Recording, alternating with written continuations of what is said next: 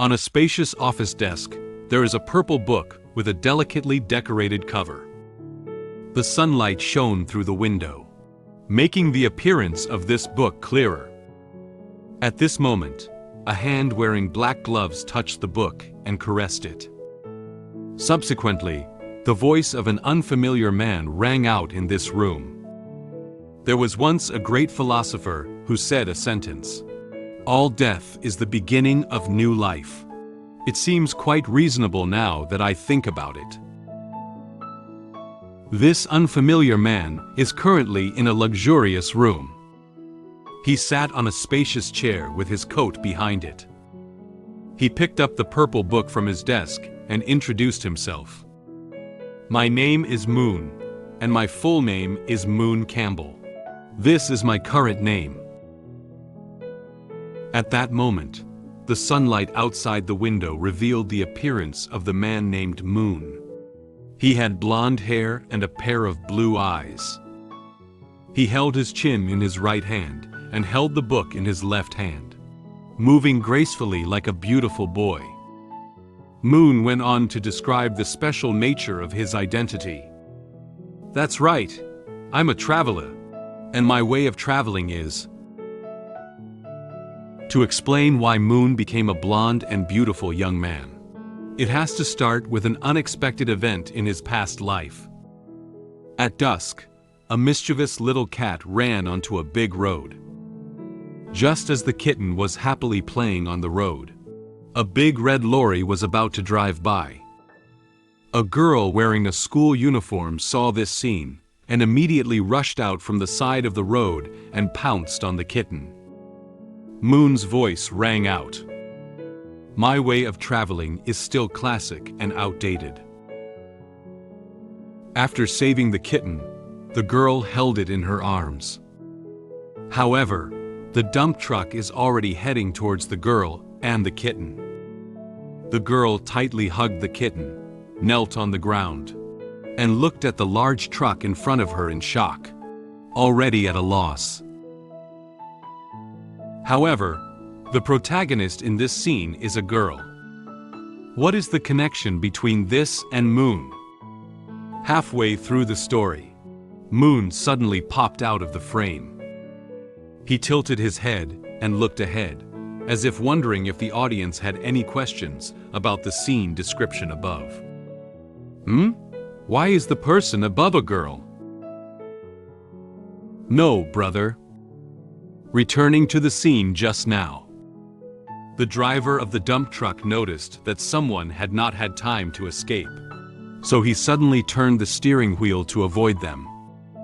However, unfortunately, the dump truck crashed into a dirt wall next to the road.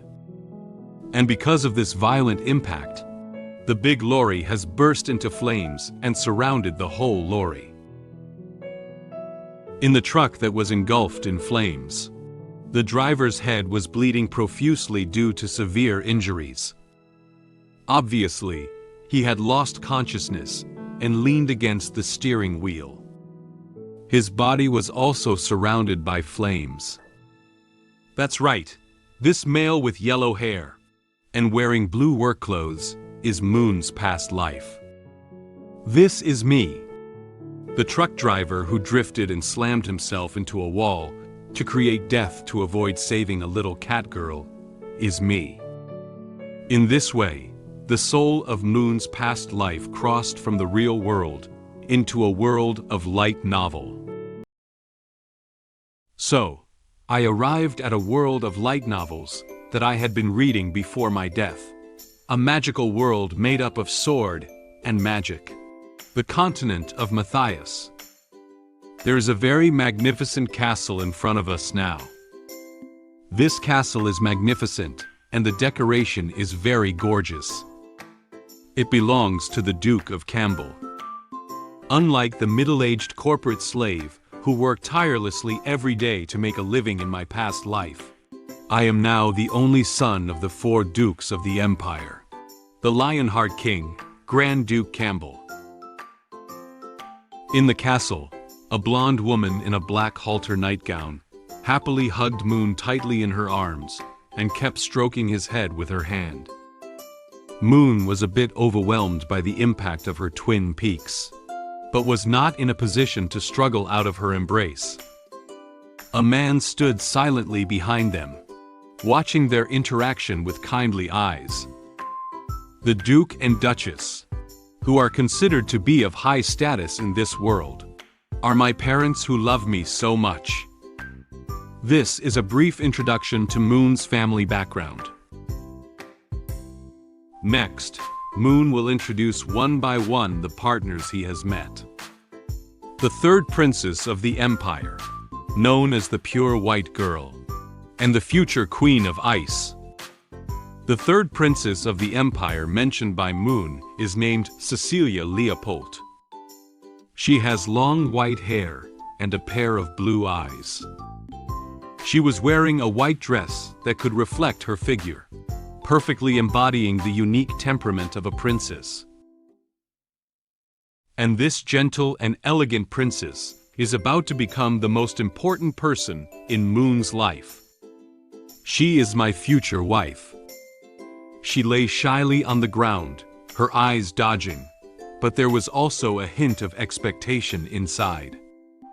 She seems to have a side that we don't know about. The girl to be introduced next is named Anna Kablin. She has long black hair with a red hair tie tied to the left of her hair. She was wearing a red student uniform, clearly a student. She lifted her cheek and looked ahead, her movements very cute. Known as the Black Witch of Santa Maria, she is a super beautiful girl who also serves as the president and librarian of the Ancient Potion Society. She is my most respected schoolmate, one level higher than me. Although she is the person that Moon respects the most, Anna, who is so lovely, actually has some unknown things. Look, she's holding a feather and gently teasing Moon lying on her lap like a puppy. She looked at him with a teasing expression.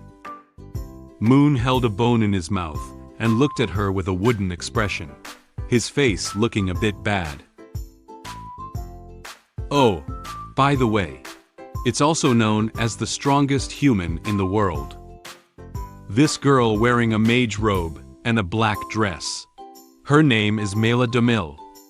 Although she looks relatively small, she is someone who can master various types of magic. Well, it's this little girl with white hair and red eyes. She is my mentor. She looked ahead with a teasing expression, seeming to look like she had a side to her that the others didn't know about. After introducing so many female companions around him, according to the development of the story, shouldn't Moon be the one with the protagonist's aura? However, he closed his eyes and spread his hands, muttering to himself. At this point, some people will say, "You have money and power and beautiful girls. Aren't you a definite winner in life?" He put his hand into his bangs, with a helpless expression on his face. Ha! At first, I thought the same thing, but... Suddenly, Moon opened his eyes and looked ahead with a weathered expression. I'm not the protagonist. It turned out that in this world that Moon was in, he himself was not the main character. The real protagonist was someone else. Standing here from left to right are Anna, the brave person Ariel Bugard, and the holy maiden Leah Angel. They are the true protagonists of this world. I have been following this book for 2 years, and it is a world with talented women as the main characters. The real protagonist is a girl. A girl. However, Moon is different from them. His character's setting in this world was a camp opposite to theirs. Moon walked in front wearing a gray school uniform. He was followed by some students who looked like delinquents around him. It looked like the environment of the school Moon wasn't too good. And I, Moon Campbell, am just a yellow-haired villain in this book. I am the kind of idiot that the protagonist team will inevitably encounter on their growth path, who specializes in causing destruction and giving the protagonist growth experience. I'm like the classic goblin that everyone passing by has to kill a few to train themselves. Then, Moon turned the book in his hand to a certain page, and excitedly pointed to a few big characters on the book. The words written in black ink on this page are irreversible, predicted destiny. The most frustrating thing is that this damn prophecy book told me that I couldn't change this fate. Otherwise, I would die faster. It turned out that the book in Moon's hand was the book of prophecy. Words already written down in the book meant that the person's fate could no longer be changed. Seeing that he couldn't change his predetermined fate, Moon had no other choice. He sighed, closed the book, and stood up from his seat. This doesn't work. That doesn't work. Then I have no choice but to use my trump card. Moon left his desk and sat on his arse, sitting on the sofa next to him. He lay down on the couch in a crooked position, with a tired expression on his face. He tossed the book of prophecy onto the bed behind him in one fell swoop. I've completely given up, guys. The ship will sink naturally at the bridgehead. Let me enjoy my time as a noble young master before my inevitable fate comes. Suddenly, Moon thought of such a thing. He touched his chin and looked ahead with contempt. Hey, since I was reincarnated as a noble young master, is there a possibility that a 1.75 meter tall, versatile, and super beautiful black-haired maid sister would say to me, "Young master, I like you the most. Please go out with me?" Moon thought for a moment. As the villain of this world, how could anyone like him? Realizing his character's setting in this world, he couldn't help but cover his mouth with his hand and burst into laughter. How can this be possible? The original owner of this body is the Empire's notorious, everyone crying scum. How could anyone possibly like that? At this moment, a maid walked into Moon's room. "Young master." Upon hearing the sound, Moon was a bit scared and immediately turned around to look at her. He seemed unaware that someone had walked into his room.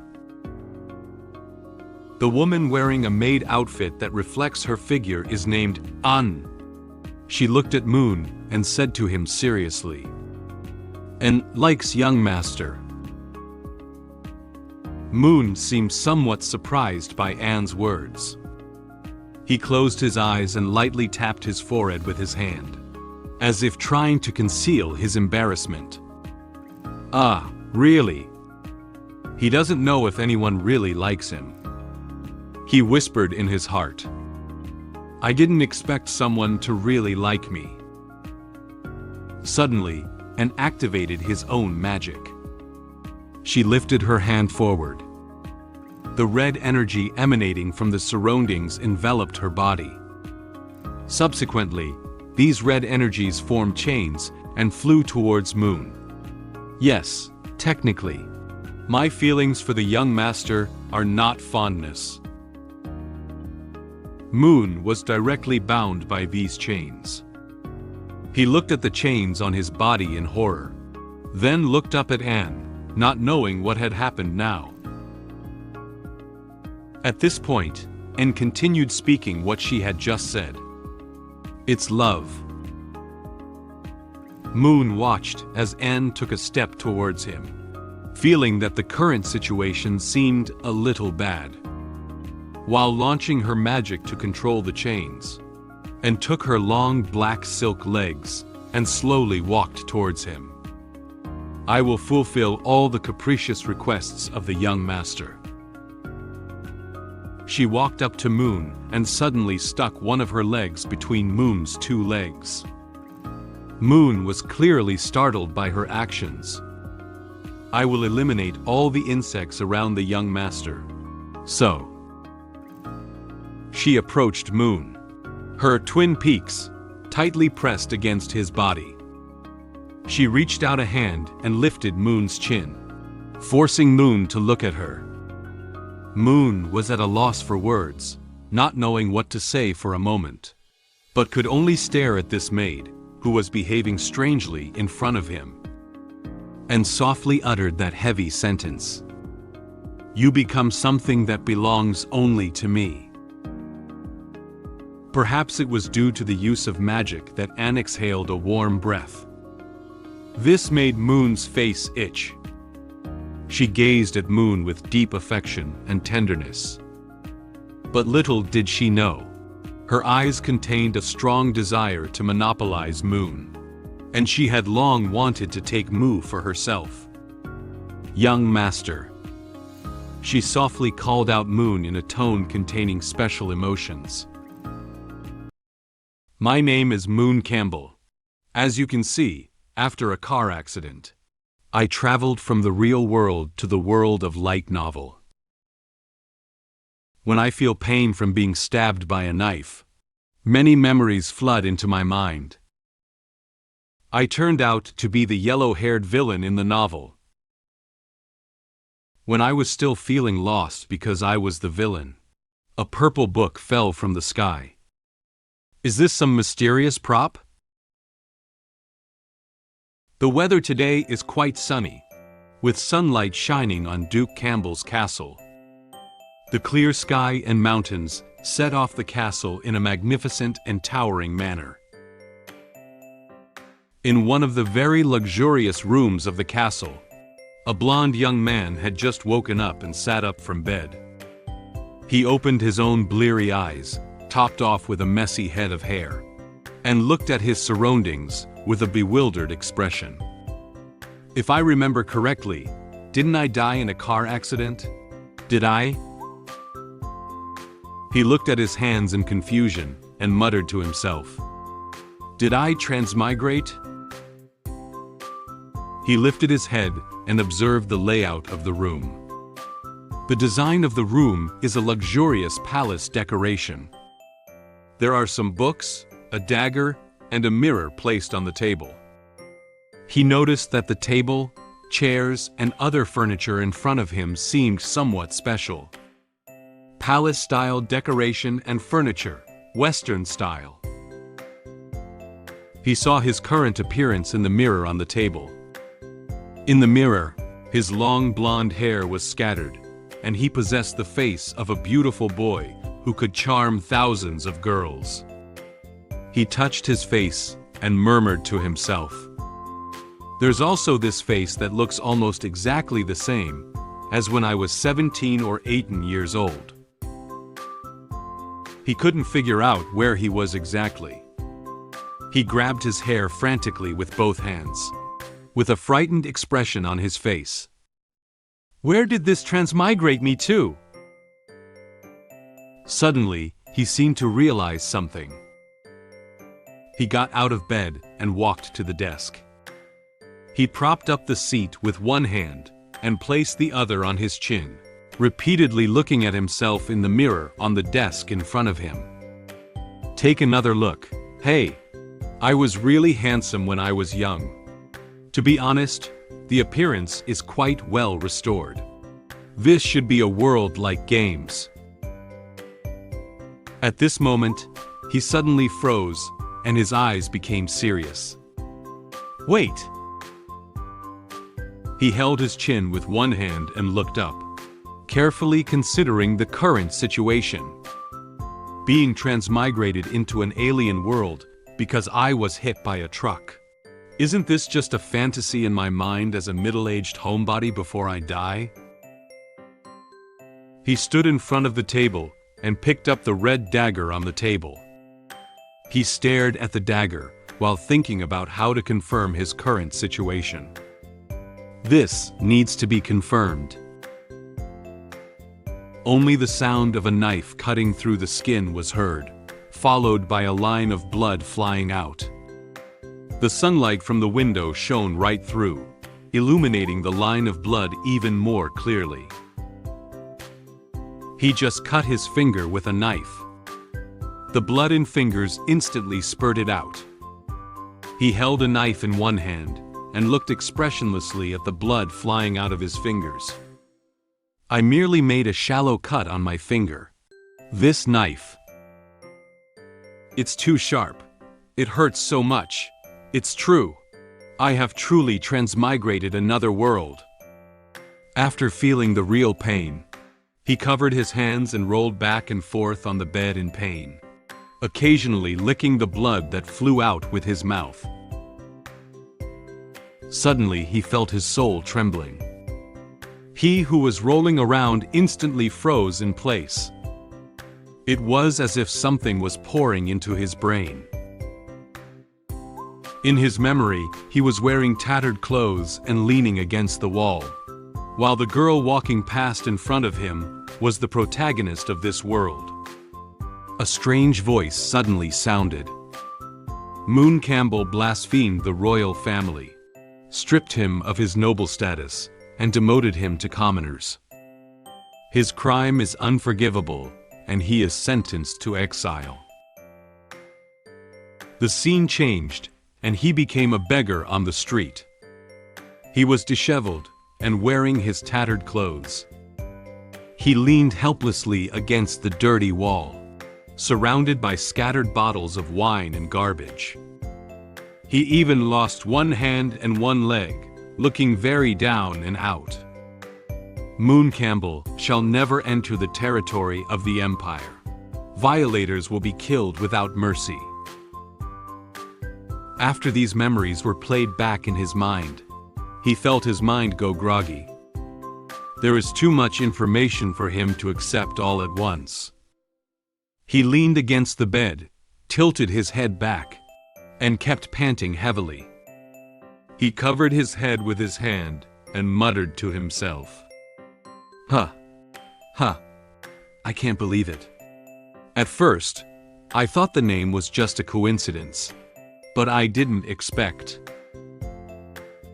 After slowing down from the uncomfortable feeling, his expression became grave and his eyes looked straight ahead. He suddenly recalled the name and backstory of the original owner of this current body, and couldn't help but sigh.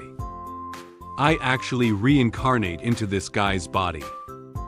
That retarded, brain-dead dude. The yellow-haired villain who wasn't even an elite monster. The name of this person popped into his mind. That's right.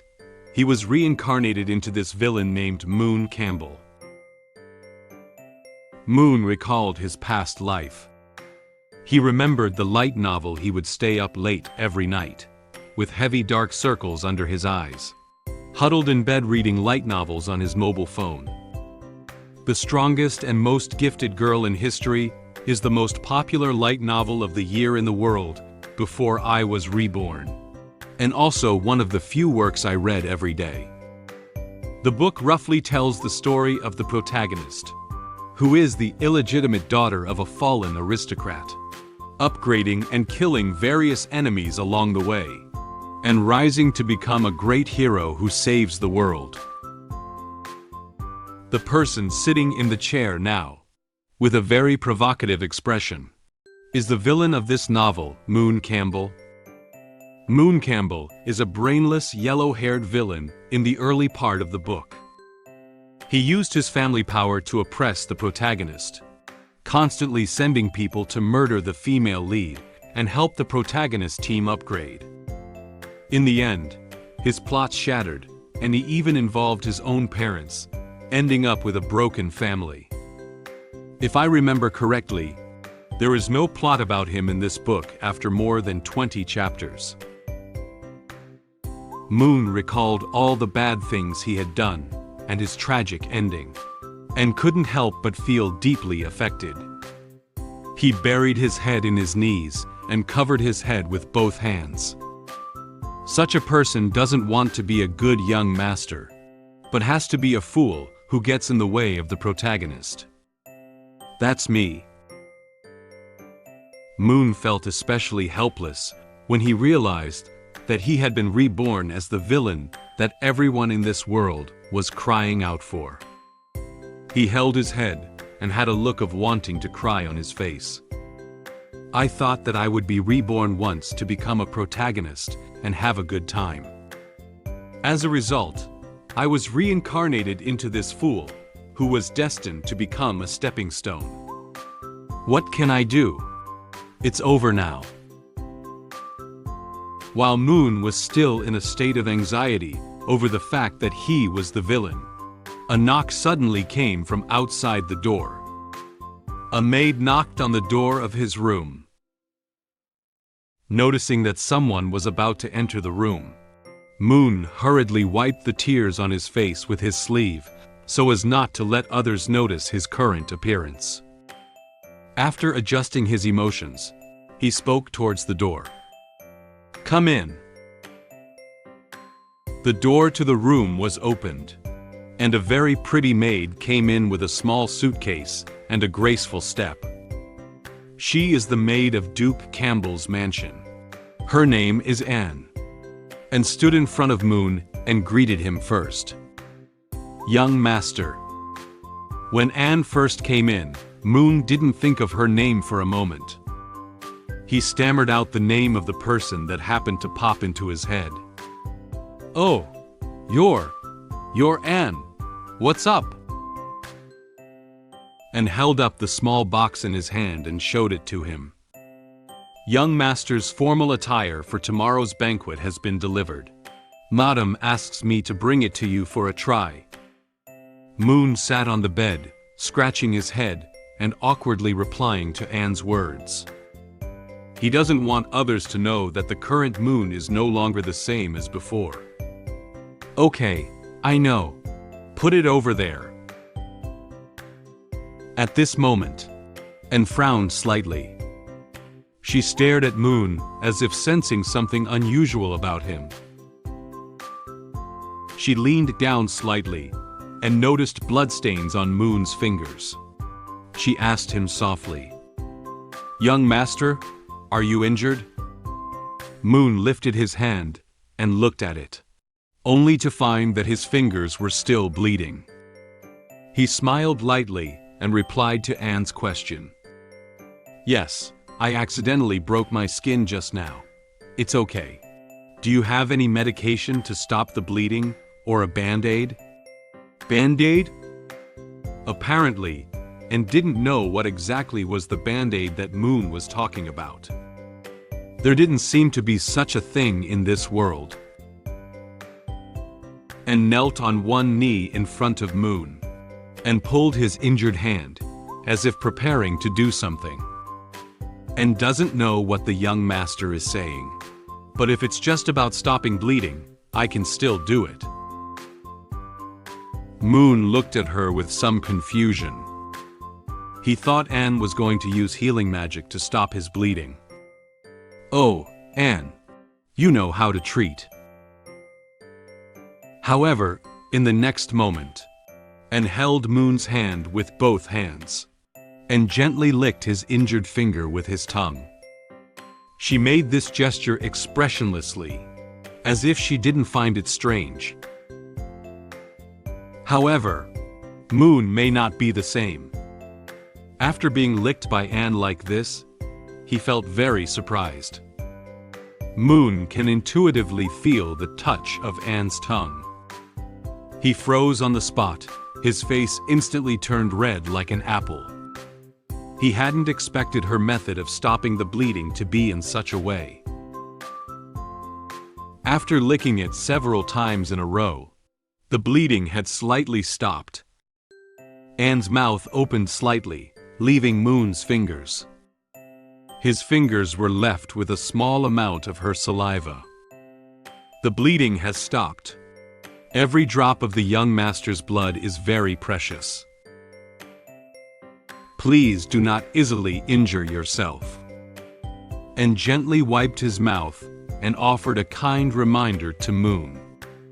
Her cheeks also blushed slightly, as if the previous action had made her a little excited. Moen had a reddened face and eyes wide open, still not having eased up from what he'd just been through.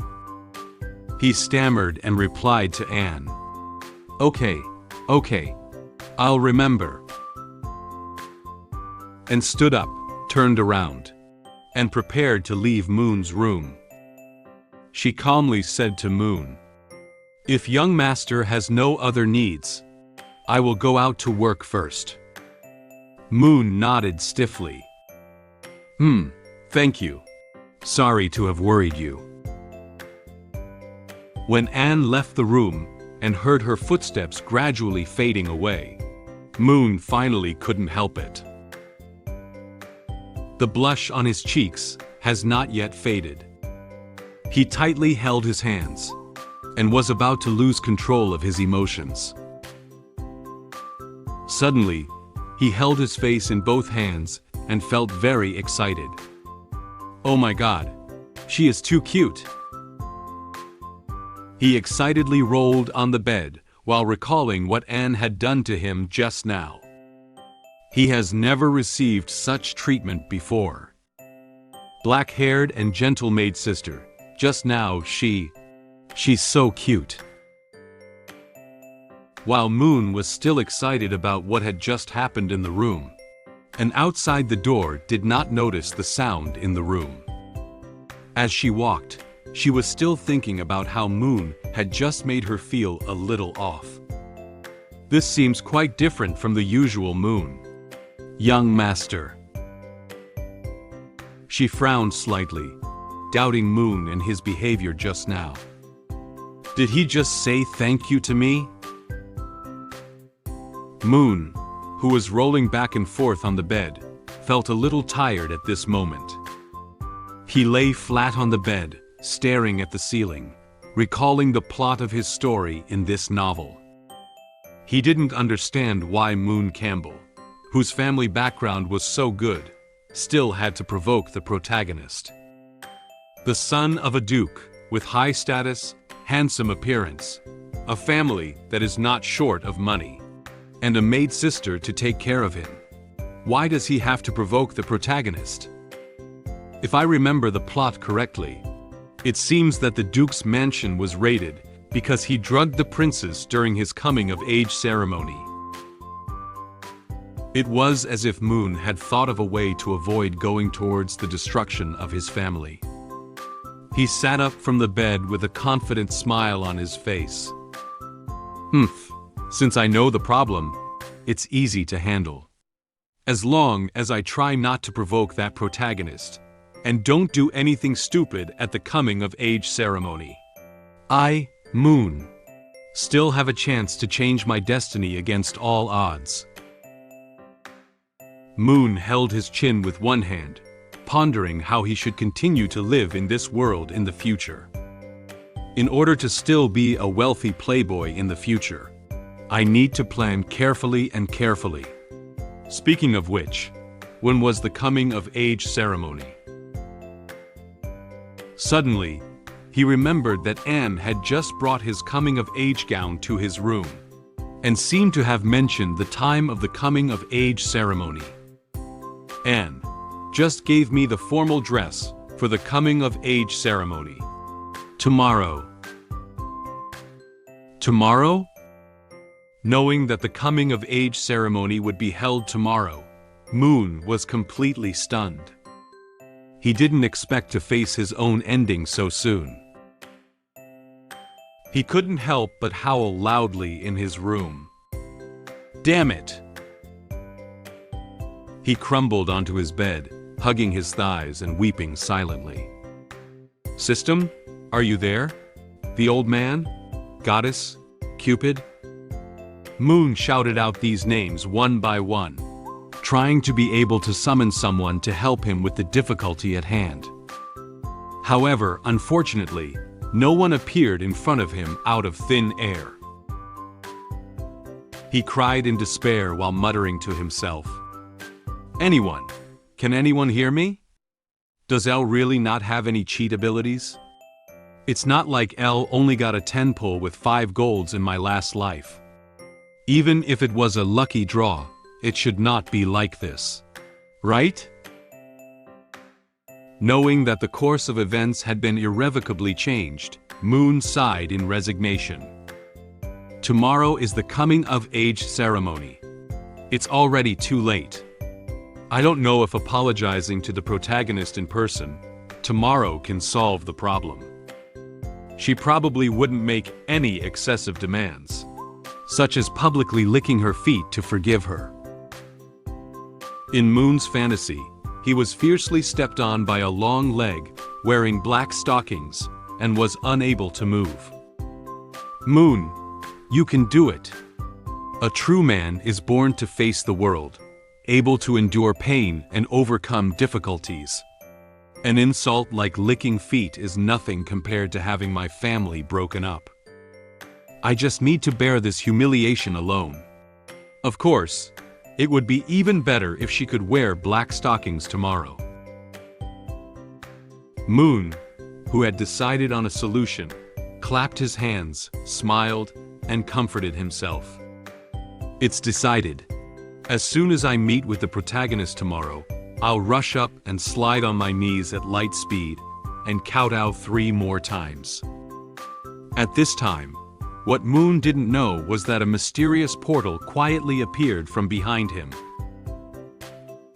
Immediately afterwards, something seemed to fall from the portal and hit his head.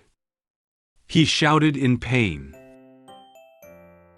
He covered his head while angrily turning back, wanting to see what hit him. What exactly is it? It hurts so much. Is this going to smash my head through? He fixed his eyes on his bed, and a book with a purple cover suddenly appeared out of nowhere. There was also a strange pattern on the cover of the book. This is... Moon walked towards the bed and reached out a trembling hand to pick up the book. Could it be? Could it be? He was elated, feeling like it was what he had hoped would come to him. My cheat ability has arrived. A mysterious book that fell from the sky made me think there was still a chance to change my fate.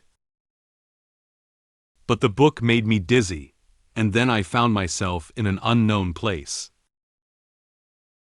The mysterious woman, who suddenly appeared, flew several silver knives towards me, which scared me and immediately woke me up. Who exactly is she? Was it just a dream that foresaw my ending?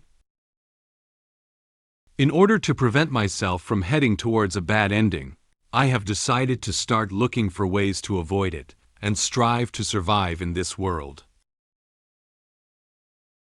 Moon trembled as he picked up the purple book from the bed. He carefully held it with both hands, as if he had obtained a treasure. Ah, it seems. He clung to the book as if he had grabbed a lifesaver. He cried tears of joy while hugging the book, thinking that this was something brought to him by God that could change his fate. God still hasn't given up on me. Although I'm a loser boy destined to be cannon fodder, having cheat ability is different. Before the blood on his head could be wiped off, Moon was already sitting on the bed, flipping open the book with excitement. He couldn't wait to see what methods were recorded inside that could change his destiny. He confidently said to himself, "From now on, I will change the original ending and change my destiny against all odds. As the saying goes, my fate is up to me." After turning the book over to one of the pages, Moon was suddenly dumbfounded. He stared blankly at the book, staring his eyes wide open, then blinked again, as if he couldn't believe that he had misread it. He thought his reading direction was not quite right, so he changed the direction of the book and read it again. However, he still found it very strange. He flipped the book back a few pages, wanting to take a look at the rest of the content. As it turned out, the content after the book was no different from what he had just seen. Moen found that there was actually no content in this book at all. This is a blank book. Moen looked at this book without any words and was very surprised. Wait, what is it? Is this a book without words? Does that mean I need to activate it in some special way? While placing the fingers of one hand on the bridge of his nose, Moen thought hard about what method the book needed to use to display the words. According to this Western European world setting, coincidentally, his fingers touched the blood flowing down from his head. Moen did not notice the direction of his blood flow. His fingers moved gently, and some blood flowed down his cheeks towards his chin. A few drops of blood dripped from his chin. Blood dripped onto one page of the book placed on Moon's leg. The pages quickly sucked the blood into the book, and then suddenly emitted black-purple energy from the book. At this moment, Moen realized that something was wrong. He lowered his head and looked at the book, noticing that it emitted a strange light, and the black-purple energy emanating from it surrounded him. The book suddenly floated out of his hand and flipped frantically in front of him. The sound of flipping through books echoed throughout the room, making him increasingly feel that something was wrong. During the process of flipping pages, a black-purple vortex gradually formed in the center of the book, followed by a huge suction force attempting to suck Moen into the book. Moen had no idea what happened. He looked at the strange book in front of him in surprise and cursed loudly. "Damn it! What's going on?"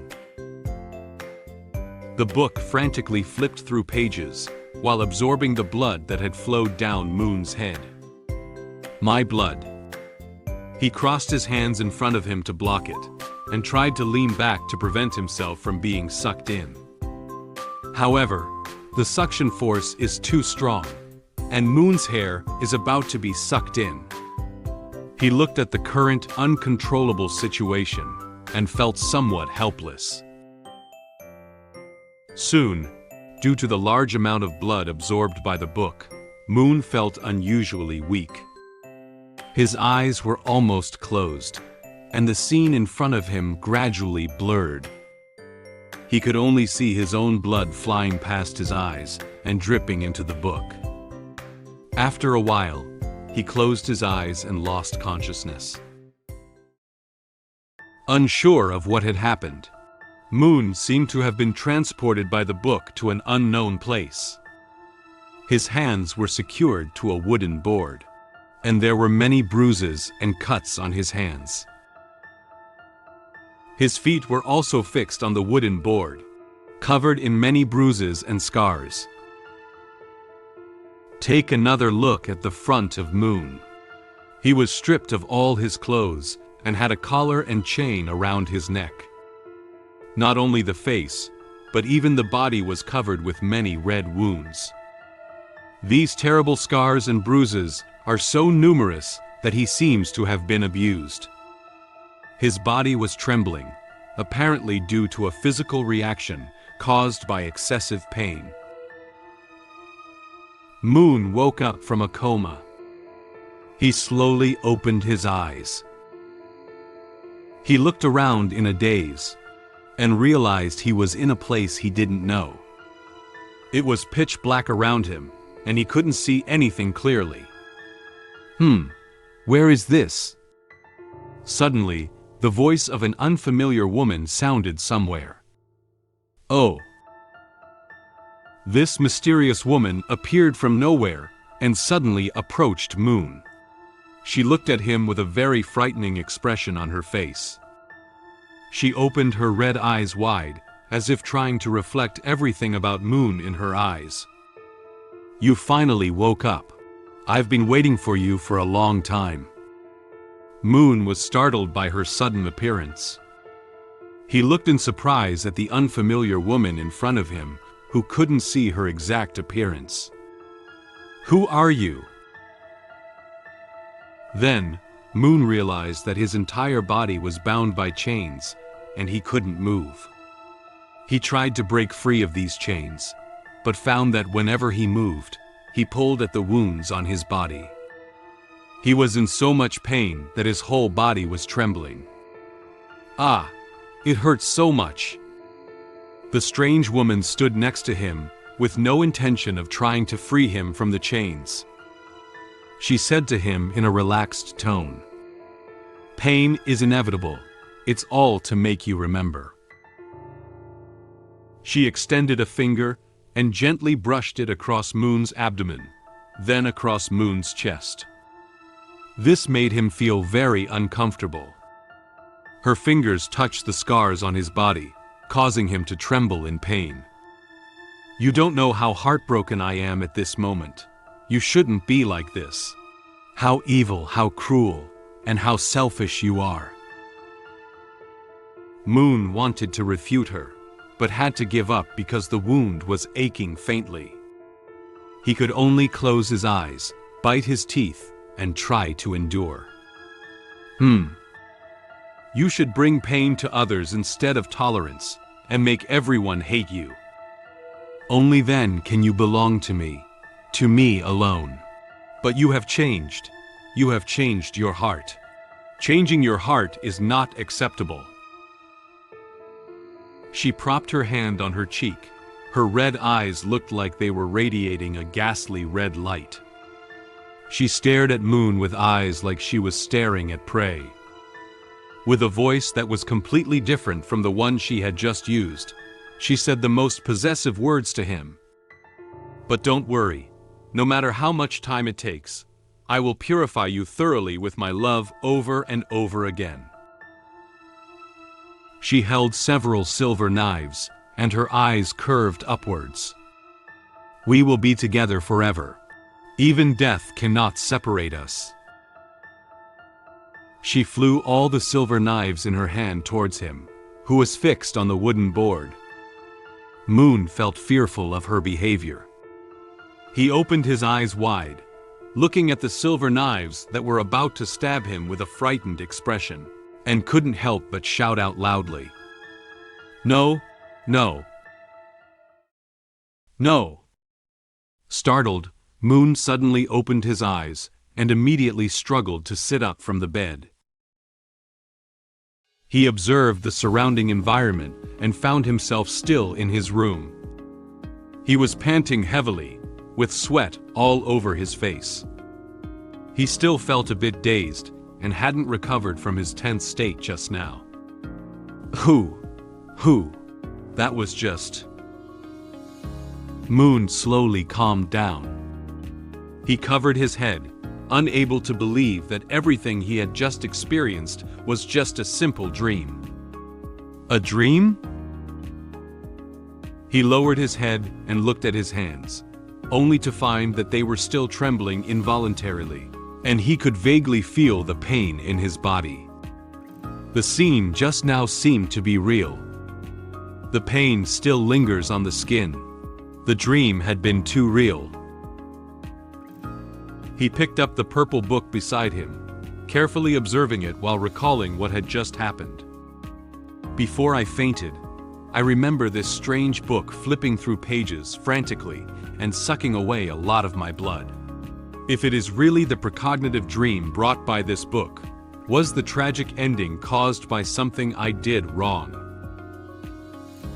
He opened the book, trying to find clues about what had just happened. As soon as he opened the book, he suddenly froze. The Book of Prophecy emits black-purple energy outward. The page that didn't have any content written earlier suddenly displays a few lines of red text. However, some of these lines of words were so blurred that it was impossible to see the prototypes of the words clearly, and only a few words were visible. The words that can be read clearly are do not, change, for, and fate. Before Moen could figure out what the other words on the page were writing, the book of prophecy turned into a black light and entered his forehead.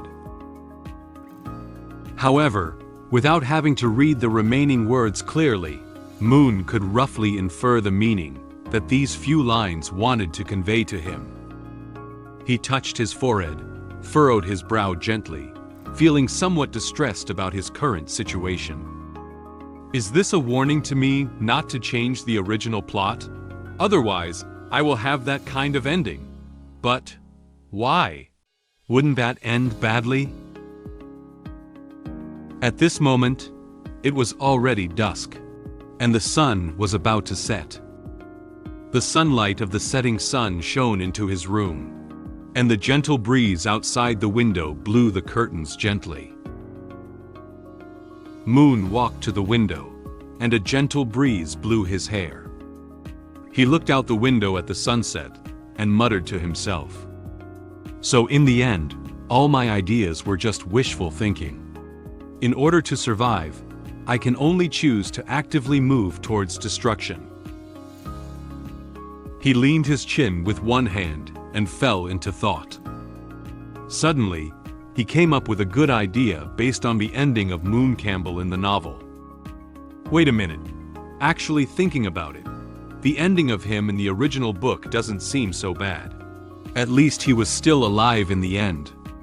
That useless young master lacks the ability to make a living, and can only become a beggar after being exiled. But I am different. Having figured out the differences between him and the original Moen Campbell, Moen gained courage once again. He confidently lowered his head and watched as he clenched his fists, as if he had regained the drive to move forward. I am a battle-hardened working professional, forged through the relentless trials of the modern 996 and 007 work culture. Anyway, the subsequent plot of the novel doesn't mention what happened to Moen Campbell in the end. In that case, after being exiled, I can start from scratch in another country with the wisdom of modern people. The setting sun outside the window reflected on his body. He stood in front of the window, facing the fiery red sunset, and revealed a confident smile. The so-called aristocratic status was nothing to hold on to at all. It was nothing more than a privileged class obtained by squeezing the working people. As a genuine socialist proletarian warrior, I can still make a living in this world with my hands and knowledge. After a while, it was time for dinner. Moen changed his clothes and walked towards the dining room to eat. He gulped down the steak in front of him. He took a sip of the glass of wine held in his left hand and ate a piece of steak from the fork in his right hand. He enjoyed these delicious foods that he had never been able to eat in his past life, and temporarily put aside what he had just said in the room. Damn it, I've never tasted such delicious steak and this wine in my previous life. This wicked privileged class is so delicious. There are not only steaks and wine on the dining table, but also other delicious dishes and desserts. In his past life, he had never been able to eat so well. Moen ate these delicious foods and felt like he was in heaven. He covered his cheeks, enjoying these delicacies with a look of intoxication. The elegant and mature woman sitting next to Moen is the Princess of Campbell Noyce Campbell, who is Moon's mother. She noticed that her son's mood today was a bit different from before, so she put down the knife and fork in her hand and asked him with a smile, "What's going on here? Moen seems very happy today." Haha, he must be looking forward to tomorrow's coming-of-age banquet. After all, that was one of the most important banquets in Moon's life. the slightly dignified man sitting on the other side of the princess. He is the Grand Duke of Campbell, Ron Campbell. He also known as Moon's father. He inserted a stake and looked at his son beside him with a smile, answering the princess's question. Upon hearing her parents mention the topic of coming-of-age ceremony, Moon elegantly put down the utensils in her hand and replied to them with a relaxed tone. "Yes, father, mother, I am looking forward to it."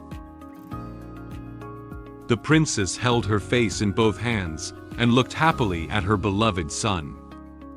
"Tomorrow, my son will definitely be the most eye-catching presence at the banquet. I don't know how many noble girls he will charm." The Grand Duke looked at the princess with indulgent eyes and replied with a smile. "Haha, that's unacceptable. Moon in our family has a betrothed wife. If Princess Cecilia sees and becomes jealous, it will be difficult to explain." As soon as the Grand Duke mentioned the name Cecilia, the princess became somewhat unhappy. She hugged her arms with both hands, pouted, and turned her head to one side. I don't like Princess Cecilia. She is cold and not cute at all. She is simply not worthy of our little Moon." The Grand Duke comforted her and explained to her. "You can't say that. If even Princess Cecilia is not worthy of him, then no one is worthy." Moon supported his chin with both hands and smiled as he watched the interesting interaction between his parents. However, he was quietly commenting on what they said in his mind at this point. "My dear parents, how confident are you in your son? What kind of person is Princess Cecilia?" That is the third princess of the Empire, the pure white girl who has received God's gift, and a powerful candidate for the Empire's first beauty. In the novel, she gained a large following with her aloof temperament, and the contrast between being cold on the outside and hot on the inside. Wherever she goes, she is a highly anticipated presence. In the novel, Cecilia, dressed in glamorous attire, holds a wand and looks firmly into the distance. The temperament she exudes makes people feel that she is a graceful princess. Moon looked at his parents, who knew nothing, and shook his head gently. He was a bit speechless about his parents' current behavior. He recalled the bad things done by Moon Campbell in the novel and his bad character, and knew that he was not worthy of Cecilia at all. What kind of person is your son? Don't you realize it yourself? Only you will consider him a treasure in this world. The Grand Duke and the princess were chatting happily under the sunset, and occasional bursts of joyful laughter could be heard. Moon watched them while expressing his thoughts in his heart. In the original work, both of you were good people, but unfortunately, you had such a son. According to the original plot, you will also be implicated in the coming-of-age ceremony event.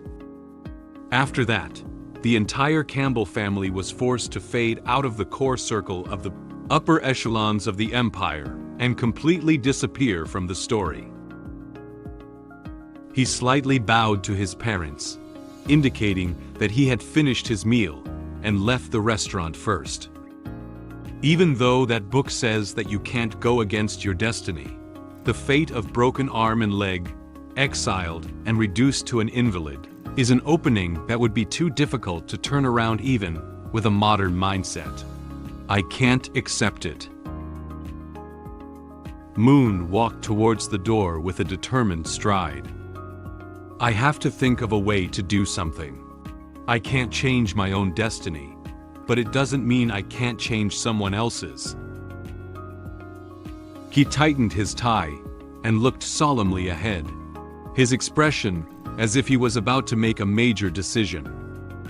Upon careful consideration, looking at the entire incident, taking action against the princess was not the real reason for my punishment and exile. because I was convicted of treason and implicated my father. The Duke of Campbell, who held military power, fell into a power struggle and was purged by the imperial ruling class and the aristocratic class. This is it. So, on the premise that the outcome remains unchanged, I need to pull the Campbell family out of the entire incident as a life-saving talisman after exile. Additionally, I need to find someone to take responsibility. Speaking of taking the blame, there seems to be no more suitable place in this Western fantasy background world. In order to avoid a bad ending, I started planning to change the conditions that trigger the ending. I found the black card hidden in the treasure chest, and planned to enter the underground black market to find the medicine that can bewitch the princess. Based on my memory, I found a small shop selling this medicine. After I explained the situation, the shop owner turned around and searched among a pile of bottles. Can the shop owner find what I'm looking for? The sun outside the castle has slowly set. The clouds slowly disappeared into the sky. The orange sunset shines on every corner of the castle. A gust of wind blew gently, making the leaves on the tree rustle. After dinner, Moen walked down the corridor of the Grand Duke's mansion. He is preparing to return to his room. As he walked, he pondered on how to change the triggering ending for the outcome next. There is only one day left before the coming-of-age ceremony, and it is too late to make any more arrangements now. But we can only take one step at a time and improvise. The first order of business is still to solve the established end of offending the royal family. Pure white girl, future imperial Queen Cecilia. It is obviously impossible to defeat that once-in-a-millennium magical genius with ordinary drugs. And this guy has never had any related drugs in his memory, which proves that there is currently no such thing in the mansion. Perhaps there is one there. He closed his eyes and held his chin with his right hand, lost in thought. Suddenly, he thought of a place where he could buy the medicine he had in mind. Hey, I remember when I inherited my memory, there was a place called the Black Market that specialized in selling various prohibited items and slaves. Maybe. At this moment, around the corner, a maid walked over holding a teapot and teacup filled with black tea. Her face is red, and she looks not very energetic. Moen, who was thinking about something, didn't notice that someone was about to come over. The maid didn't notice who was about to walk over. In the next second, Moen and the maid collided together. Both of them let out a pained yelp at the same time. After being hit by Moen, the maid immediately fell to the ground. The teapot and teacup in her hand spilled on the ground, and all the tea in the teapot was spilled out. Some of the tea even got stuck on her long socks. Due to the impact just now, her head felt even more dizzy. She rubbed her head with her hand, looked at the spilled red tea, and nervously said, So painful. The master and madam's black tea. Sorry, I was just thinking about something and didn't see the way. Are you okay?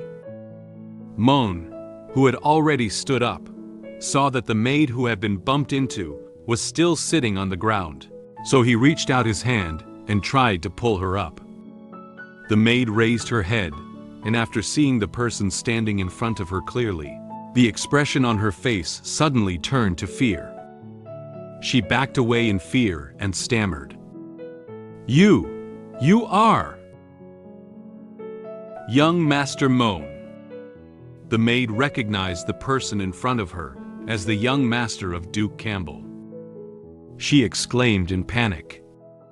Seeing the tea splashing onto Moen's collar, she became even more nervous. Moen raised an eyebrow and didn't seem too concerned about the maid bumping into him. The maid hurriedly took out a handkerchief to wipe his collar, wanting to remove the stains. She nervously said to him, "Young master, I'm sorry. I'll help you now." Moen looked down in confusion and realized that his collar was a bit dirty. He raised his hands, intending to give the maid some space to easily wipe his collar. He was surprised by the maid's nervous mood. However, the white collar was getting dirtier as she wiped it, and the traces of tea were getting bigger and bigger. Seeing the dirty collar unable to be wiped clean, the maid panicked. She cried nervously, "It's ruined." She turned her back to Moen, quickly hugged her head with both hands, and crouched down. She felt like she had committed a heinous act. "Young master, I'm sorry. I really didn't mean to. Please don't hit me, don't strip me naked, and throw me on the street. I will definitely not do it again next time. Ah, young master, spare my life." She was so scared that tears couldn't stop flowing, and her face turned red from being too nervous. Moen stood behind her and didn't say a word. From the maid's words, Moen roughly inferred the original Moen Campbell's attitude towards the household servants. He looked at the trembling maid, sighed, and looked speechless, not knowing where to say the original Moen Campbell. Just spilled a cup of tea, scared the little girl like this. How bad is the impression of the original Moen Campbell in the eyes of others?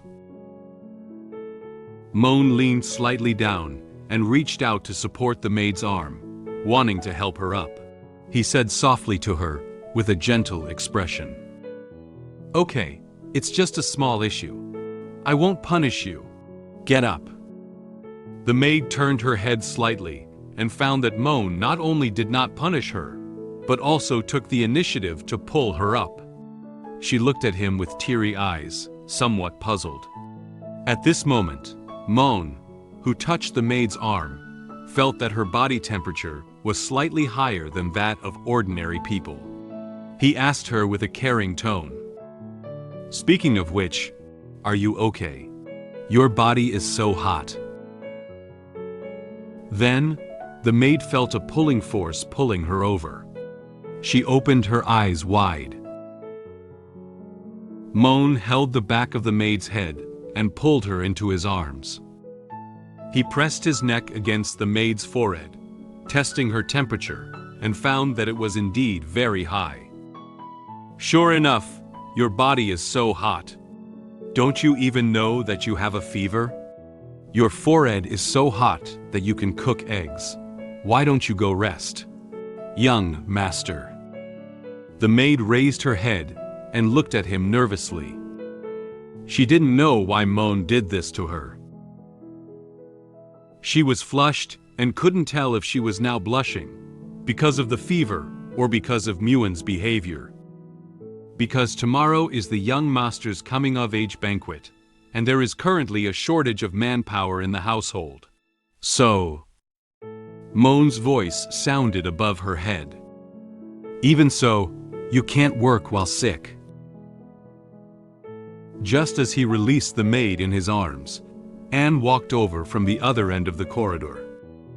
She saw Moen standing with a maid and expressed confusion about it. "Young master?" Moen and the maid turned their heads together and noticed Anne walking towards them. "Ah, Anne, you came just in time. Arrange for her." He suddenly remembered that he hadn't asked the name of the maid in front of him yet. He supported her shoulder and asked her with a smile on his face, "By the way, what's your name?" The maid looked up blankly at Moen and whispered her name. "Young master. My name is Noel." Moen gently patted her shoulder and said to Anne standing behind her, Arrange for Noel to rest." regarding the arrangement mentioned by Moen, and explained the current situation expressionlessly.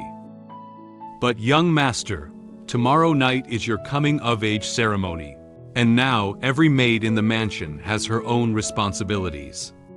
If Noel takes a break, the workload of other maids will increase significantly." Without hesitation, Moen immediately gave an answer. "Recruit people from outside. Our Grand Ducal mansion cannot afford to hire even a few people." Moen turned around and prepared to return to his room. He looked at Anne with a firm gaze. He said softly to her, "That's how it was decided. Tell the head maid to arrange for all unwell servants to rest, and for vacant staff to be recruited from outside. I don't want a large group of mentally confused patients to cause inconvenience to the guests at tomorrow's coming-of-age ceremony." And closed his eyes and bowed slightly, indicating that he had received instructions from Moen. "I understand. I will convey this command to the head maid." After Moen finished explaining the maid's affairs, he left here directly and walked back to his room. Anne and Noel stood behind him, watching him leave until his figure disappeared around the corner and the sound of footsteps gradually faded away. Noel looked at Moen's back, feeling a little confused about his behavior and what had just happened. She asked Anne, who was standing next to her. "Anne, I remember the young master said before that he didn't want dirty outsiders to dirty the Duke's mansion. So he didn't let the maid master recruit foreign aid? Today's young master. And seems to know what she wants to ask." She didn't give a direct answer, but asked her to go rest quickly. "Don't overthink. Follow the young master's orders and go rest quickly." Although Noel was still confused about the current situation, Anne said so, and had no choice but to comply. "Okay." Noel turned around and took a step back to his room to rest. However, Anne remained standing still, seemingly pondering something. She turned around with a meaningful expression and looked towards a certain part of the hallway. Compared to before, there have indeed been some subtle changes. In order to avoid uncontrollable situations, it seems that the plan must be brought forward. After returning to the room, Moen searched for something in the room. He threw out some jewelry, and then threw the scroll he found on the ground. These don't seem to be what he's looking for. There is a large treasure chest placed somewhere in the room. Moen knelt on the ground and crawled into the treasure chest to search for things. Various types of jewelry are scattered around the treasure chest. He searched and threw out a batch of unnecessary jewelry while muttering to himself. "This is not, and neither is this. It's impossible. This guy's memory." The only way to deal with a super magical genius like a princess is to use special psychedelic potions. This thing is not only difficult to refine, expensive, but also a prohibited item. The only place where it can be sold is... "I found it. This guy is really a scumbag. In the novel, I remember it was quite difficult to get this thing." After searching for a while, Moen finally found a black card in the treasure chest. He crawled out of the treasure chest and also dropped some jewelry. He had several strings of precious jewelry hanging on his head and shoulders, some of which even fell to the ground. However, Moen didn't care about those. When he found the card, a satisfied smile appeared on his face. The black card in Moen's hand is also decorated with gold borders. Although it may seem ordinary, this card is very useful. This is a proof of access to the underground black market. A VIP pass for the underground black market.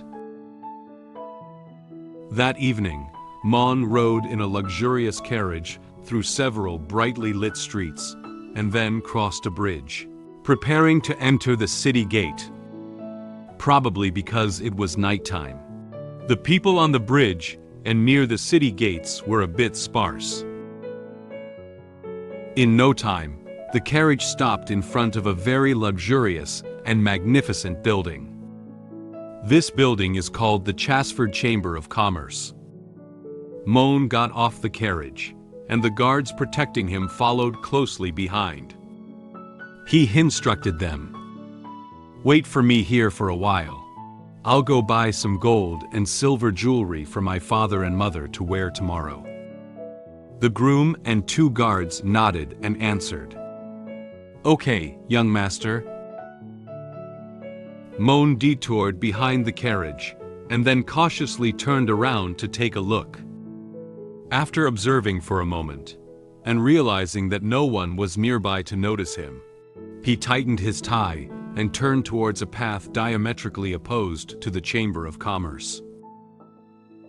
People come and go on the streets. Some people were walking and chatting, while others were hurriedly searching for their desired destination. They didn't notice that a person with yellow hair quietly left the street and quickly walked into a small path next to a house. After entering the small path, Moen entered the sewer below the city of the Empire. The water in the sewer flowed slowly, occasionally emitting a foul odor. He pulled out a black cloak from somewhere and put it on his body. He walked while searching for a route to enter the underground black market. According to the route in memory, the outer ring of the royal city, deep in the sewer of Belland City. He wears a mask and covers his head with the hat on his cloak to conceal his true appearance and identity. He held a torch and slowly searched along the route in his memory. In no time, he found a door guarded by someone. He held up the torch and shone it around, confirming that this should be the entrance to the black market. This should be the place. The person guarding the gate is also wearing a black cloak and a mask on their face. It seems that people here have a very high sense of confidentiality. He could see someone walking towards here from a distance, very cautiously questioning the other party. "Stop. Who are you?" Moen answered the man's question in front of him according to the secret language he had memorized. "The mice in the sewer." "What are you doing here?" Moen took out the black card from his clothes. He walked forward and showed it to the guards, indicating that he was a customer of the black market. "Search for carrion. This is my pass." The guard leaned in to observe the black card. After determining that it was a pass exclusive to the black market, he gave way and bowed slightly. "Honored guest, please come in." The guard turned around and opened the door. Some light shone out from behind the door. Moen's eyes widened slightly, a little excited and curious about what the black market looked like. What Moen didn't expect was that there could still be such a large black market in the space of the sewer. The black market is shrouded in a dark atmosphere. Except for the shops where the lights are on, there is not much light in the entire black market. This is the underground black market of the Empire, the Leopold Underground Black Market. As Moen walked, he observed the various mysterious things placed outside by the shop owners.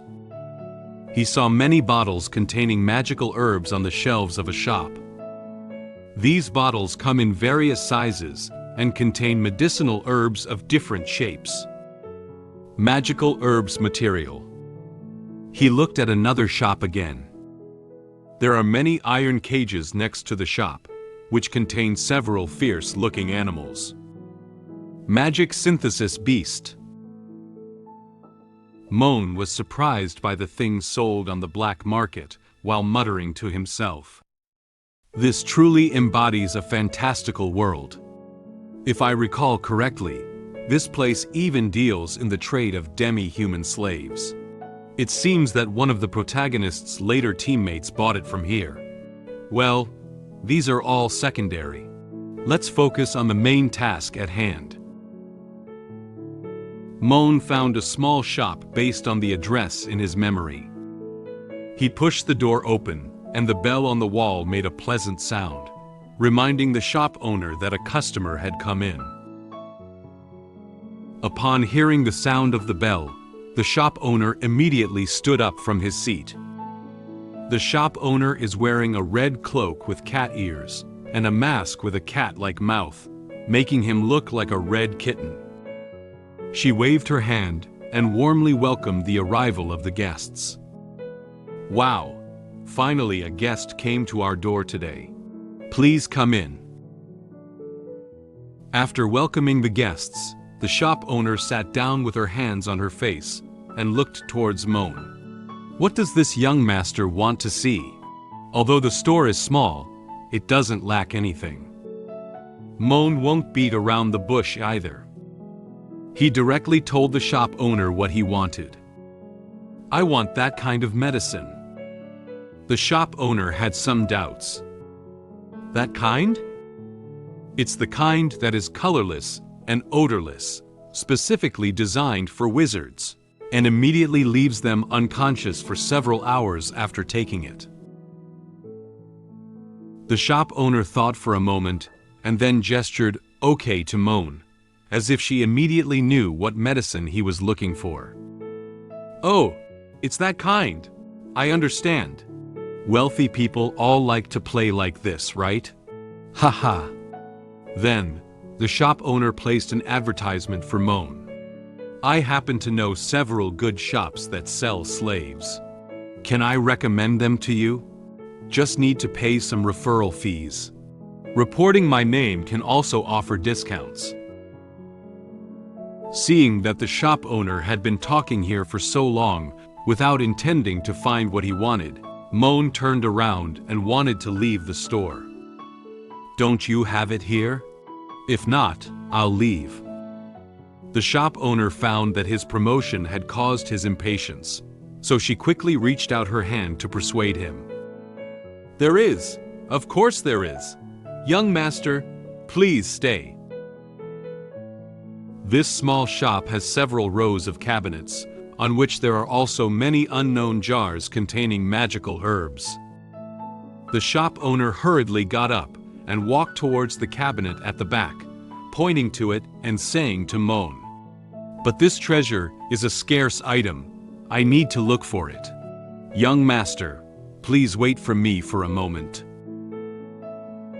The shopkeeper opened some bottles and jars on the cabinet, searching for the medicine that Moen wanted. Moen stood still, watching the busy movements of the shop owner, silently analyzing in his heart. This person has camouflage magic on their face, and voice has been processed by magic, making it difficult to distinguish whether male or female. However, the tone and demeanor. And this amazing figure. The shop owner searched for a while, but still couldn't find the bottle that stored that medicine. Oh no, the 2 bottles of medicine that were refined 2 days ago.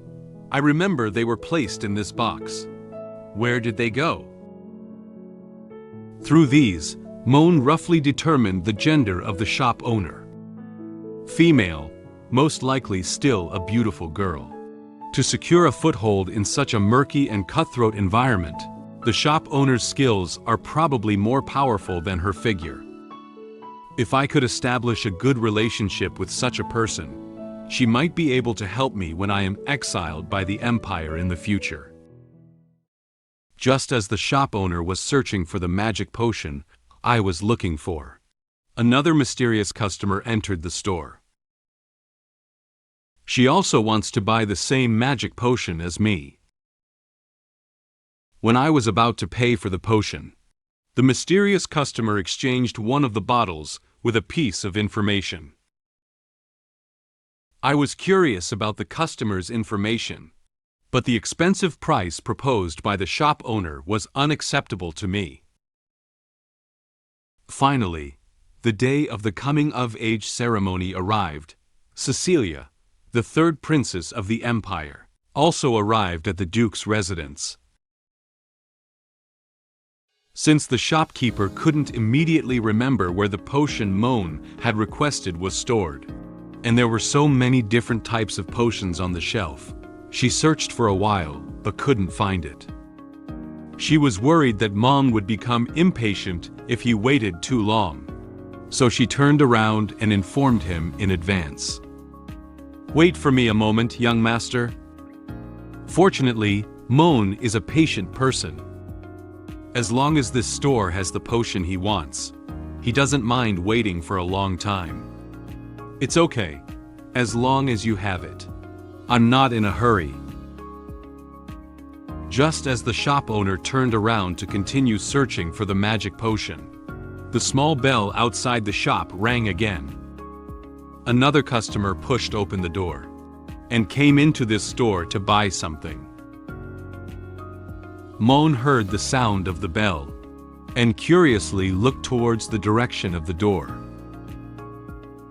Immediately after, the mysterious customer stood next to Moen. This customer's entire body is covered by a black robe, and she is wearing the hat that comes with the black robe on her head. Wearing a black mask on her face, leaving only a pair of red eyes. Wearing black stockings on both legs and boots on the feet. The shop owner, who was looking for something, also heard the sound of a bell, turned around and waved her hand, warmly welcoming the customer. "Oh, welcome." Before the shop owner could finish speaking, the customer directly told her the item she wanted to purchase. "I want to buy a medicine that has strong potency and won't leave any traces of magic. Do you have one here?" The shop owner didn't expect this customer to buy the same magic potion as the previous one. She awkwardly scratched her face and answered the customer's question.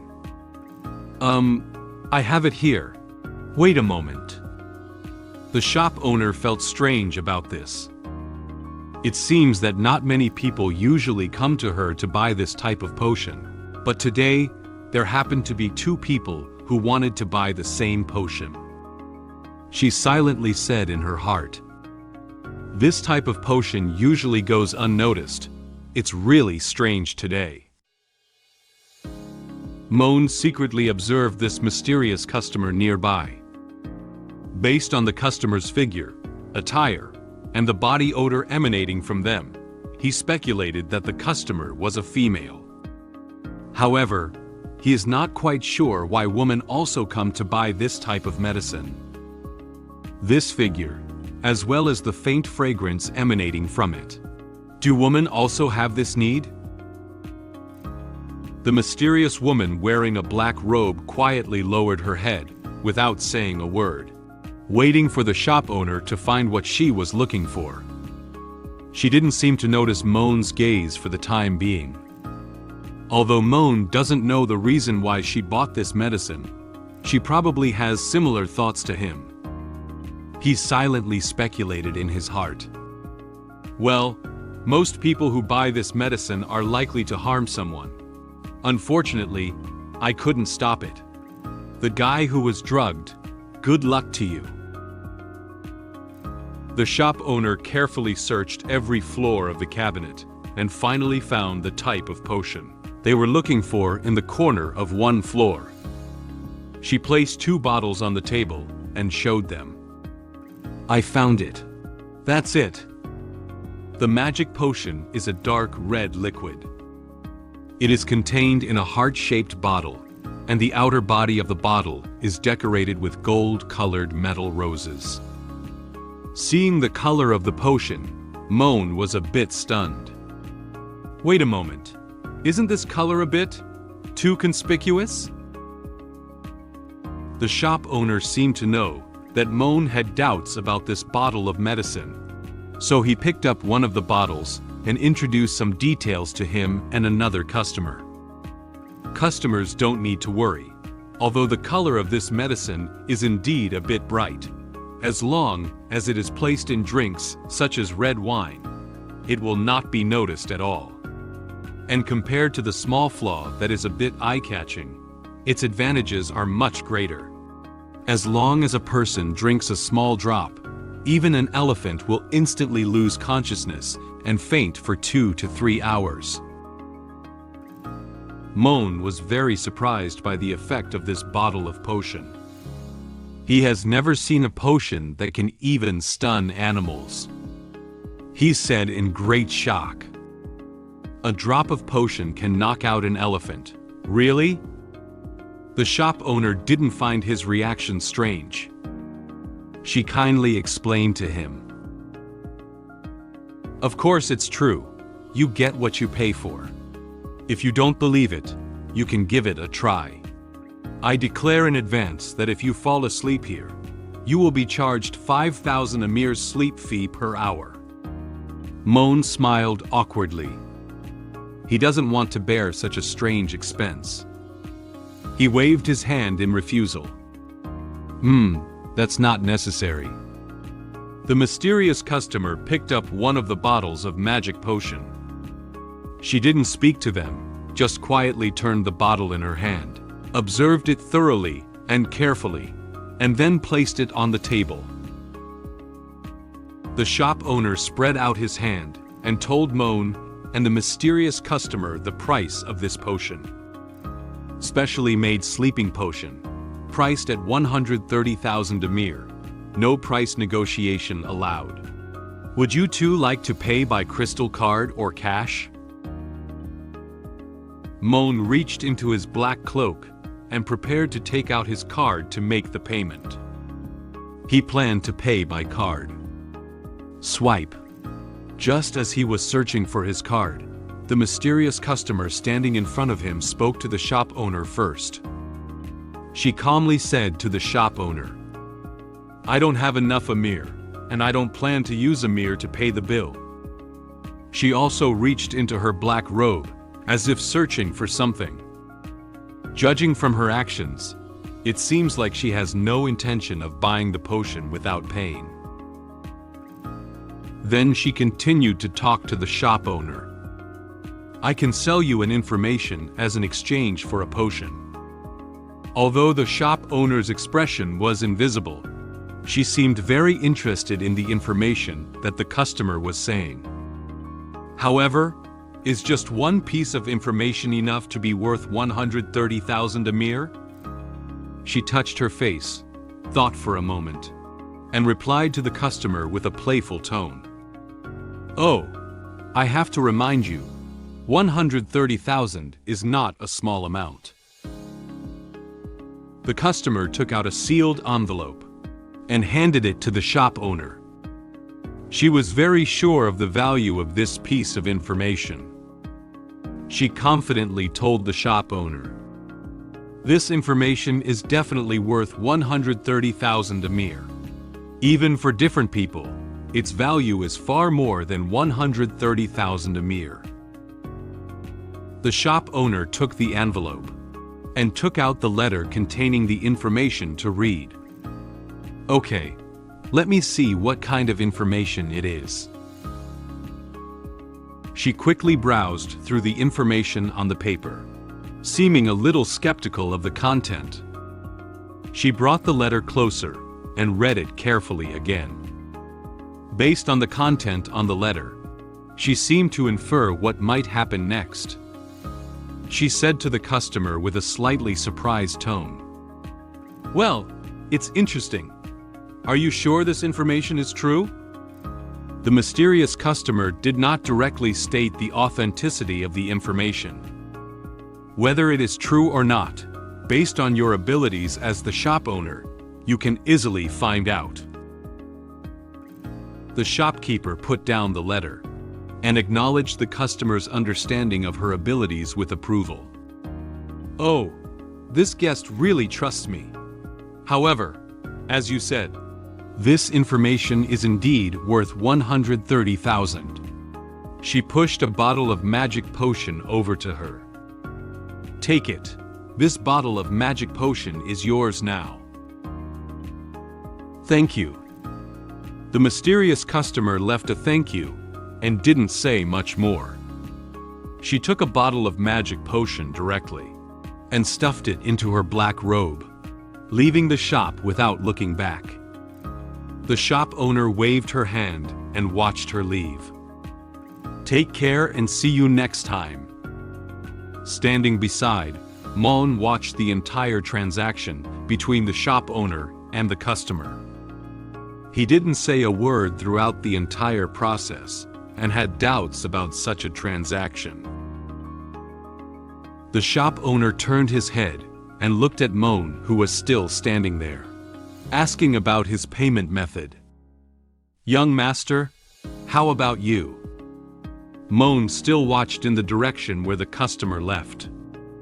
He handed the black crystal card to the shop owner and answered her absent-mindedly. I swipe my card.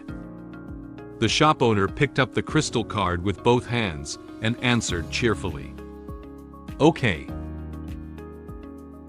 After the payment is completed, the owner will return the crystal card to Moen. At this moment, she took out another bottle of white potion from the cabinet and placed it next to the red potion. Young master, please keep the crystal card. This white bottle is a small gift for you. Moen expressed doubts about the use of this small magic potion. A small gift? What is this potion for? The shop owner extended one hand, raised one finger and shook it, while the other hand crossed his waist, and said to him in a playful tone, You know, it's for that one. I suggest using it together with the red bottle for better results. Although he didn't know what the actual effect would be if the two bottles were used together, Moen didn't think too much and accepted her kindness. He put both bottles of magic potion into his cloak and thanked her. At this moment, he remembered the customer who had just exchanged intelligence for the potion, and was very curious about what kind of information could have such high value. Thank you, shop owner. By the way, the information that the woman just said. Noticing that Moen was also interested in the information just now, the shop owner quickly sat down. Her body moved slightly forward, her hands supporting her face, and her eyes shining brightly as she looked at him. Moen was startled by her sudden movement, and instinctively took a step back. She excitedly said to him, Oh, is the young master also interested in this information? Since we're old acquaintances, I'll sell it to you at this price. The shop owner reached out and made a 9 gesture. Moen knows that the prices on the black market are generally not cheap, let alone just a small piece of information. He carefully inquired about the price of the information. 90,000? The shop owner gestured with one hand and covered his mask with the other, calmly stating the true price. 900,000. When Moen heard this price, he directly froze on the spot. Afterwards, he turned around without hesitation and walked directly towards the door. No, thanks. It's not worth spending so much money just to know a small piece of information. Moen closed his eyes and was speechless at the expensive price offered by the shop owner. Damn it, earn me 9 times the price difference in front of me. This move is really underhanded. No, this black market is full of profit-driven people. Even if I spend money, they are likely to not only fail to help me in the future, but also add insult to injury. The cooperation object still needs to find someone who is honest and trustworthy. He pushed open the door and walked out directly. The shop owner waved his hand behind him and said in a lively tone, "Take care, young master. Welcome back next time."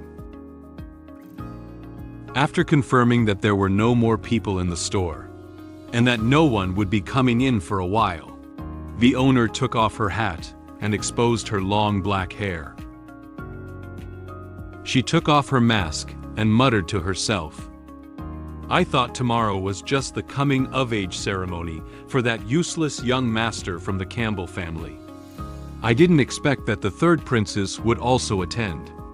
However, at this critical moment, the Duke's mansion had to recruit outsiders due to a shortage of manpower. Who should I sell this information to? I'm so distressed.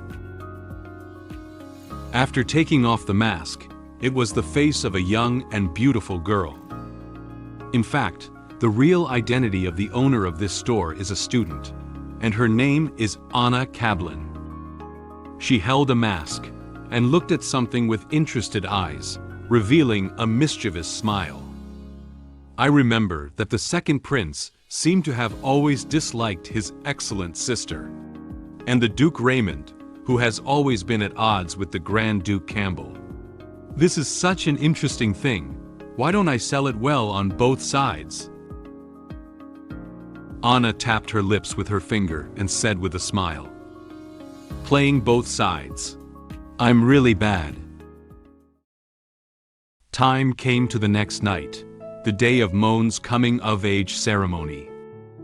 Night falls over the entire Duke Campbell's mansion, accompanied by stars and the moon. This is the backyard of the Duke's mansion. On the road, there were many nobles dressed up and traveling together to attend the coming-of-age ceremony of Moen at the Duke's mansion. Inside the Duke's mansion, many nobles were chatting and laughing with each other, discussing the arrangements for tonight's coming-of-age ceremony. Grand Duke Ron and Moen greeted every guest who arrived with a smile on their faces. Moen also bowed to each and every one of them, expressing his greetings. At this moment, a marquis greeted them with his daughter. The marquis gently patted his daughter and introduced her to them with a smile. "Duke, this is my third daughter. Come on, greet to the Duke." The daughter of the marquis seems very nervous and shy. She lowered her head, bowed slightly, and greeted them in a small voice. "I have met Grand Duke Campbell. I have met." When she lifted her head and met Moen's gaze, the expression in her eyes was not happiness, but fear. She gently covered her mouth with her hand, her body trembling uncontrollably. Moen also felt her emotions at this moment from her eyes, but he couldn't say anything either. The daughter of the marquis quickly turned around, picked up her skirt, and ran away with her eyes closed. She ran while speaking. "My mother is calling me. Sorry, I'll excuse myself first." The marquis felt embarrassed as he watched his daughter run away impolitely. The Grand Duke and Moen watched her run away in a daze, unable to inquire about what had happened. The marquis awkwardly touched his head and apologized to Moen on behalf of his daughter. "Sorry, Moen. My daughter is quite shy. I apologize on her behalf." Moen waved his hand, indicating that he did not care about her daughter's behavior just now. He said to him with a smile, "It's okay. I didn't take it to heart. We didn't greet each other properly. Please take a seat." After seeing off the marquis, he continued to greet the guests with a smile. However, he could clearly feel that the atmosphere inside the Duke's mansion was not quite right. Sure enough, not only the daughter of the Marquis Hill, everyone's eyes are almost the same.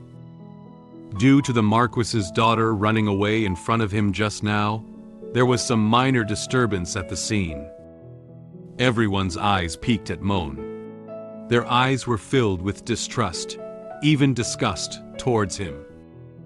It is obvious that they are very wary and afraid of him. Moen sighed. He closed his eyes, supported his forehead with his hand, and had a helpless expression on his face. For the actions of the original Moen Campbell, he also had no choice. Ultimately, it's because the original owner's reputation is too bad. The Grand Duke seemed to sense Moen's emotions and reached out to touch his head, expressing comfort. He said to him in a relaxed tone, "You performed very well today." Moen raised his head and expressed surprise at his father's behavior. He looked at his father and said in confusion, "Father?" The Grand Duke looked at Moen with a loving gaze and a smile. He confidently said to him, "I was a little worried before, but now it seems unnecessary. You are the protagonist of today's coming-of-age ceremony.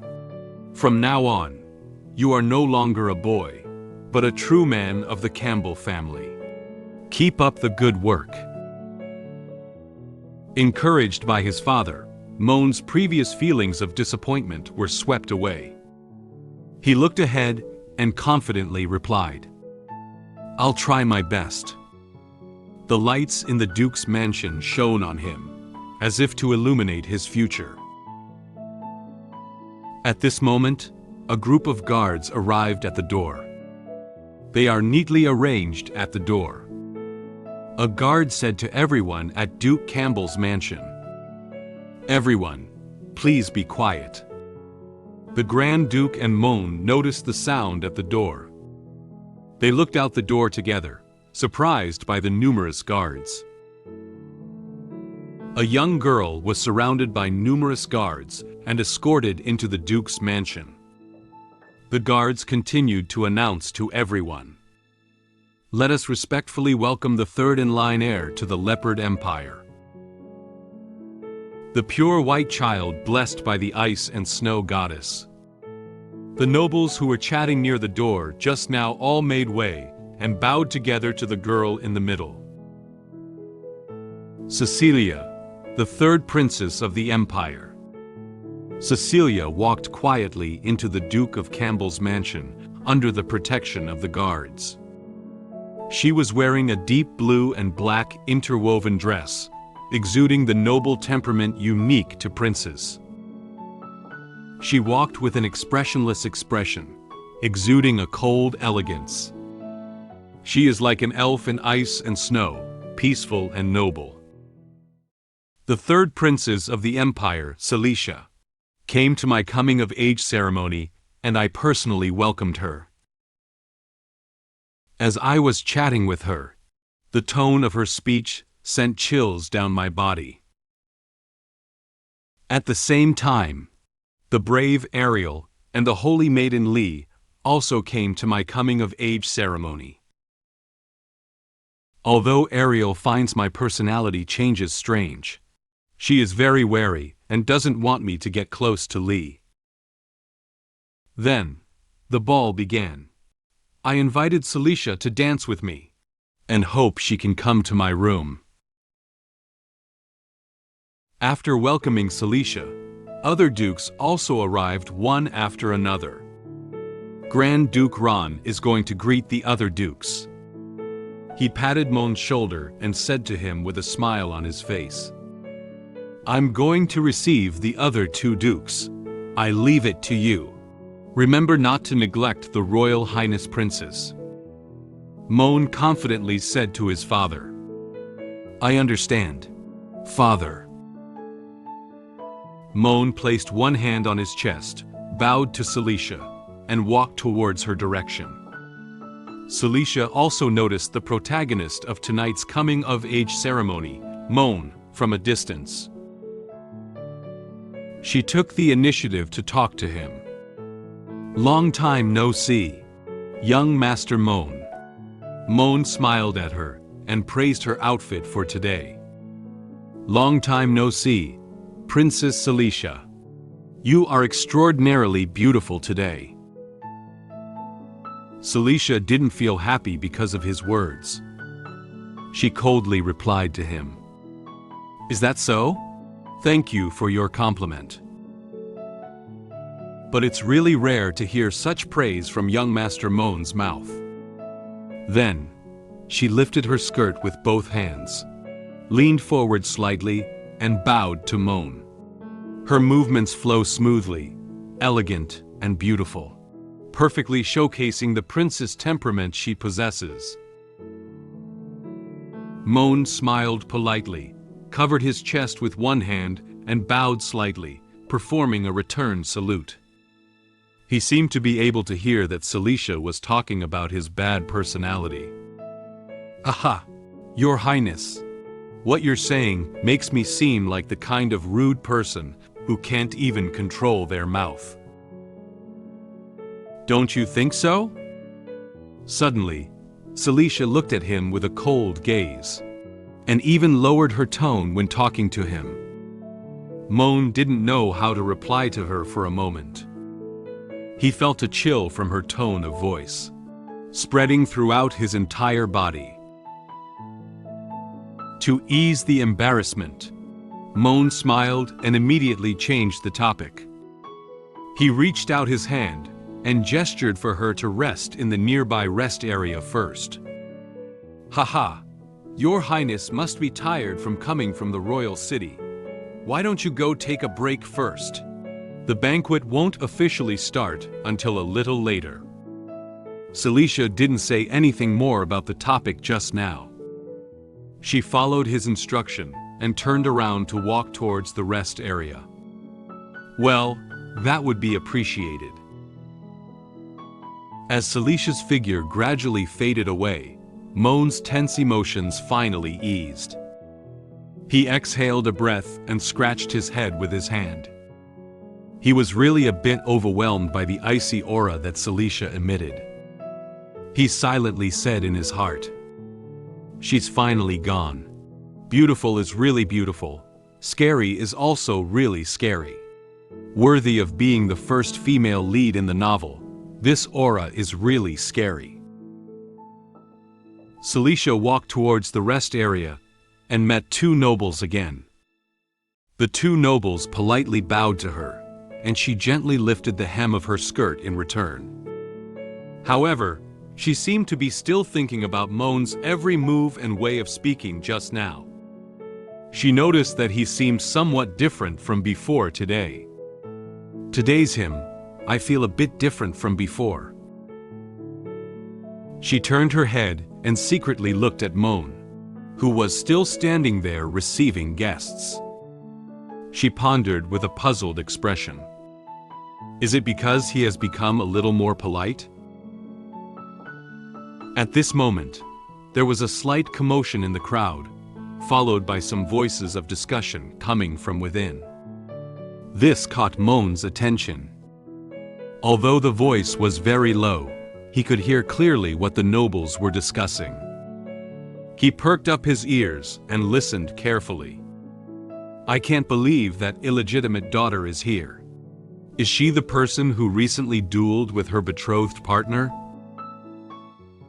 I heard that the Duke Bugard has just handed over the position of heir to her. Oh my, this person is not only an illegitimate child, but also a woman. How did she qualify to inherit the earldom? Moen turned his head to look towards the direction of the door, and the person the nobles were discussing had already walked in. I really don't know what Duke Bugard is thinking. The Duke is also present, don't let him hear. There is a tall girl and a short girl walking side by side. The nobles standing on both sides of the door secretly looked at them with unfriendly eyes. Although the nobles were still discussing them quietly with others, they seemed indifferent. Moen looked at them seriously. For these two people, he is the most familiar, especially the tall girl standing on the left. She has finally arrived. The true protagonist of the original story, the ultimate girl overlord of this world. Ariel Bugard. The tall girl on the left is the brave Ariel Bugard. The person standing on her right is the holy maiden Lee Angel. Because they didn't come in formal attire, they stood out among all the nobles. However, Ariel didn't care about these things. She crossed her hands on her chest and walked ahead with a cold expression. Lee seemed a bit scared of crowded places and kept pinching Ariel's clothes, hiding behind her. Ariel raised her hand and greeted Moen naturally. "Hey, young Master Moen. We meet again. How have you been lately?" Moen looked at her with a smile on his face. He raised his hand, about to greet Ariel with a polite gesture. Suddenly, someone stepped out from beside him. An obese nobleman wearing glasses suddenly stood in front of Moen. He pointed his hand very excitedly at Ariel and raised his voice, saying very rudely, "You lowly illegitimate daughter, how can you talk to our young master Moen?" Moen was stunned by his behavior and froze in place. He instantly felt something was wrong. If he let that nobleman continue talking, something big would happen. "Shut up." He immediately pounced on the obese nobleman with a frightened expression, covering his mouth with his hand and preventing him from continuing to speak. The obese nobleman was startled by Moen's movements and struggled with his hands in the air. He didn't expect Moen to suddenly do this. Ariel looked at the scene before her and felt speechless. Moen awkwardly forced a smile as he pressed his hand firmly over the obese nobleman's mouth. He said to Ariel nervously, "I have been doing well lately, Miss Ariel Bugard. Thank you for your concern." Ariel was somewhat stunned by Moen's sudden change in personality and polite response. She felt a little surprised and couldn't believe her eyes. "Huh? You?" She lowered her head, covered her mouth with her hand, and pondered why he had become like this. "What's going on here? This guy didn't call me a lowly, illegitimate girl like before." His brain, about the size of a nucleolus, can actually remember my full name. Has he come to his senses? Or is he having some conspiracy? Lee was not quite sure about the current situation. She looked at Ariel with worried eyes. "Ariel!" Suddenly, Moen greeted Lee. He politely reached out his hand and said to her in a relaxed tone, "You must be Miss Lee." Lee was startled by his sudden movement. She looked at him with fear and said in great surprise, "Ah, young Master Moen actually knows my name?"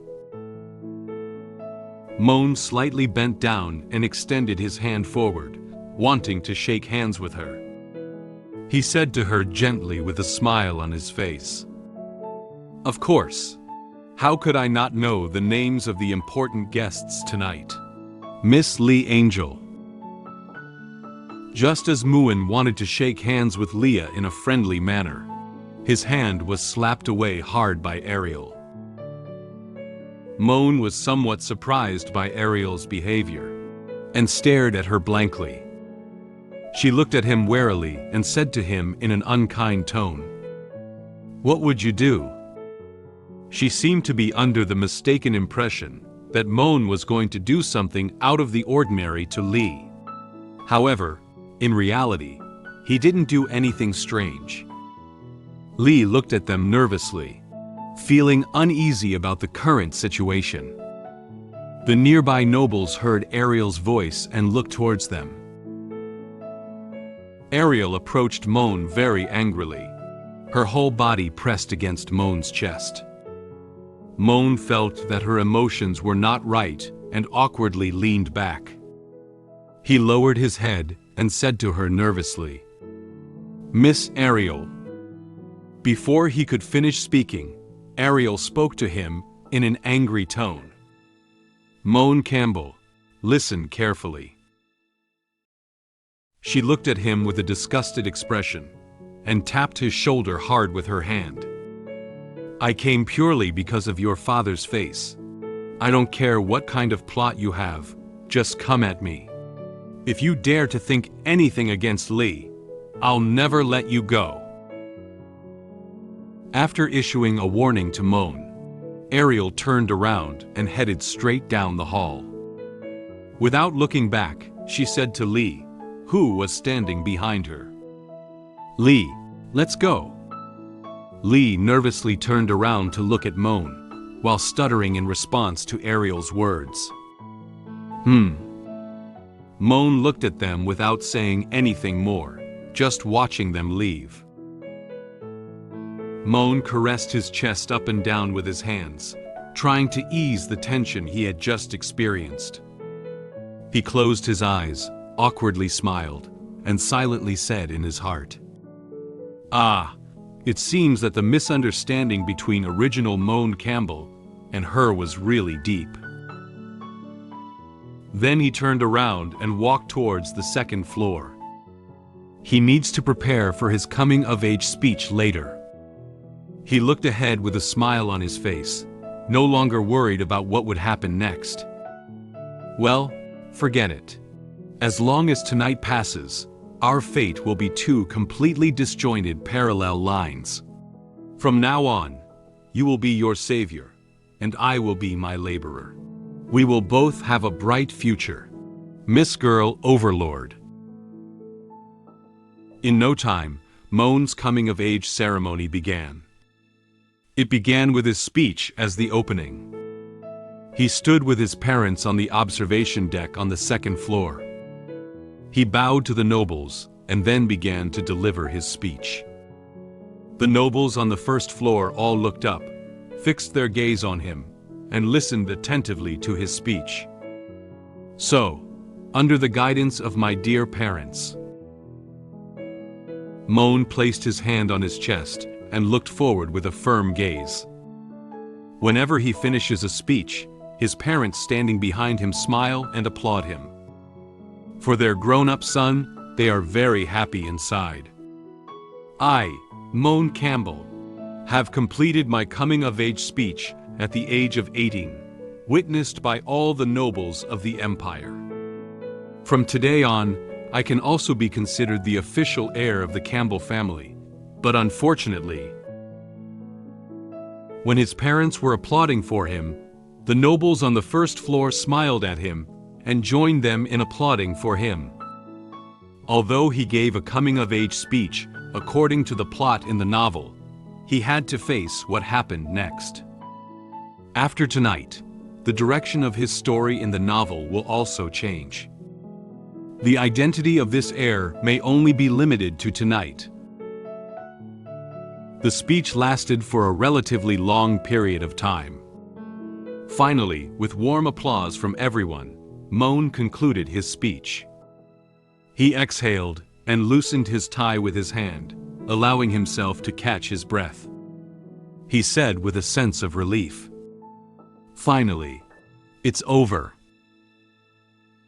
At this point, the coming-of-age ball has already begun. The nobles found their dance partners one after another and danced in the center of the hall. Moen looked at the crowd, pondering what he was preparing to do. Next, I should prepare for the main task. Moen glanced at the dance party and then at the nobles chatting beside him. He looked around, trying to find Celicia's figure. Princess Cecilia. Suddenly, he noticed a figure in front of the French window. Found her. That's Cecilia. She didn't attend the dance and stood alone in front of the French window. She held up red wine and quietly watched the night view outside the window.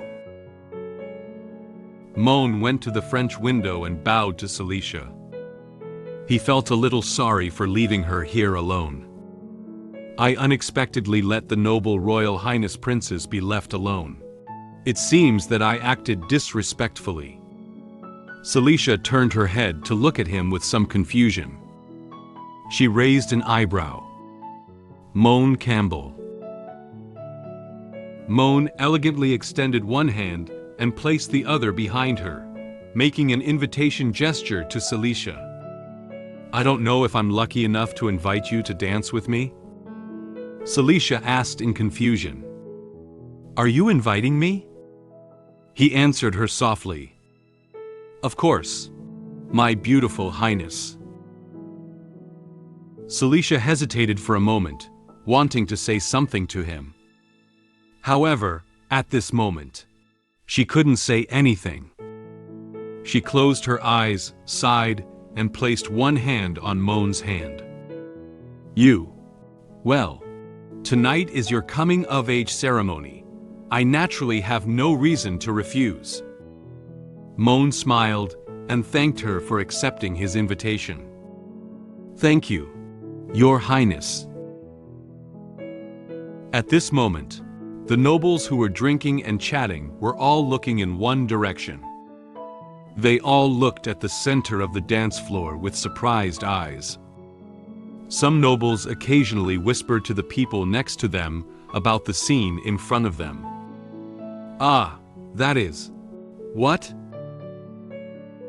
Lee saw the person in the center of the dance floor and quickly tugged at Ariel's hem, reminding her to look over there. Ariel, look!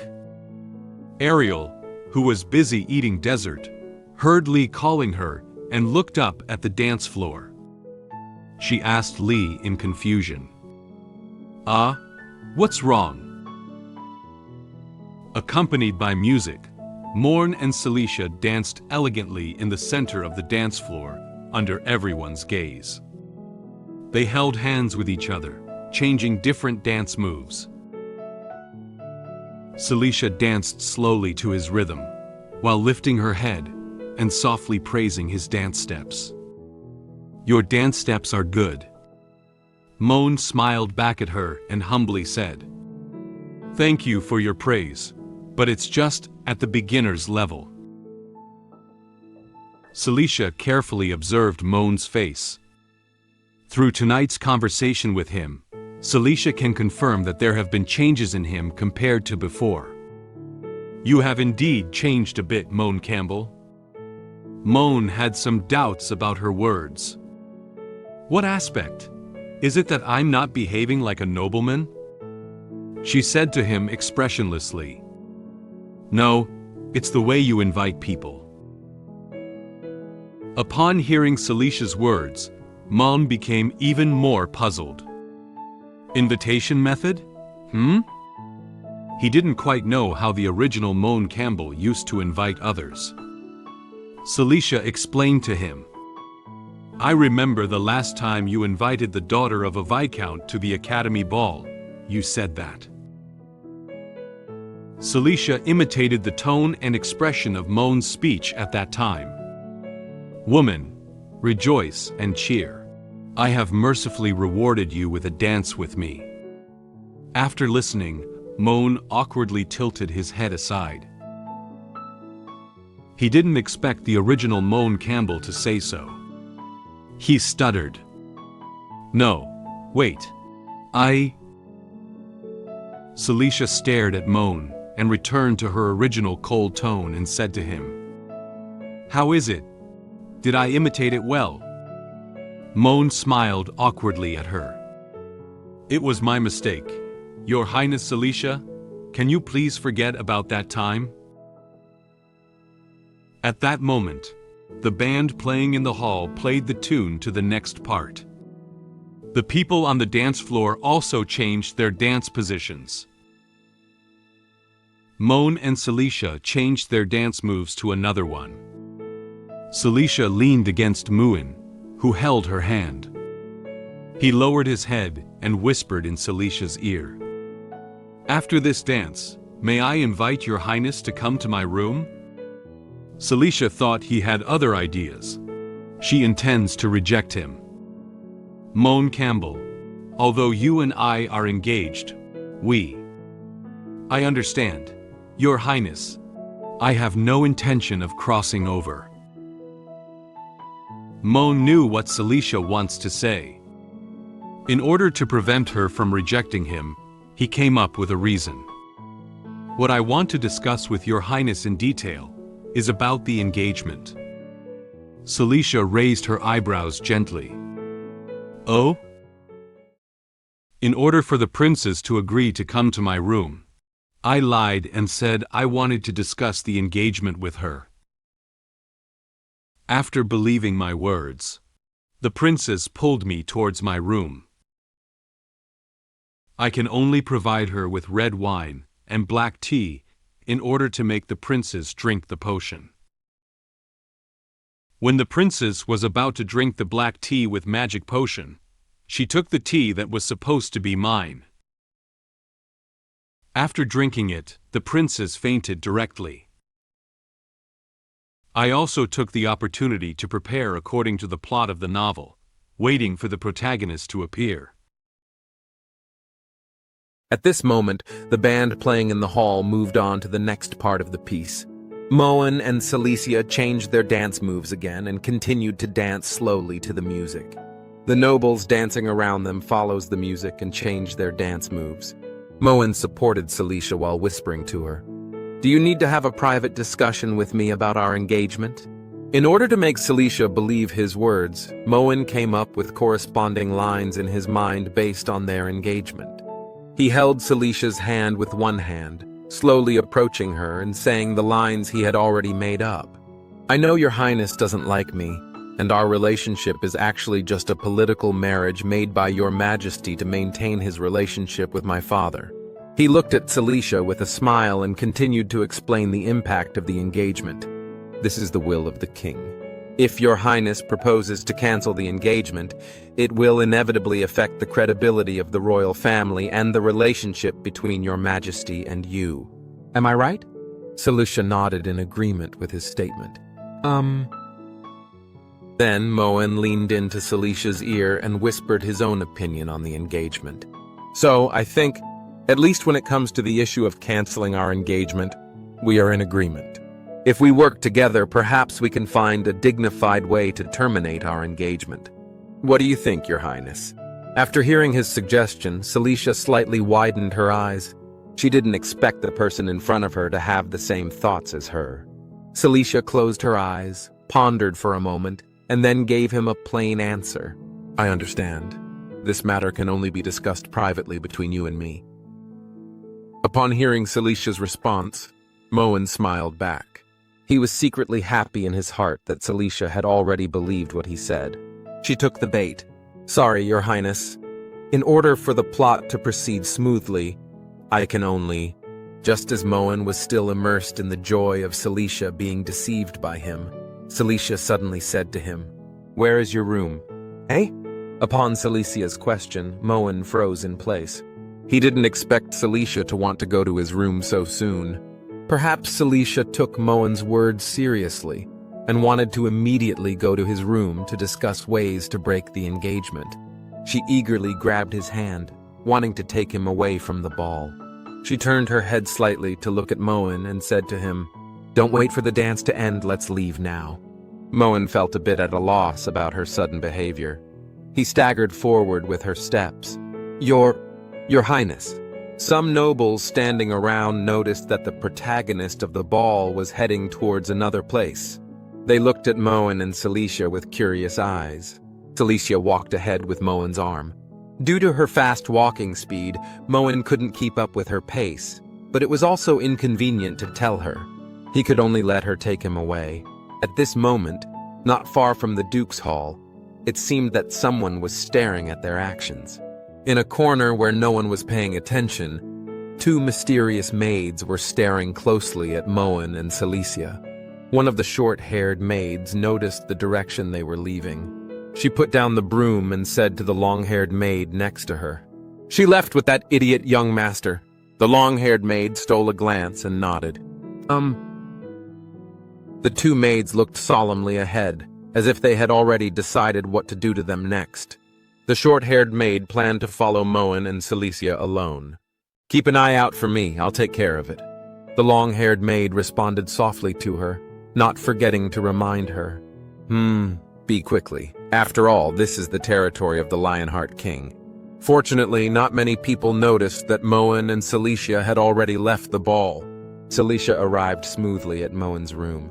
Moen took out a bottle of red wine and a wine glass from the room, and was about to bring it over to ask Cecilia if she was drinking, when Cecilia rejected him outright. "Sorry, I don't drink alcohol." Moen felt a bit embarrassed at this moment. "It's just red wine, drinking a little should." Red wine is also not allowed. Cecilia closed her eyes and elegantly lifted a strand of hair behind her ear. She explained to Moen, "My constitution cannot tolerate alcohol, not even a drop." Moen smiled awkwardly. He didn't expect Cecilia to not drink. He answered her hesitantly. "Ah, okay." Moen placed the red wine in his hand on the cabinet while secretly looking back at Cecilia. Due to her inability to drink red wine, he was unable to pour the red potion into the wine. At this moment, he felt a bit flustered. He silently said in his heart, "This isn't good!" The novel does not describe how the princess fainted. "That potion is so red she doesn't drink wine, how can I pour it in?" Moen turned his head, smiled nervously, and asked Cecilia if she could change to another drink. "If your highness doesn't drink wine, what would you like to drink?" Cecilia thought for a moment and then answered Moen, "Coffee? Only black tea." Before she could complete the name of the drink, Moen immediately said the name of another drink that was still red. Cecilia was a little puzzled.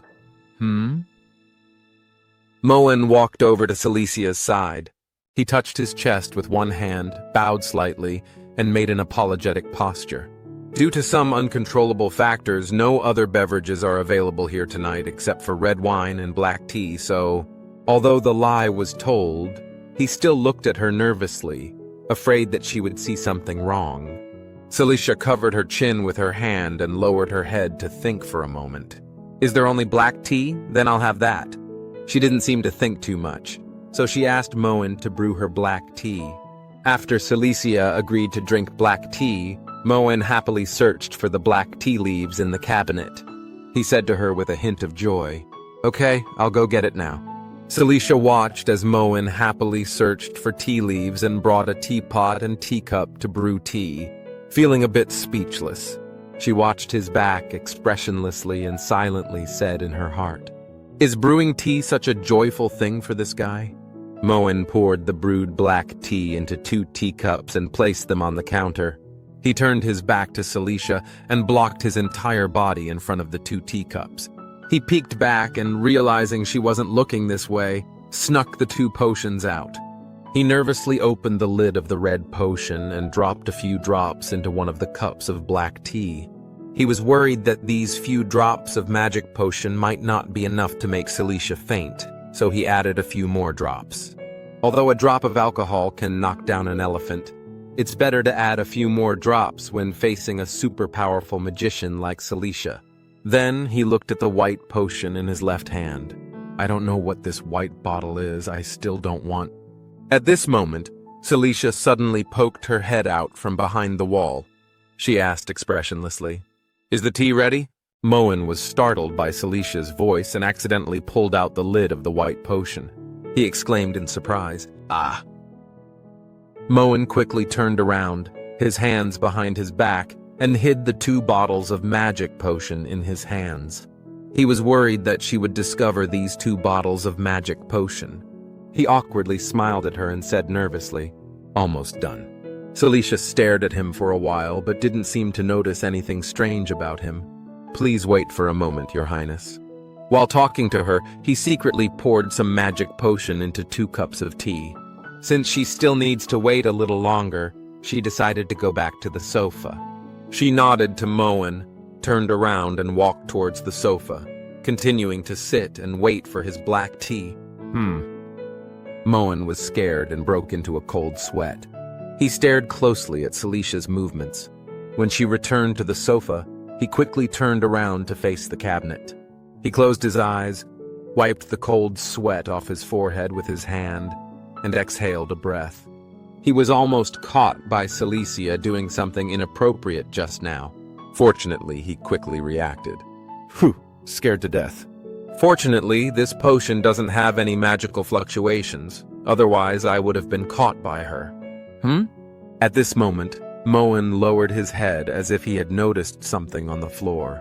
There is a red water stain on the floor, which seems to be the same color as the potion just now.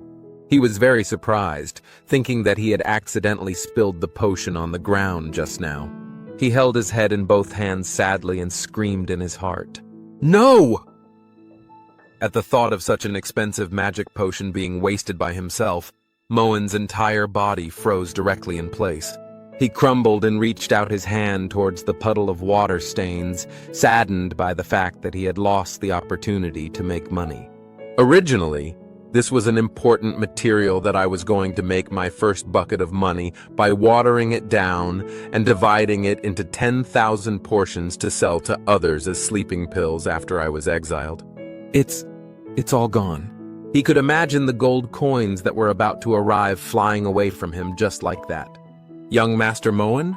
Cecilia called out his name and urged him again whether the black tea had been brewed.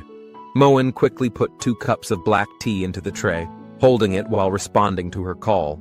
"I'll be right there. Sorry for keeping you waiting." Moen walked towards the sofa with 2 cups of black tea. At this moment, they didn't notice that a black figure was secretly watching them outside the window, and then disappeared into the night. When Cecilia received the black tea, she lowered her head and her expression suddenly became somewhat serious. She seemed puzzled by the appearance of the black tea in her hand. The heat of the black tea drifted onto her face, making her feel even more strange about this cup of black tea. She hesitated for a moment and then said to Moen, Young Master Moen, your black tea? It's so red and it seems to glow?" She held a teacup in one hand and carefully observed the black tea. Unlike regular black tea in white porcelain teacups presents a bright red color similar to blood, and there is also something like glitter floating in the tea water. She has never seen this type of black tea before. After hearing Celicia's evaluation, Moen's mood suddenly became tense again, to the point where cold sweat broke out on his forehead again. He looked nervously at the ceiling and hesitantly explained the reason to her. This is a newly procured precious tea species from the Eastern Kingdom at my home, called Big Red Robe, right, that's the name." Cecilia didn't seem to care too much about Moen's statement. With a cold expression, she gestured for him to drink his tea first. "Is that so? Well, young Master Moen, you drink first." Moen thought Cecilia might have noticed that he had added something else to the black tea. This made him even more nervous. "Does your highness suspect that I have added something to my drink? Would I be the one to do such a thing?" Actually, Cecilia did not doubt him. She calmly said to him, "Young Master Moen is too sensitive. As the host, you should have tea first. This is the basic etiquette of nobility." Moen dare not continue thinking. Since Cecilia doesn't believe him, he can only take a gamble. "Okay, since your highness doesn't believe me, then I can only—" He picked up the teacup and was about to touch it with his mouth when Cecilia suddenly said to him, "Wait a moment." He stopped and looked at Cecilia. He didn't know why she suddenly stopped him. Cecilia observed beside for a while. Then she took the teacup from Moen's hand. She seems to be more interested in his tea. "Young Master Moen's tea seems to be a bit better than mine." She held Moen's teacup and smiled at him for the first time tonight. "How about we swap? I hope you don't mind." Moen looked at her nervously but couldn't say anything. Before Moen could answer, Cecilia brought the teacup to her lips and took a small sip. Suddenly, she felt her body becoming a bit strange. She widened her eyes. Moen noticed that she suddenly froze in place, motionless. He reached out and tried to call her name, wanting to ask if she was okay. "Your Highness." Then Celicia's body became unsteady. Her eyes became hazy and her face suddenly turned red. She looked at Moen in a daze but couldn't say the complete words. She felt her body lose strength and immediately collapsed towards the sofa.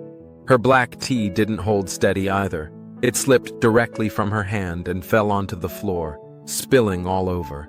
She was lying on the sofa, her eyes closed, obviously unconscious. Moen was so scared that he quickly stood up. He remained silent and looked at her quietly for a while before realizing that she had stopped moving. It seems that the potion has already started to take effect.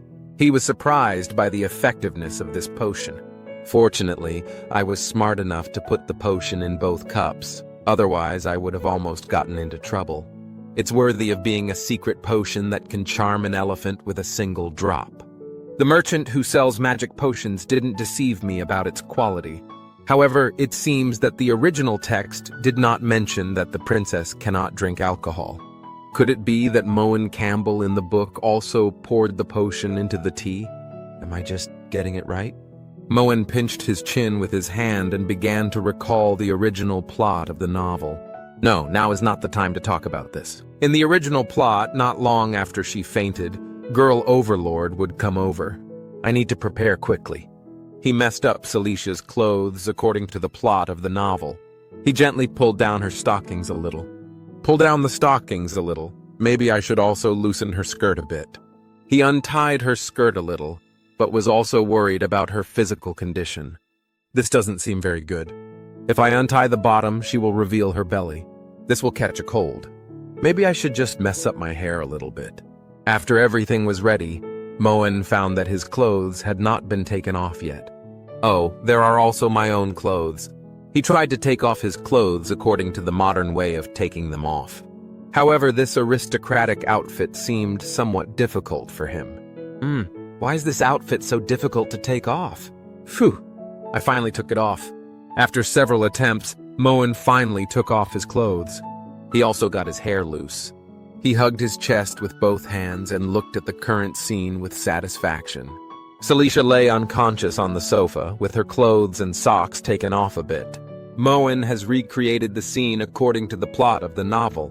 Now there is only one final step left before he is caught. Great success has been achieved. The rest is waiting for that girl Overlord. I waited for the protagonist to come and save the princess.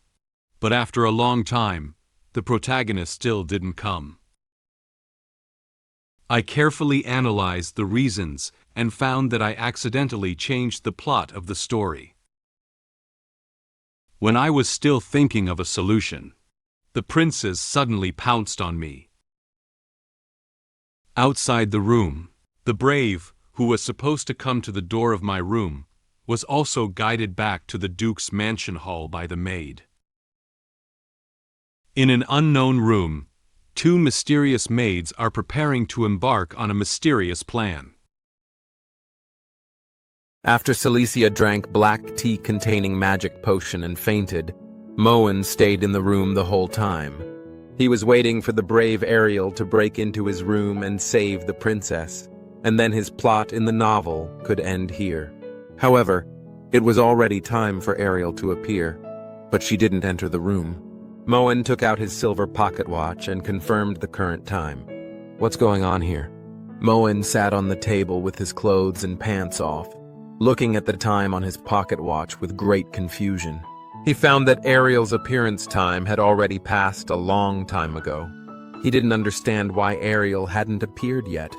Half an hour has passed, according to the original plot. Shouldn't Ariel rush in quickly to save the princess and control me? What's going on now? Where is she? Suddenly, Moen seemed to remember something. He pinched his chin with his hand and recalled the original plot of the novel. Wait a minute. How was the plot of this section originally written? Little by little, Moen combed through the development of the story's plot, presenting several familiar images in his mind. In his recollection, a blonde maid didn't hold the tray steady and accidentally poured tea on Ariel's dress. He muttered to himself as he recalled it. If I remember correctly, it seems like Ariel's skirt was accidentally soiled by a very sick maid in the Duke's mansion. Later, this guy was on her way to the bathroom to find something to clean her dress. She noticed something unusual and looked me, who was about to do something indescribable to the princess, Pooh, the original Moen Campbell. Recalling this, Moen realized that there was something wrong with this whole incident. Wait a minute, a very sick maid? He furrowed his brows and opened his mouth slightly in surprise, sensing that something was not quite right. Noel. He loudly called out the name of the maid Noel. Yesterday, due to illness, she didn't see the road in front of her clearly and accidentally bumped into him. He noticed that she was still working while sick, so he asked her to go back to her room to rest and recruited new maids from outside to replace all the sick maids in the house. She must still be in her room at this hour. At this moment, Moen realized that he had already changed the plot of the original novel. He nervously turned around and looked at Cecilia lying on the sofa, feeling lost in the current situation. Gosh. Isn't this equivalent to changing the original storyline? Cecilia is still in a coma. Her face was flushed, her eyes closed, and her eyebrows were lowered, as if she felt discomfort in her body. Moen suddenly panicked when the story changed direction. He didn't know what to do next. If the original storyline is not followed, there is a high possibility that major events will occur in the subsequent development of the story. This is a huge problem, he called out softly. He turned his head and sat in place, anxious. However, at this moment, Cecilia opened her eyes groggily. She unconsciously activated the ice magic, emitting a terrifying chill, and slowly sat up from the sofa. She stared at Moen's back with very terrifying eyes and walked towards him. At this moment, Moen was still immersed in his own world, not realizing that Cecilia had already woken up. He lowered his head, covered his mouth with his hand, and quickly thought about the next solution. Calm down. Although something went wrong unexpectedly, the most crucial princess had already fainted. There must be a remedy now. Celicia's ice magic has spread behind Moen. At this moment, he felt that the temperature in his room seemed a bit different. The room that was originally somewhat hot was slowly starting to get colder at this point. He turned his head to the side and said in confusion, Why does the temperature seem to suddenly drop? The summer shouldn't be. Before Moen could finish speaking, he saw a pair of hands stretched out in front of him. He was very surprised and opened his eyes wide. Suddenly, Cecilia unconsciously unleashed ice magic of greater intensity. The blue magical energy blasted all the furniture in Moen's room away. The entire room was instantly enveloped in a large amount of coldness. Due to the overly powerful magic she unleashed, Moen's room was covered in ice crystals everywhere. The temperature of the room instantly plummeted to the same as an ice cellar. Moen didn't have time to react just now before he was already pounced on by Cecilia. Her entire body was now pressed on top of him, and from time to time, she was still emitting some cold air. Moen was frightened by Celicia's sudden action. He was so nervous that he couldn't even feel the temperature in the room. He looked at her in great surprise and didn't dare to sit up. He thought she already knew that he had poured something strange into the tea, so she was very angry and wanted to punish him. He explained to her very anxiously, "Your Highness, listen to me explain. It's not what you think. You drank the wine." At this moment, Cecilia suddenly spoke. "It's so hot." Moen widened his eyes and looked at her, not sure what was wrong with her now. Cecilia seems to be not very conscious. She held her flushed face in her hands, stuck out her tongue, and her eyes were hazy. She said to him in a daze, "My body wants to..." The Cecilia in front of him was a completely different person from the one just now. Moen realized that her current state was not right and thought she might be sick. He quickly propped himself up on the ground with his hands, trying to get up. "No! This state is incorrect! Your Highness, hold on, I'll go call a doctor right away." Cecilia seemed to know he wanted to leave, so she used ice magic to fix his hands on the ground. She slowly climbed onto Moen's body, gently touched his body with her hand, and then gently grasped his neck. "Your body is so cold. I like it." Moen was pressed under her, and her hands were imprisoned by ice magic, unable to move. He looked at her nervously. "Your Highness, wake up! Your Highness!" "Ariel, protagonist, help me quickly. If it continues like this, it's just a show and a real thing." Suddenly, Cecilia bent down, pressing one hand on his shoulder and the other on his neck, and forcefully kissed Moen. Moen was extremely shocked, and a slight blush also appeared on his face. He never expected such a thing to happen. At this moment, Somewhere in the Duke's mansion, the sound of fast walking resounded in the corridor. Then a familiar voice rang out. "Come on!"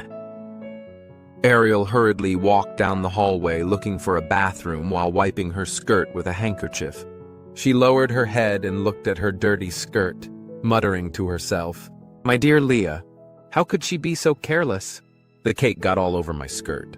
At this moment, Ariel stopped. She sensed a hint of something wrong.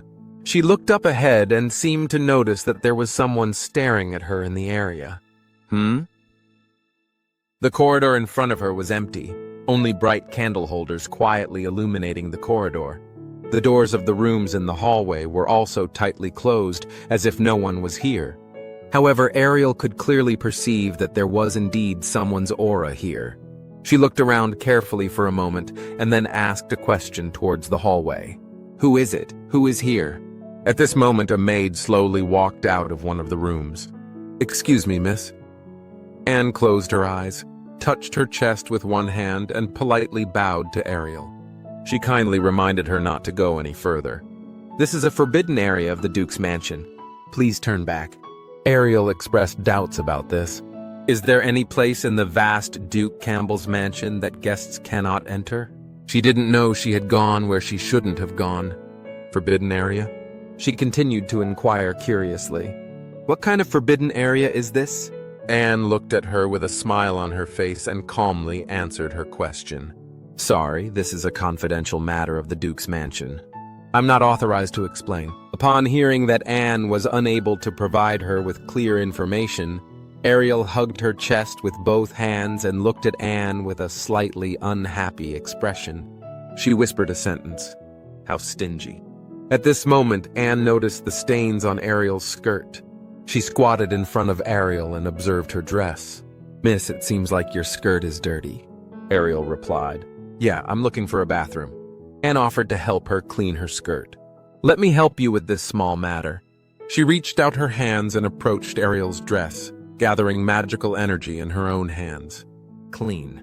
The green magic energy cleaned the stains off Ariel's dress, making it look as clean as it had been washed.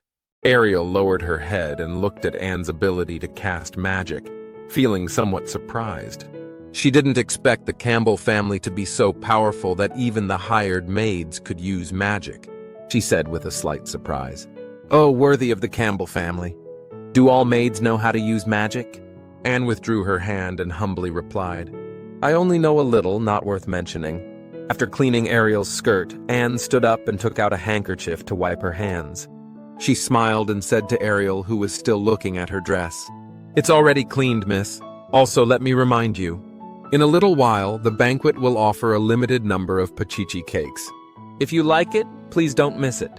Pachichi cake. Upon hearing the name of this cake, Ariel's eyes suddenly lit up. She clenched her two small fists excitedly, and her saliva couldn't stop flowing. She was very happy to be able to eat her favorite dessert at Duke Campbell's mansion. She was worried that the limited number of cakes would be sold out, so she quickly turned around and prepared to run back to the hall. She turned slightly and waved to Anne, saying goodbye to her. She smiled and expressed her gratitude for cleaning her dress just now. "Thank you for your help, Miss Maid. I have to go grab the cake." Anne also waved her hand gently. "You are welcome. Take care." Anne smiled as she watched her leave, until Ariel's figure gradually faded away and disappeared at the end of the corridor. Then she put down her hand. She withdrew her smile, turned back indifferently, and looked towards a certain part of the hallway, as if there was some unspeakable secret there. Ariel ran forward while recalling her interaction with Anne just now. She had actually noticed something strange about Anne.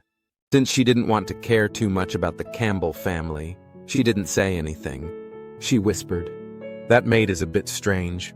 She has a bloody smell on her body, and the other person hiding is also a bit suspicious. But what does this have to do with me? Anyway, she's causing trouble at the Duke's mansion, so it definitely won't involve me.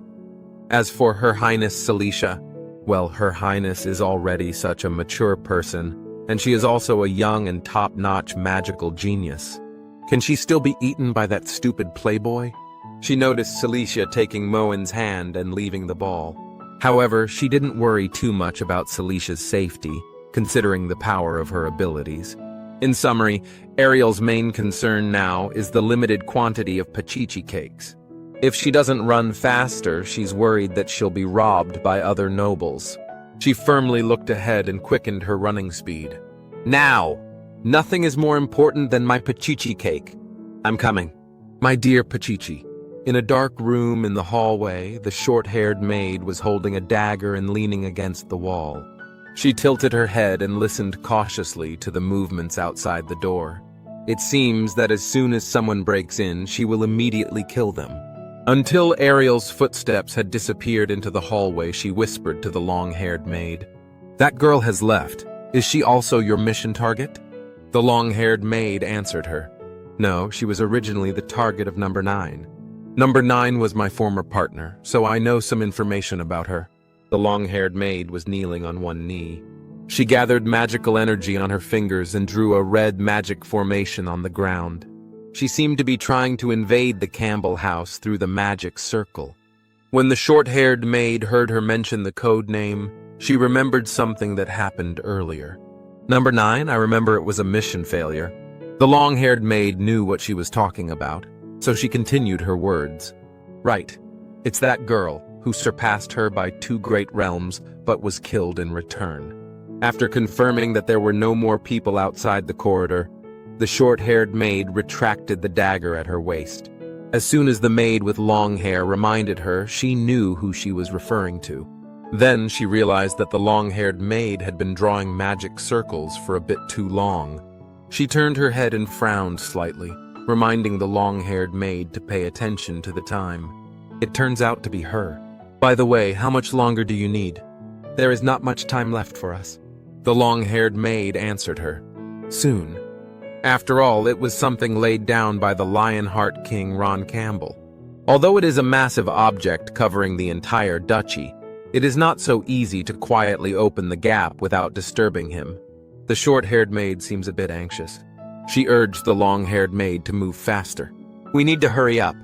If Moen Campbell or Princess Cecilia suddenly come out, our mission will be considered a failure.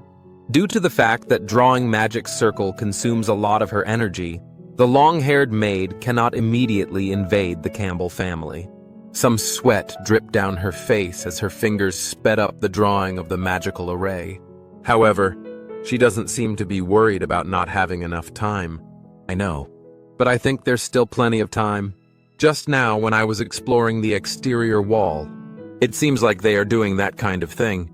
The long-haired maid remembered when she was secretly observing them outside just now. She looked through the window of Moen's room and saw what was happening inside. The short-haired maid didn't understand what she was saying for a moment. She asked her in confusion. That kind? At this moment, in the room, Cecilia, who was unconscious, was lying on Moen's body and forcibly kissing him. Moen was pinned down by her, unable to move at all. He was still in shock from her kiss. After a period of intense biting, the princess finally calmed down. However, the princess was very angry about this matter and intended to punish me.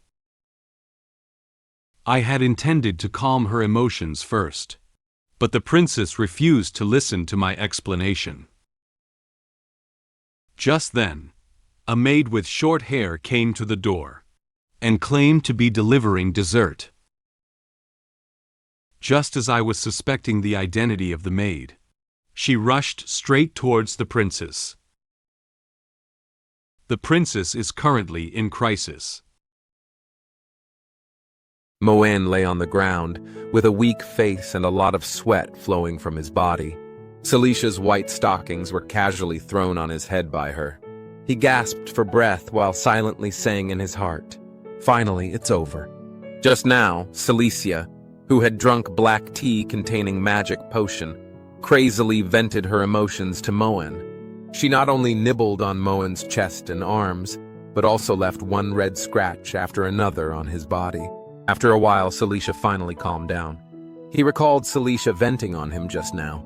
He kept dodging the attack from Cecilia just now. finally restraining himself from doing something that would lead him to that extent. I tried my best to dodge her and finally saved my pure body. Otherwise, if I take the last step and really do something like that to the princess, the outcome that awaits me is probably not exile, but really ruin. But now it seems that the situation is also similar. Moen closed his eyes, feeling helpless about the current situation between him and Cecilia. At this moment, as he was still immersed in his own world, he did not notice that a sword had appeared on his face and pointed at him. Cecilia held a sword condensed from ice magic, pointing with a serious expression and angry emotions towards Moen, who was still lying on the ground. She said coldly, "Say your last words, Moon Campbell. This is your last chance before you die." Just now her clothes had become a bit tattered due to her emotional outburst against Moen. However, it didn't matter. She was very angry at Moen for pouring an unknown drug into her tea. Seeing Cecilia, who was clearly not in the right mood, Moen got a little nervous. He braced his hands on the ground and slowly stepped back while smiling awkwardly at her, intending to muddle through. "So if I don't say it, I won't." Upon hearing that Moen had no intention of saying her last words, Cecilia decided to kill him directly. She cast her own ice magic, emitting a stronger frost aura. "Since you have no last words," Moen noticed that what he had just said not only did not stabilize Celicia's emotions, but also made her even angrier. He took a few steps back in fear and raised a hand, trying to stop her from using magic. Wait a minute! I do. Let me think about it." For the current situation, Moen feels at a loss. Due to Celicia's extreme anger now, Moen was worried that she would rush towards him with her sword in the next second. This is too bad. If I hadn't managed to calm her down, I wouldn't have had to wait for the guillotine. I'd have been done for right then and there. I don't know if there will be a second chance of rebirth. He had to calm her emotions first. He was rapidly thinking of a solution in his mind. Given the circumstances, I can only use my modern wisdom to take a gamble. Moen lifted his head and spoke the modern language he had thought of to Cecilia. Once there was a sincere love in front of me that I didn't cherish properly. I didn't regret it until I lost it. Cecilia lowered her head, still holding her sword towards him. She frowned slightly and heard Moen saying something she had never heard before. "If God could give me another chance?" Moen looked at Cecilia with sincere eyes and deep affection. He placed one hand on his chest, as if it would make him appear more sincere. He hoped that Cecilia could stabilize her emotions due to his modern language. Unfortunately, Cecilia was not moved by his words. She wrapped the entire sword in ice magic. She raised her sword and swung it forcefully towards Moen's head. In an instant, several strands of his hair were cut off by the sword. He raised his hands and looked at the top of his head in great fear. He was so scared that he let out a scream. Yikes! Cecilia narrowed her eyes slightly and looked at him, her expression becoming more serious. She had no faith in what he said about love. She thought he could realize his mistake, but ended up wasting her time with such a long piece of nonsense. She felt even angrier about his lack of remorse. She held up her sword and augmented the ice magic on her body quite a bit more. "I see, is this your disgusting reason?" Moen's eyes flicked to the side. He scratched his head and smiled at her, trying to diffuse the awkwardness of the situation. Disgusting? In a sense, this can also be considered a very sincere emotion, and in fact, we haven't taken that step forward. So today, do you call this dirty, nasty tactic sincere? What are you joking about, Moen Campbell? Cecilia shouted at him loudly. Hearing Moen say such words so unashamedly, she felt extremely angry. For someone like him who drugged her and turned her into that unpleasant appearance just now, how could there be any genuine emotions? She didn't approve of this kind of dirty person who would do anything to make him like her. If you really like me, you should stand in front of me openly and honestly, and use your character, your strength, and your sincerity to impress me like a real man. If I still don't like you after you do that, maybe in the end, I will also follow the engagement and become your wife.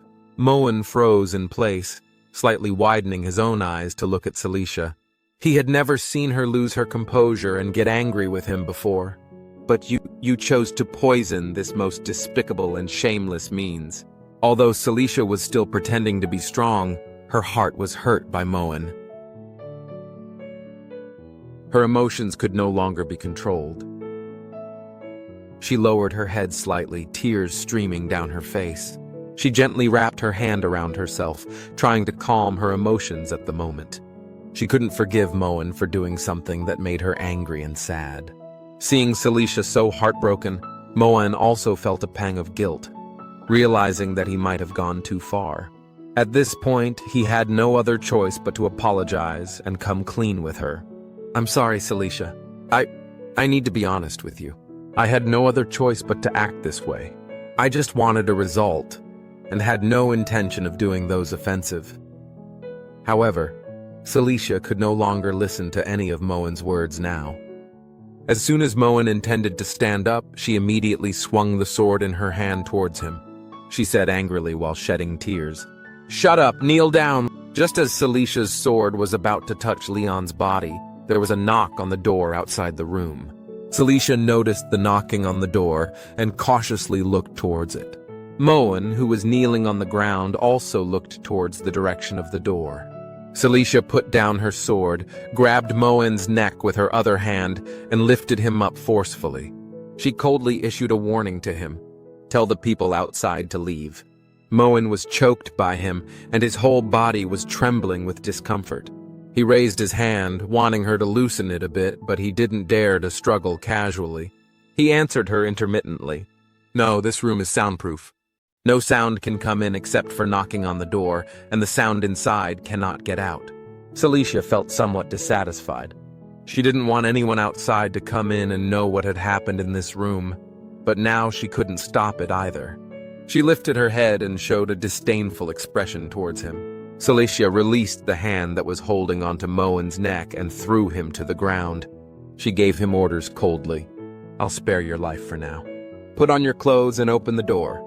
Moen suddenly lost his balance and fell to the ground. He covered his uncomfortable neck while lifting his head to respond to Celicia's words. "Yes, yes." Moen quickly found and put on the clothes he had thrown somewhere in the room. He accidentally changed the plot of the story, so much so that he couldn't predict what would happen next. He helplessly closed his eyes and tidied up his collar with both hands. He silently analyzed the outcome in his heart that he could know. "This is really bad. Now I only have 3 possible outcomes left. I'll either be killed by Cecilia herself, publicly hanged by the angry king, or, like in the dream, cut to pieces in the dungeon by an unknown person. No matter which one, it's a dead end." Seizing the moment when Moen went to open the door, Cecilia tidied up her dress and quickly picked up the tattered stockings, sitting on the sofa and putting them on. She doesn't want to be noticed for her disheveled appearance. Her eyes remained cautiously focused on the direction of the door, paying attention to any movements there. After finishing his clothes, Moen opened the door with a helpless expression. He sighed softly, assuming that the person coming through the door was Ariel, who had just rushed over not long ago according to the direction of the plot. "So, protagonist, I almost did that kind of thing. What's the use of you only coming now?" However, the voice of the person outside the door was not Ariel's voice. "Young Master Moen." Moen opened his eyes. When he saw that the person outside the door was not his familiar Ariel or Anne, he felt a little surprised. He looked at her with confusion. The short-haired maid stood at the door of Moen's room, holding a plate of dessert and hot tea. She smiled at him and expressed her intention of coming here. "The madam saw that you talked with Royal Highness Princess for a long time and thought you should be hungry. She specially asked me to send some dessert. It turns out that the maid just came over to deliver some food." Moen's tense mood relaxed a bit. He expressed his gratitude to the short-haired maid. "Oh, thank you."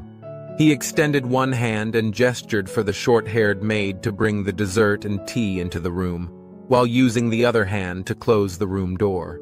"Just put it on the table over there." The short-haired maid smiled and turned around, indicating that she had received instructions from him. "Okay." The short-haired maid carried a tray and walked towards the nearby table.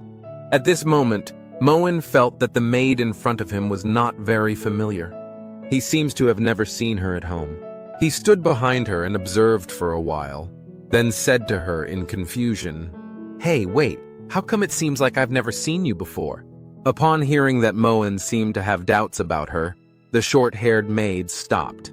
She closed her eyes and still smiled at him. She explained to Moen, "I was only elected to the Duke's mansion last night. It's normal for young Master Moen not to know me." Moen recalled yesterday's incident, and indeed she had told Anne to let the sick maids rest in their rooms and recruit new maids to cope with the shortage of maids in the Duke's mansion. However, when he saw the maid's attire, he remembered what Anne had said to him yesterday. "Oh, are you here to help with the banquet?" "But I remember Anne said that because there were no extra maid uniforms, they only hired ordinary servants. Is that so?" The next second, the short-haired maid opened her green eyes and her expression quickly changed from a smile to a cold one. Since Moen has discovered it, there is no need for her to continue acting. The short-haired maid cast her magic, enveloping herself in black magical energy and using it to charge into the room. Due to the intense magic she unleashed, the desserts and tea in her hands were thrown out. Moen was also influenced by her strong magical fluctuations and was blown to the position at the door of the room. He just realized that the short-haired maid was not an ordinary person. An assassin! He bumped into the door and fell to the ground. This made his back feel a wave of pain. However, he opened his eyes and noticed that the maid was rushing into the room instead of towards him. Just as he was pondering why, suddenly he realized that Cecilia was still sitting on the sofa. He looked at the sofa in shock. "Wait, it's not for me, then it is." "Cecilia." Cecilia looked at the commotion in the direction of the door in shock. Then, a maid with strong magical energy rushed towards her at a very fast speed.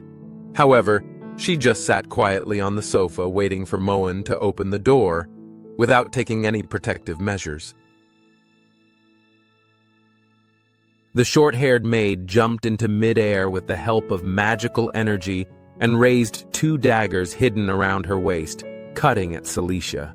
The strong magical aura she emitted made people feel scared. Immediately afterwards, the black magic energy collided with the blue magic energy, emitting a huge energy shockwave, causing some of the furniture in Moen's room to be blasted away. Moen crossed his hands again and raised them in front of him to protect himself. Their magical aura caused a gust of strong wind, even so intense that it was about to blow him away. The strong wind blew some furniture debris towards him, forcing him to close his eyes. He tried to lean against the door and maintain his body balance. Due to concerns about Celicia's condition, he slowly opened his eyes to confirm if she was safe now. "Cecilia." Then a sound of weapon impact echoed through the room. When Cecilia realized that the purpose of the short-haired maid was her, she immediately summoned the ice sword and blocked her 2 daggers. The short-haired maid is not to be outdone. She clenched her weapon tightly and pushed toward Cecilia with all her strength. Cecilia didn't provoke anyone tonight. How could an assassin suddenly come to kill her? She guessed in her heart that there would be no one else besides the brother who hated her. She tentatively asked the short-haired maid, "Did my foolish brother send you here?" The short-haired maid sneered disdainfully. She doesn't need to tell Cecilia too much information. Then she put down harsh words to Cecilia. "Sorry, the employer's information is top secret, and you don't need to know, Your Highness. Today you will surely die here." Suddenly, for some unknown reason, several golden magic circles appeared on the walls of Moen's room. These magic circles condense magical energy into golden orbs of light. Then the short-haired maid loudly announced to Cecilia, "The 3rd princess of the Empire was assassinated at the Duke of Campbell's mansion. This is your finale." Subsequently, these light balls transformed into one lightsaber after another and shot towards Cecilia. The golden light shone on Cecilia, making it difficult to see how she would respond to them. The assassin summoned the magic circle with the intention of killing the princess. But the princess blocked the attack with her own magic. I was powerless and planned to escape, but found that the door was locked by an assassin. I'm wondering if I've changed the story plot once again, because of myself. The princess and the assassin are fighting fiercely, and the assassin is about to be suppressed. At this moment, the assassin pulled out a mysterious potion and suppressed the princess's magic. The princess without magic is about to be killed by the assassin. The short-haired assassin summoned several unknown golden magic circles in Moen's room. The magic array condenses golden energy into golden swords, and the entire room emits a strong golden light. They aimed at Cecilia and flew towards her. The short-haired assassin quickly jumped back to a safe position to avoid the falling sword.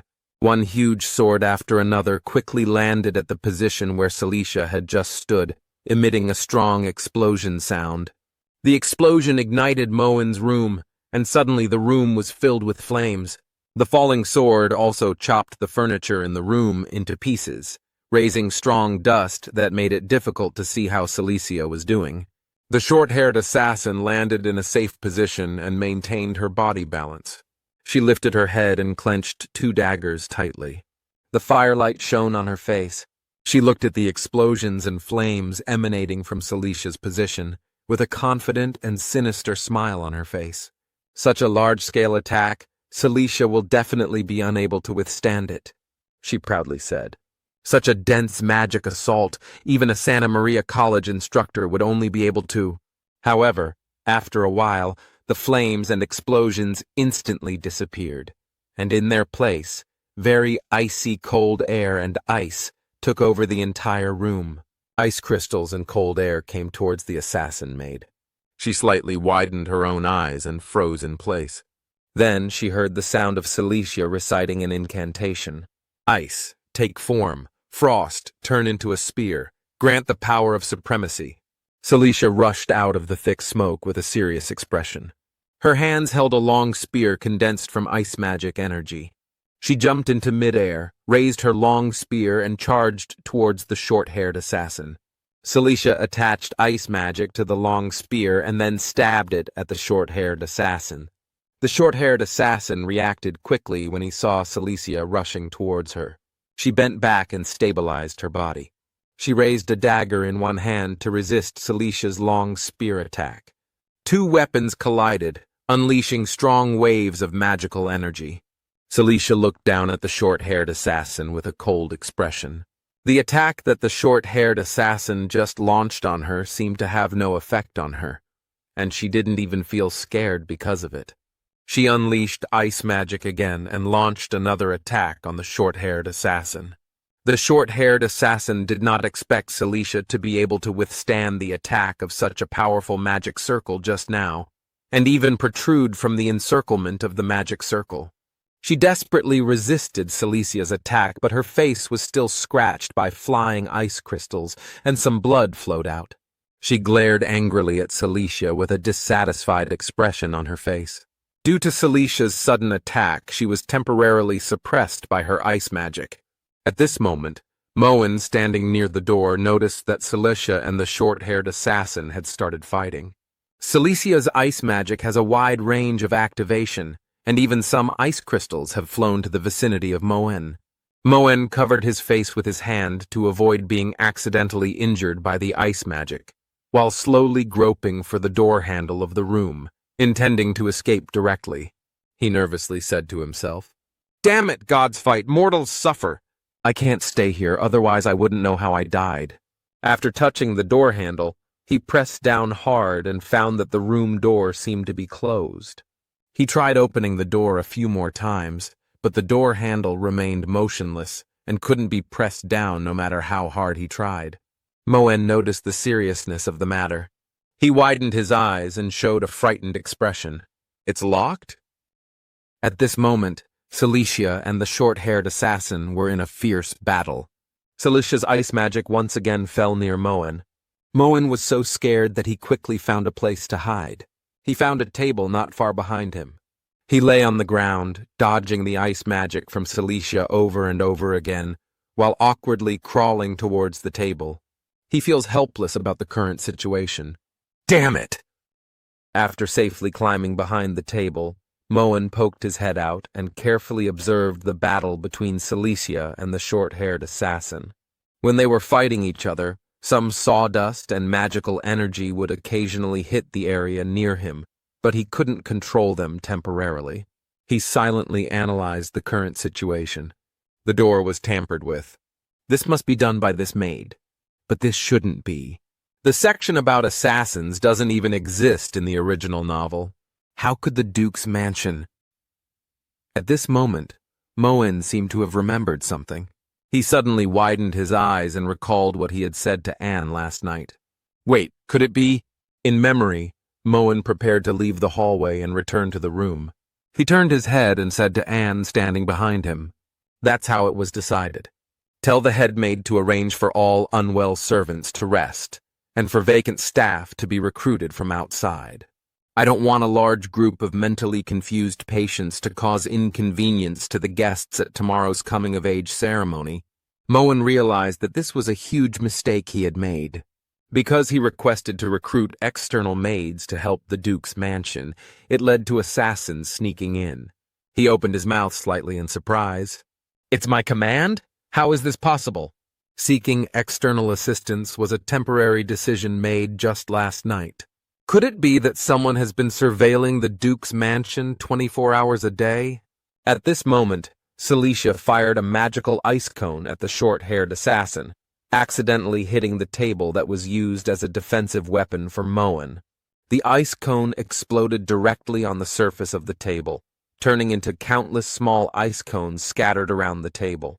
After hearing the explosion, Moen screamed in fear and immediately covered his head with both hands to prevent being injured by the ice cone. He covered his head with one hand while looking sideways. Cecilia and the short-haired assassin fought fiercely, never even stopping. With someone like him who has neither magic nor force, going out to fight is impossible to defeat an assassin. At present, I can only pray that Cecilia can defeat the assassin. After all, my physical fitness cannot participate in the battle of this level. But Moen quietly poked his head out and looked nervously at Cecilia and the short-haired assassin. Due to his reasons, the plot of the story has changed. He is also difficult to predict what the future story will become.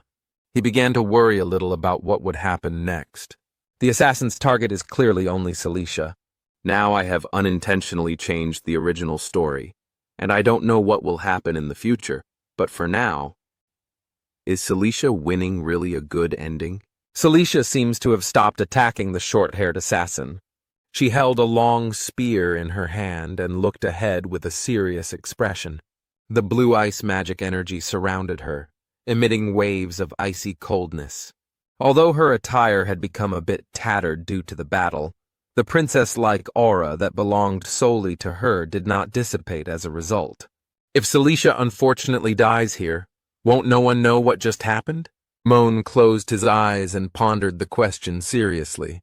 Whether Cecilia wins or loses, it may lead to a change in the storyline in another direction. This makes Moen very worried. Suddenly, Moen heard the voice of the short-haired assassin speaking. Truly a super genius chosen by the gods, Princess Cecilia. He opened his eyes and quietly listened to her conversation with Cecilia. Although Cecilia had slight abrasions on her face and body, she still stood straight. She held her long spear and explained to the short-haired assassin what type of magic she had just used. Sudden bursts of footwork, light arrow magic, and gravity magic that makes my body heavy. The last two spells have no magic power to activate. It must be the means of the assassin in the next room. Cecilia had been aware for some time that the assassin wasn't solitary. Another lurked in a separate room. You can see through our magic at a glance, just like what was rumored. No, the hearsay is not accurate enough. I have also killed a magical genius. Even in the realm of genius, you can be considered a monster. Cecilia was able to quickly recognize the magic she was using, and the short-haired assassin praised Celicia's insight. Although her clothes had become a bit tattered due to the battle with Cecilia, Frost had formed on some parts of her face and clothes. It seems that the magic of ice magic is very powerful. Cecilia unleashed ice magic, transforming her long spear into an energy of ice magic, which then condensed into a long sword. She clenched her long sword tightly and pointed at the short-haired assassin, saying coldly to her, "Tell the person behind the scenes who instructed you, and I will spare you from death." "Is that so?" The short-haired assassin doesn't seem to intend to reveal the name of her employer. She found Celicia's demands ridiculous. She clenched 2 daggers tightly and raised her hand, making a gesture of wanting to attack. She gave a sinister smile and then said to Cecilia, "Actually, as an assassin, I shouldn't have talked too much nonsense with you, but sometimes, even an assassin, I also need to stall, don't I?" She opened her green eyes and looked at Cecilia. She showed an expression that her plan had already succeeded. Her words seemed to be about to carry out some unknown and sinister plan. At this moment, a sudden vibration came from Moen's room. Some gravel and dust fell from the ceiling. Not long after, a dazzling golden light suddenly appeared on the wall. The long-haired assassin hiding in the next room knelt down with her hands on the ground and activated the golden magic circle. Due to the fact that this magic circle consumes a lot of her strength, she loudly reminded the short-haired assassin, "The room is completely sealed. Hurry up! I can't maintain this for long." "Got it." The short-haired assassin hid a dagger behind her waist and reached into the pocket of her skirt to search for something. Then she took out a glass bottle from her pocket, which contained some red liquid. The black magical energy emanating from the bottle enveloped the short-haired assassin, making one feel somewhat fearful. She lifted the bottle, looked up at it, and recited a spell in her mouth. "With the blood of 100 innocent children, I offer this sacrifice to the molten god, Lord of the Crimson Sun, the great withering king." Evil god! After hearing the familiar name, Cecilia felt something was off. She clenched her long sword tightly and looked solemnly at the short-haired assassin. The short-haired assassin still hasn't stopped reciting spells. The black energy surrounding her slowly gathered into the blood bottle. "Please grant us." Realizing that the bottle in the hands of the short-haired assassin was about to burst with immense magical energy, Cecilia rushed over immediately. She activated the ice magic and swung the sword in her hand towards her. She wants to stop her from continuing to cast magic. Unfortunately, it's already too late. When Celicia's sword was about to strike the neck of the short-haired assassin, the bottle had already cracked, and the blood inside suddenly boiled violently. The assassin, with a very sinister smile, uttered the last spell. Suppress the power of wind and snow. In an instant, the bottle suddenly exploded and all the blood inside flew toward Cecilia.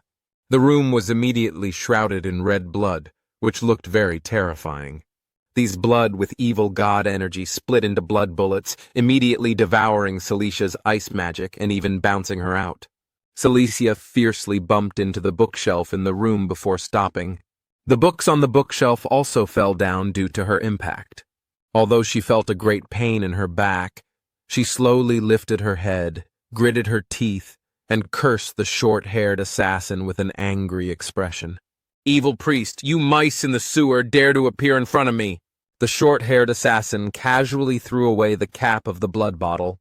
Celicia's ice magic has been suppressed, and she has nothing to fear anymore. She clenched the dagger in her hand with a relaxed expression and slowly walked towards her. She said contemptuously to Cecilia, "Mouse? Indeed, for Royal Highness Princess, we may seem like nothing more than vermin. But the noble Royal Highness Princess."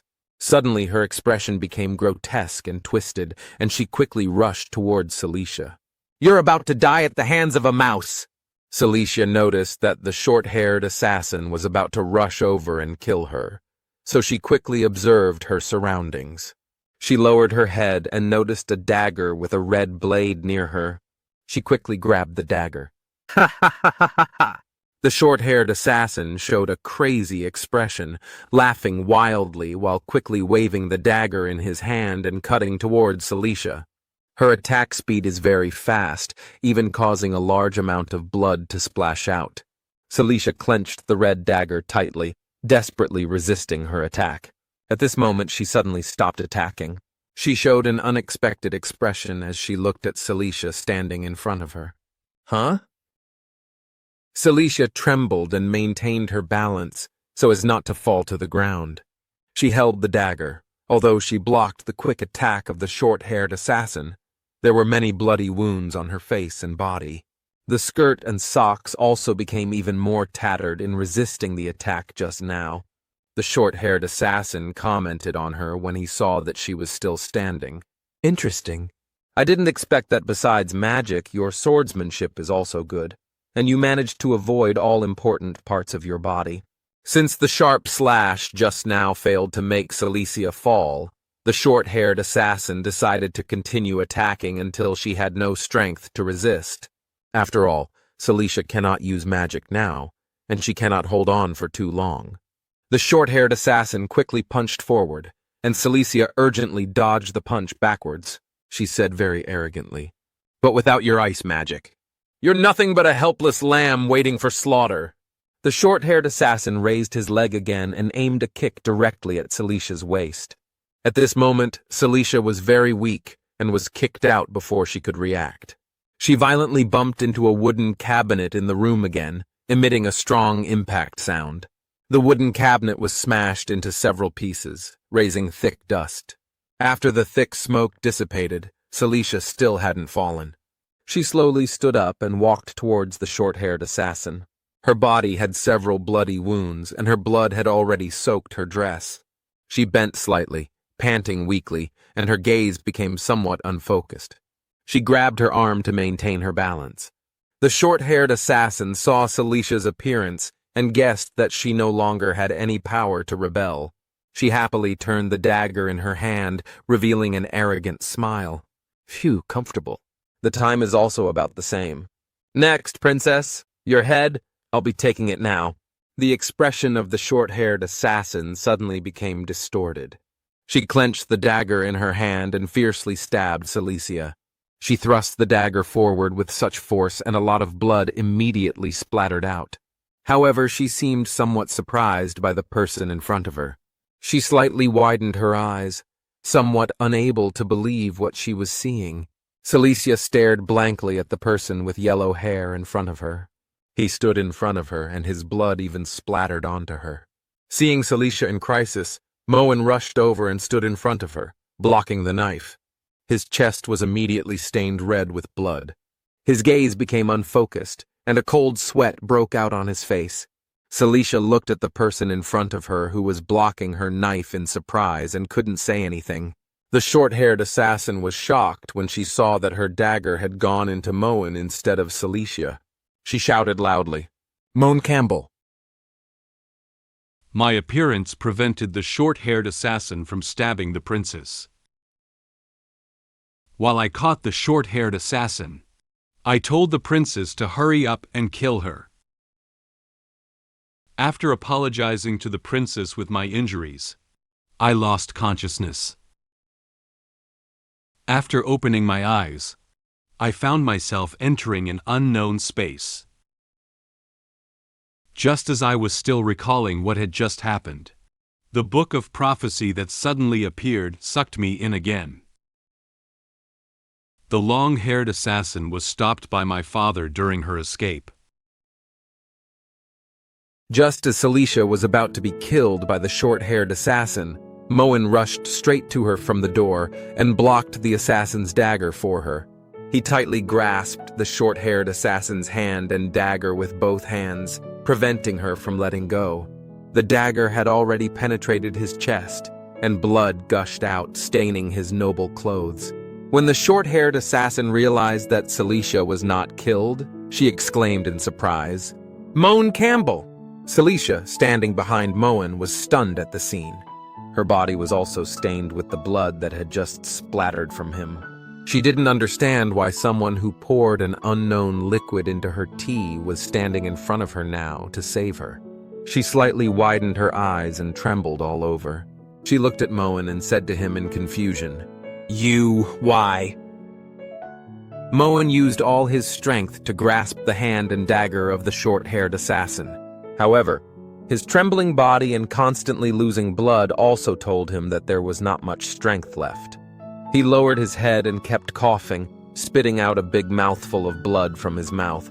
He listened to Celicia's question and silently said in his heart, "Yeah, why exactly is that?"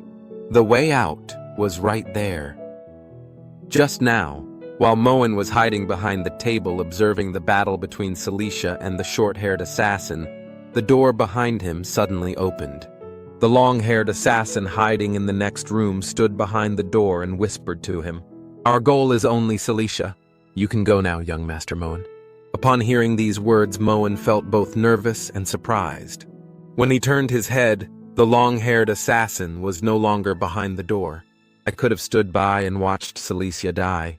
But, with a nervous expression, Moen reached into the air as if trying to push it open and escape from here.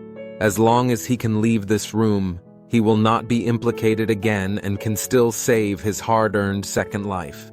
As long as he leaves Cecilia here, what happened between him and Cecilia in the room just now will not be known by anyone else. However, he made another choice. I just couldn't do it. He chose to turn around and rush towards Cecilia at the fastest speed, grabbing the dagger that was aimed at her with force and stabbing himself. He recalled what had just happened, lifted his head, slowly opened his gradually blurred eyes, and forced an awkward smile. He couldn't watch a living person die in front of him. Before the short-haired assassin could react, Moen used his remaining strength to tightly grasp her hand again, preventing her from attacking Cecilia again. Now is a good opportunity to attack short-haired assassins. He bent slightly and shouted Celicia's name desperately. "Cecilia! What are you waiting for?" Cecilia was a little surprised by Moen's behavior at this moment. However, she immediately knew that he was creating an opportunity for her to kill the short-haired assassin. She couldn't think of any other way to attack the short-haired assassin besides seizing this opportunity. The short-haired assassin, who had been caught and unable to move, was very anxious at this moment. She opened her eyes wide, her expression turning fierce with anger. She tried to break free from the hand held by Moen, wanting to retreat to avoid Celicia's next attack. However, unfortunately, she only realized now that it was too late. She glared angrily at Moen and cursed him loudly. "Moen Campbell, useless playboy.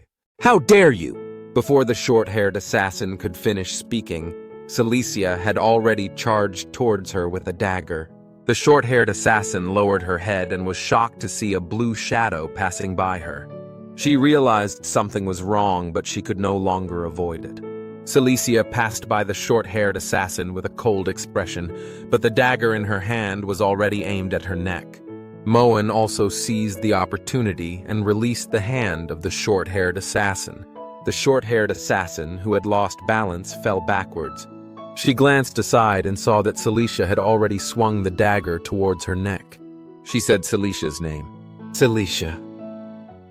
Cecilia didn't give the short-haired assassin a chance to continue speaking.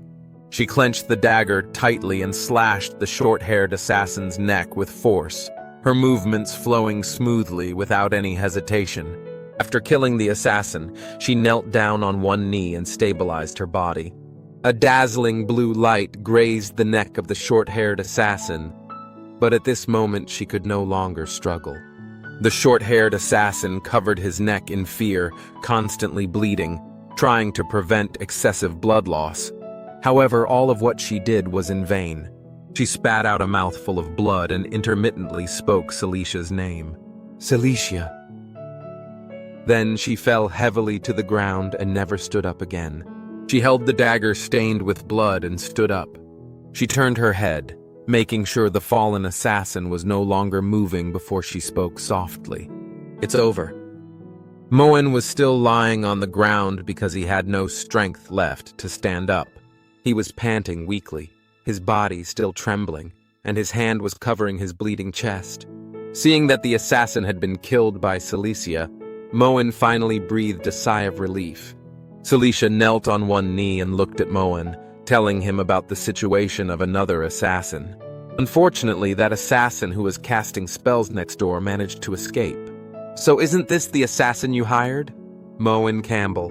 Moen gasped for breath while intermittently answering her questions. Of course not. Cecilia asked him again about his intention to save her.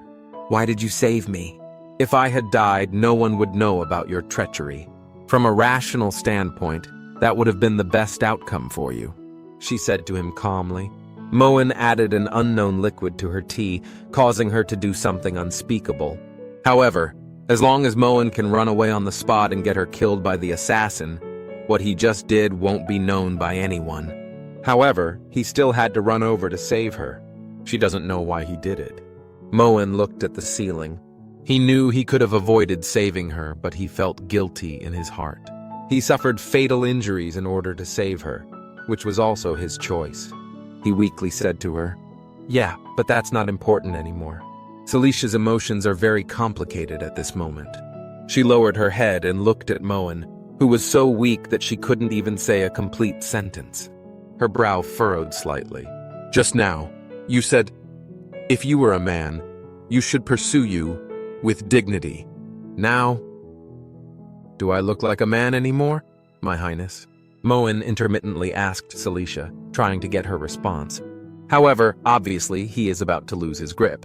As he spoke, his body kept trembling uncontrollably, and his gaze began to become increasingly unfocused. At this moment, blood was still flowing from his mouth all the way to his neck. Although he covered the wound on his chest with his hand and tried to stop the blood from flowing out quickly, it didn't seem to have any effect. The wound was still bleeding continuously, slowly staining his fingers red. Watching Moen in such a miserable state now, Cecilia closed her eyes and let out a soft sigh. By observing Moen's physical condition, she can determine that Moen's life is running out. She did not directly answer the question raised by Moen just now, but only shared her judgment with him. In 10 breaths, you will lose all your blood. You have 3 sentences left.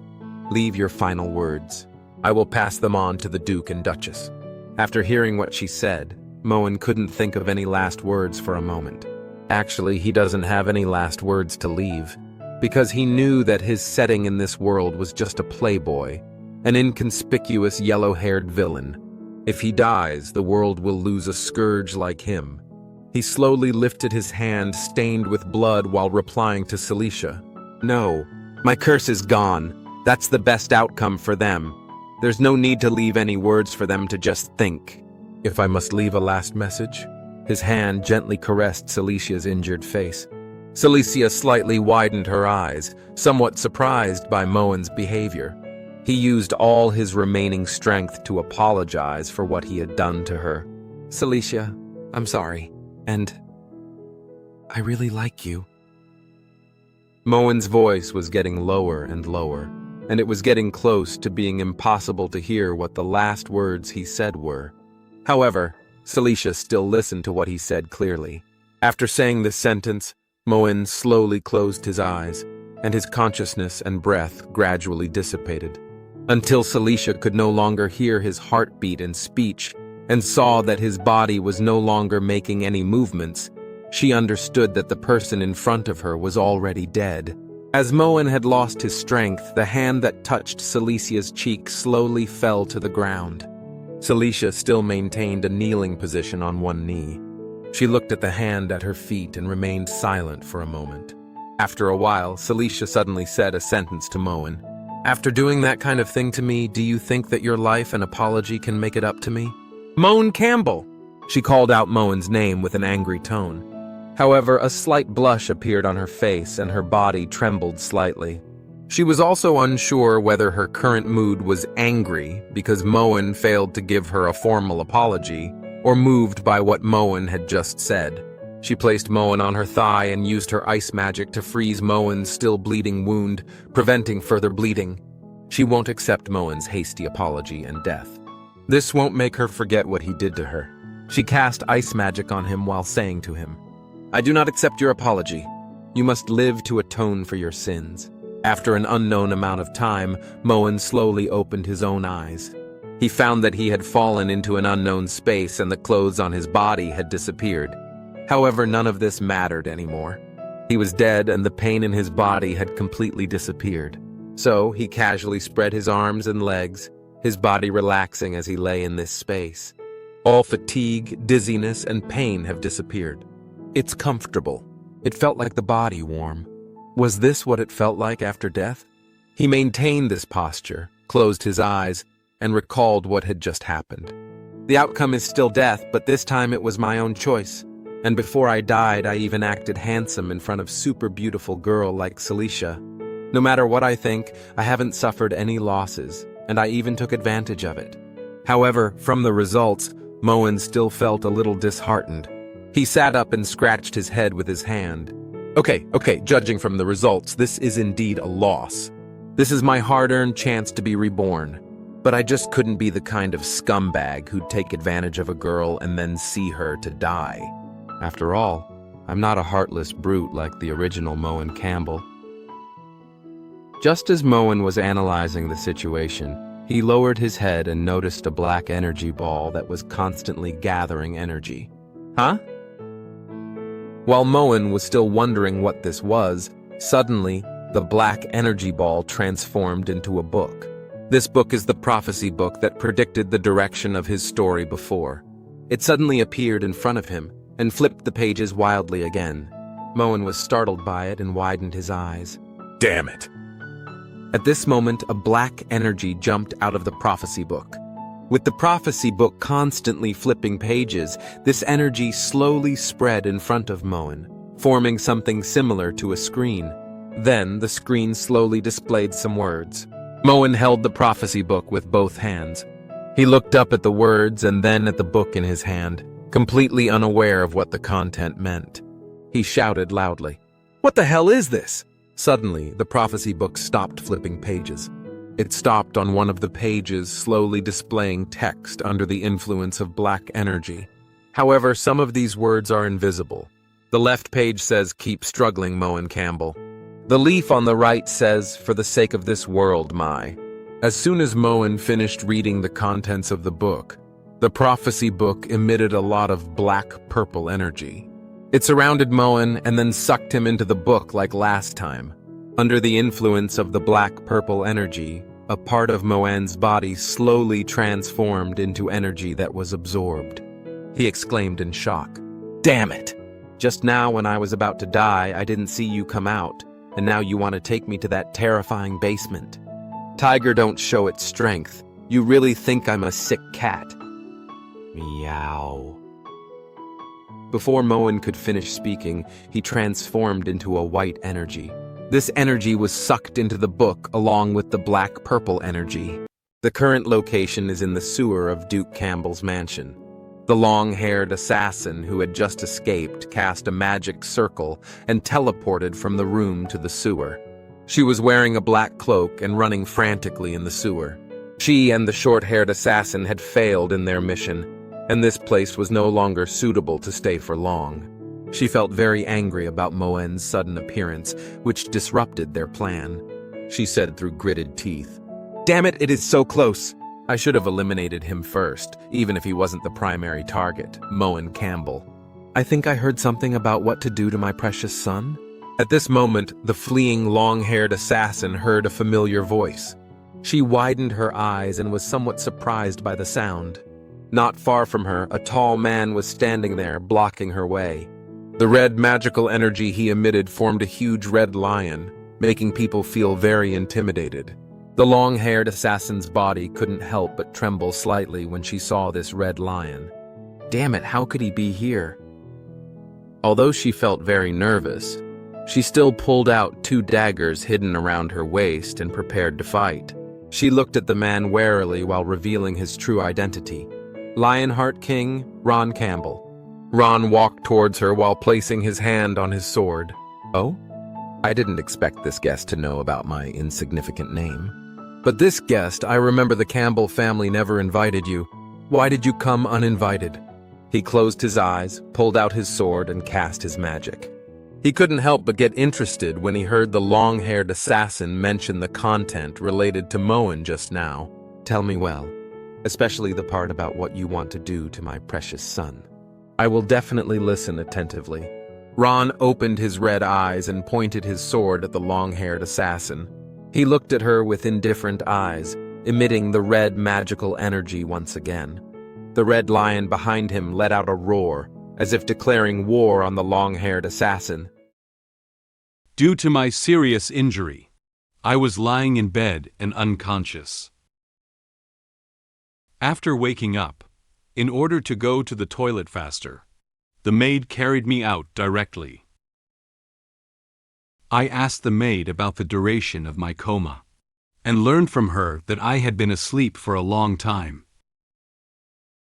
When I questioned whether my injury had healed, the maid told me that it was the doctor sent by the princess who quickly cured my injury. Then, the maid explained to me the situation of the princess, and the outcome of the assassination incident. At dusk, the setting sun shone into the room from outside the window. The warm sunshine quietly illuminates the somewhat dim room to prevent it from continuing to be so dull. The sunlight quietly shone on Moen lying in bed and Anne sitting next to him, but they didn't seem to notice much. At this moment, Moen still closed his eyes and was unconscious. Anne sat on a chair by the bed, watching over Moen and silently guarding him. The sunlight shone on Moen's face. At this moment, Moen's eyes suddenly moved a few times. Then, he opened his eyes groggily. Noticing Moen's movement of opening his eyes, Anne quickly stepped forward and tried to call out to him. "Young master." Upon hearing someone calling out to him, Moen slowly turned his head and looked at the person standing next to him. "You are Anne." After blinking a few times, Moen's vision gradually became clearer. He stared at the person in front of him for a while before realizing that the voice calling his name was from Anne. Anne leaned slightly down and used her right hand to lift a tuft of hair behind her ear. She slowly approached Moen in order to assess his state of consciousness. She whispered to him, "It's me. Where else does the young master feel uncomfortable? Where else does the young master feel uncomfortable? If there is, I will call a doctor to diagnose and treat you now. I don't need to call a doctor. I need to use the restroom." Moen refused Anne's request to call a doctor over. He supported the bed with one hand and, with a trembling body, tried hard to sit up. However, as he has just woken up and is still in a weak state, he does not have much strength at the moment. Anne saw Moen struggling to get up and looked at him with a worried expression on his face. "Young master, you can't do it now." Perhaps it was his sudden movement that tugged at the wound. Moen suddenly felt a sharp pain in his chest. He closed his eyes and tightly held his chest with one hand. His expression was painful, and a cold sweat broke out on his face. He suddenly felt that his body had no strength, and then he fell backwards. Noticing Moen's movements, Anne quickly stepped forward and caught him from behind to prevent him from falling down. "Be careful." Moen steadily leaned on Anne's chest. Anne hugged Moen's waist with both hands and slowly helped the weak Moen sit by the bed. Moen felt sorry for her when he saw that he still needed her help to sit up like this. He scratched his head and said to her, "Sorry, Anne, I suddenly lost strength in my legs." Anne helped him move while speaking. "You don't have to apologize to me, young master. Taking care of you is my responsibility. If the young master wants to go to the bathroom, you don't have to walk so far. There is a chamber pot in the room, let me help you." Chamber pot. Moen was puzzled by this thing Anne was talking about. Anne walked over to the side and brought over a uniquely shaped urinal.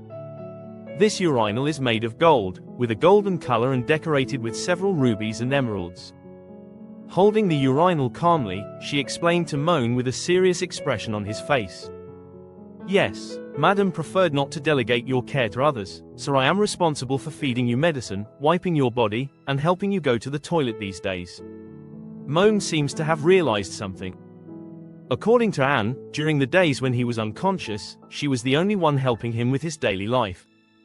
This made him feel a bit embarrassed. He covered his head with one hand and interrupted Anne's next words with the other hand. "Wait, are you saying that you've been helping me these past few days?" Anne doesn't seem to know what Moen is thinking in his heart. She calmly answered Moen's question. Although the young master is unconscious, it is not difficult to guess your condition. When you frown and curl up, I sense your discomfort. Don't worry, you did not wet the bed even once. Then, Anne squatted in front of Moen's legs, placing his hands on his knees, intending to help Moen take off his pants. She lifted her head and asked her with a natural look. Do you need me to take off your pants for you? As soon as Moen saw Anne's attempt to help him take off her pants, he immediately became nervous. He was so scared that he quickly raised his hand to stop Anne. Wait a minute, Anne. Since he has already woken up, he doesn't want to cause any more trouble for Anne. Moen scratched his head awkwardly, and his cheeks also flushed. It was unavoidable when I couldn't take care of myself before. But now that I'm awake, I certainly can't let you help me with that anymore. Please help me to the restroom. It shouldn't be a problem for me to walk slowly. Since this is Moen's request, Anne did not continue to persuade him. She placed one hand on her chest and politely bowed slightly. Okay, if that's the young master's wish. Suddenly, Anne gently wrapped her hands around Moen's back. Moen turned his head and looked at Anne's arm with a slightly surprised expression. He doesn't know what Anne plans to do next. Anne exerted some strength slightly and quickly picked up Moen's entire body in a horizontal hug. She intended to take Moen out in the fastest way possible. She lowered her head and said to Moen, "This way is faster. Please be patient, young master." Moen showed a very surprised expression. He looked at Anne and then at his own body that was picked up by her and felt a little shy. After all, she had never been picked up by a girl before. He stammered, "Anne, wait, this is..." At this moment, in one of the corridors of the Grand Duke's mansion, Noel and other maids were sweeping the corridor together with brooms. Suddenly, there seemed to be a sound of running coming from the hallway. Noticing the sound, Noel turned his head and curiously looked towards the other end of the hallway, wanting to see who was there. Running from the other end of the corridor is Anne. She held someone tightly in her arms. Since Anne was running, he had to hold onto Anne's shoulders to keep his balance. Noel carefully looked at the person running over and murmured to himself, "That's Anne. And young master. Young master is awake. I must inform Madam." Noel got a good look at the person being held by Anne was none other than Moen, who had passed out a short while ago. Seeing that he had already woken up today, Noel felt very happy. Anne looked ahead very seriously, hugged Moen tightly, and ran towards the nearest toilet and the entire floor. Moen feels very shy about being hugged by Anne now. This is too embarrassing. Upon reaching the nearest restroom on this floor, Moen still felt somewhat uneasy. He hesitated for a moment, then said to Anne, Anne." Anne answered him very calmly. "What's wrong, young master? Can you go out for a moment? I will provide you with round-the-clock personal protection. This is the order of the madam." However, Moen would feel embarrassed if a girl came into the men's restroom. "But if you stare at me, how can I go to the toilet?" Anne doesn't seem to care about this detail. She kindly offered help to Moen. "Do you need me to help you take off your pants?" There was really nothing more Moen could do about Anne's kind help. He didn't give her a response. Instead, he opened the door and pushed her directly outside the door. Then, he slammed the door hard behind him, leaving her waiting outside alone. Anne turned her head and looked at the closed toilet door in silence. A short time later, Moen emerged from the toilet and was assisted back into the room by Anne. Moen slowly sat down on the bed. At that moment, Moen remembered that he had forgotten to ask Anne about one thing. He raised his head and asked about her. "How long did I sleep?" After putting down Moen's arm, Anne answered his question. "Young master slept for 3 whole days." Moen was surprised by this time. 3 days? So long? What about my injury? Anne picked up a small tray placed beside Moen's bed, on which was a bowl filled with medicinal soup. She picked up a spoon and planned to give Moen medicine. When she heard Moen's words, she knew that Moen was worried about whether there was still a chance for his injury to heal. She explained his injury. It was Her Highness Cecilia. She summoned the chief physician of the Royal Mage Corps to personally treat you. That night, young master's injury had already healed. But due to excessive blood loss, your brain experienced a period of hypoxia. This is why you have been weak and sleeping for so long. Moen lowered his head and looked at the star-like scar on his chest, muttering to himself. It turned out to be her. He didn't expect Cecilia to save him on the brink of death. He couldn't help but feel guilty when he remembered what he had done to her that day, and Cecilia's anger towards him. He was not sure if Cecilia was still angry about what he had done. He looked aside and nervously asked Anne. So, did Her Highness say anything? Anne answered him very calmly. No. Knowing that Cecilia had nothing else to say about him for the time being, Moen breathed a sigh of relief. He covered his chest with his hand to calm his nervousness. Phew, that's good. It seems that Cecilia has no intention of pursuing. At that moment, Anne looked like she suddenly remembered something. She raised her head and thought for a moment, then said to Moen. Oh, wait, Her Highness seems to have said something to His Majesty. Upon hearing Anne's words, Moen widened his eyes and his emotions suddenly became tense again. He was very afraid that Cecilia would really tell the king what he had done to her that day. He hesitantly inquired about the detailed situation of Anne. What did Cecilia say? Anne told him about what had happened during this period. According to subsequent investigations, the target of this assassin incident is Her Highness Cecilia. The initiator was the underground black market that had been entrenched in Belland for many years. His Majesty was furious about this and sent troops to sweep the black market the next day, arresting and executing many people. Moen covered herself with a blanket and slowly leaned against the bedside, listening attentively as she recounted the outcome of the assassin incident. He is afraid of missing any key information. Anne looked at him with serious eyes and continued to tell him. On another note, although Duke Campbell personally captured 2 disguised assassins that night and extracted a full confession from them through interrogation, as the location of this incident, our Duke's mansion theoretically cannot shirk its responsibility. Before entering the palace, the Duke had already steeled himself to face His Majesty's wrath. However, surprisingly, the Duke returned at noon the next day. Not only did he not receive any punishment, but even when His Majesty sent people to investigate the aristocratic class, he did not investigate our Campbell family. I think it was Her Highness Cecilia who said something to His Majesty and helped us navigate through it. After hearing the outcome of this incident, Moen relaxed completely. Phew, you scared me to death. Could you please be more thorough with your words next time?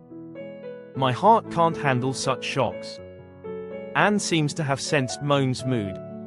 She quickly approached him and placed one hand on the bedboard behind him. She questioned him expressionlessly. Young master is so nervous. Did something unspeakable happen to you while you were in the same room with Her Highness? Moen was startled by Anne's sudden approach. He hesitated to explain.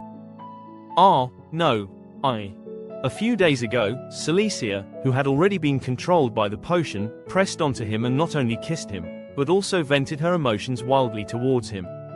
Moen couldn't help but feel nervous when he thought of the scene of him and her being intimate. In order to prevent Anne from suspecting that he had really done something unspeakable, Moen quickly pondered in his mind how to get this matter over. He turned his head nervously and explained to her. How is that possible? I'm just bad, not stupid. If I dare to do anything to the princess, I will be beheaded, right? At this moment, Moen noticed that Anne not only did not respond to his words, but stared at him for a while. The air suddenly quieted down for a few seconds. He didn't know what she was thinking, so he asked her. What's wrong? Anne didn't seem to doubt Moen's reaction just now. She thought for a moment and realized that what Moen said was not wrong either. She closed her eyes and replied to what Moen had just said. Indeed. Then, Anne picked up a spoon and scooped a spoonful of medicine from the bowl. She plans to give Moen medicine. Young master, take some medicine. The medicine has already cooled down. For the convenience of taking medicine, Moen sat up straight and slightly bent down. He closed his eyes and ate the spoonful of medicine expressionlessly. Suddenly, Moen opened his eyes. His face didn't look very good, as if he was surprised by the taste of the medicine. Subsequently, Moen began to cough wildly and even vomited the medicine. He coughed while speaking. "What kind of medicine is this? This is too bitter. My tongue is numb." Anne held onto the tray firmly. She held a spoon and calmly explained to him. "Strictly speaking, this is not medicine but a tonic to replenish your blood. I know the young master is afraid of hardship, so I have already put sugar in it. Young master, be good. Say, ah." Seeing that Anne didn't seem to understand what he was saying, Moen became somewhat anxious. "This has nothing to do with being good or not. My body is physically rejecting this." At this moment, Moen looked towards the door of the room and noticed voices speaking there. Although the sound was very low, it came through the crack in the door and he could still hear what the person at the door was saying clearly.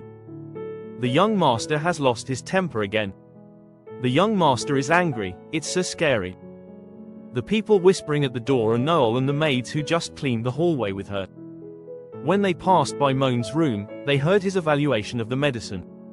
The red-haired maid whispered to them. "The young master hates bitter food the most. Before, every time he ate bitter food, he would become furious and whip people." The blue-haired maid also added softly. "Didn't Noel say that the young master has become a little gentler recently? It seems that Anne will also be beaten by him later. It's not convenient for Noel to make a judgment on the situation they mentioned. I don't know either. Just in case, let's report to Madam quickly." Upon hearing that the maids were planning to tell his mother about his situation, Moen couldn't bear it anymore. He pointed at the maid squatting at the door and spoke loudly with an angry tone. "Stop, you are not allowed to go." Noel and the other two maids were startled by the sounds in the room. Moen snatched the bowl from Anne's hand and continued speaking to the maids. "You are not allowed to tell my mother. It's just a medicine." Then, he lifted his head and held the bowl in one hand, drinking the medicine in one gulp. Noticing that Moen had started to lose his temper, the maids stopped eavesdropping. Noel quietly closed the door and quickly followed the other two maids away from here. After Moen heard that there were no more other sounds in the corridor either, he stopped drinking the medicine. Although the medicine remained in his mouth, he couldn't bear the bitter taste anymore. He turned his head and vomited completely on the ground. Anne was a little scared when she saw this scene. "Young master." She quickly went to fetch the nearby trash can and handed it to Moen. Moen held the trash can in both hands and vomited wildly into it. Anne looked at him with a worried expression and gently patted his back with his hand. "Sorry, young master. Drinking this medicine in one go can cause physiological nausea. You need to drink it bit by bit. I forgot to tell you in detail." Moen couldn't reply to Anne's words for a moment, so he could only continue to vomit loudly. What method did the maid use to feed such a bitter medicine into my mouth? I asked her with curiosity, but she left without specifying. At dinner time, I asked my father about the specific details of the assassination incident. After learning some details, I recalled the plot of the novel. I suddenly realized that due to changes in the storyline, the most important chapter for the protagonist was not triggered. This made me start worrying about the future development of the story again. After spitting out all the medicine in his mouth, Moen gently touched his chest, wanting to make his body feel more comfortable. Anne put the trash can aside and said to Moen, "This is the medication for the 4th course of treatment. According to the royal physician, drinking twice more should cure the young master's body." Moen was surprised to hear that he had to continue drinking such bitter medicine. He said to Anne with a distressed expression, "What, I have to drink this stuff 2 more times?" Anne nodded lightly. "Yes, young master." Since there was no way not to take this medicine, Moen had to accept it. The bitter taste from just now still lingered in his mouth, making him feel uncomfortable all over. He felt like his soul was being driven away by this medicine. He lay on the bed, his hands weakly resting on the blanket, his eyes staring blankly at the ceiling. He muttered to himself. Bitter, it's too bitter, it's even worse than my life, I don't want to try anymore. Just let the world be destroyed. After explaining the matter of drinking medicine to Moen, Anne silently cleaned up the bowls and trays on the table, as well as the small trash can that had just been placed next to the table. Then, Anne took out a small plate of exquisite cake and a pot of red tea and placed them on the table. Due to Moen waking up not long ago and having just vomited his medicine, Anne was worried that his stomach might also be hungry. She picked up the teacup and poured tea into it while saying to Moen, "There's still some time before dinner. If you're hungry, young master, here's some black tea and pachichi cake. If it's not enough, you can call me anytime and I'll have Noel guard outside." Anne handed the pachichi cake to Moen first. It's comforting for Moen to see that Anne is busy all over the place trying to take care of him. He took the plate containing the cake with both hands and expressed his gratitude to her. You've been working hard these past few days. I'll tell my mother to give you a raise later." Anne sorted out the plates and small trash cans and put them in a basket. She lifted her little skirt and bowed politely to Moen. She plans to leave his room first and report the situation to Moen's parents. In order to avoid Madam and Duke from worrying about you, I will report to them. I'll excuse myself for now. Moen held the cake and observed it very happily. This was the first time he had seen a pachichi cake. He looked at the cake while replying to Anne's words. Go ahead, go ahead. This pachichi cake is really good. No wonder it's so expensive. Suddenly, Anne remembered that there was one more thing she hadn't told Moen. By the way, young master, there's one more thing. This morning, the palace sent a letter to you. I put it in the cabinet next to you. Young master, remember to check it when you are free. Moen took the fork with the cake inserted in it. He ate the cake with relish while wondering about the address Anne said the letter was sent to. He thought silently in his mind. Royal Palace, could it be? He said to Anne. I know, I'll read it later. At this moment, Moen seemed to have something else to ask for. He ate the remaining cake in one gulp and looked up at the ceiling, pondering for a while. Then, he stopped Anne, who was about to leave the room. Wait a minute, Anne. Anne turned his back to Moen and didn't turn around to look at him. She stood still and asked him if there was anything else she needed to tell her. Does the young master have anything else to do? Moen hesitated for a moment, then said to Anne. I suddenly thought of a question. Moen bit his fork while looking at the ceiling. He said the question he had just been thinking about with a puzzled expression. Something as delicious as pachichi, even if I'm unconscious, I can eat 10 in one gulp by instinct. How did you feed me down that kind of bitter as hell medicinal soup? He really couldn't figure out through what method Anne had fed such a bitter medicine into his mouth. He was worried that Anne might misunderstand his meaning, so he quickly said the next sentence as an explanation. I didn't mean anything else. I was just a little curious. There are no devices such as gastric tubes here. How did you give me medication? He reached out and scratched his cheek, feeling a bit embarrassed about the question he asked her. Upon hearing Moen's question, Anne only slightly turned his head and did not immediately answer. She doesn't seem to have much reaction to his question. She pondered for a moment. Immediately after that, she elegantly turned around and touched her lips with her hand. She looked at Moen with affectionate eyes and answered the question just now expressionlessly. Just like the young master thought. I know you can't endure hardship, so I put a lot of sugar in my mouth. Then, Anne walked quickly out of the room and gently closed the door. At this moment, Moen was still immersed in Anne's answer. He doesn't seem to have realized what else she just said. He stared blankly at the closed room door, softly repeating her answer. Oh, so she added sugar. Moen placed the fork in his hand on the plate and slowly leaned against the bed. Just finished eating the cake, he wanted to close his eyes and rest for a while. However, he suddenly remembered what Anne had said in the latter half of his sentence. He slowly recalled Anne's words. Wait, mouth. At this moment, Moen realized that he hadn't noticed this important information in a timely manner earlier. He was shocked. He instinctively touched his mouth with his hand, and his face instantly flushed. He stuttered. Whose mouth? Mine, hers. He was confused for a moment, not sure whose mouth Anne was referring to with sugar.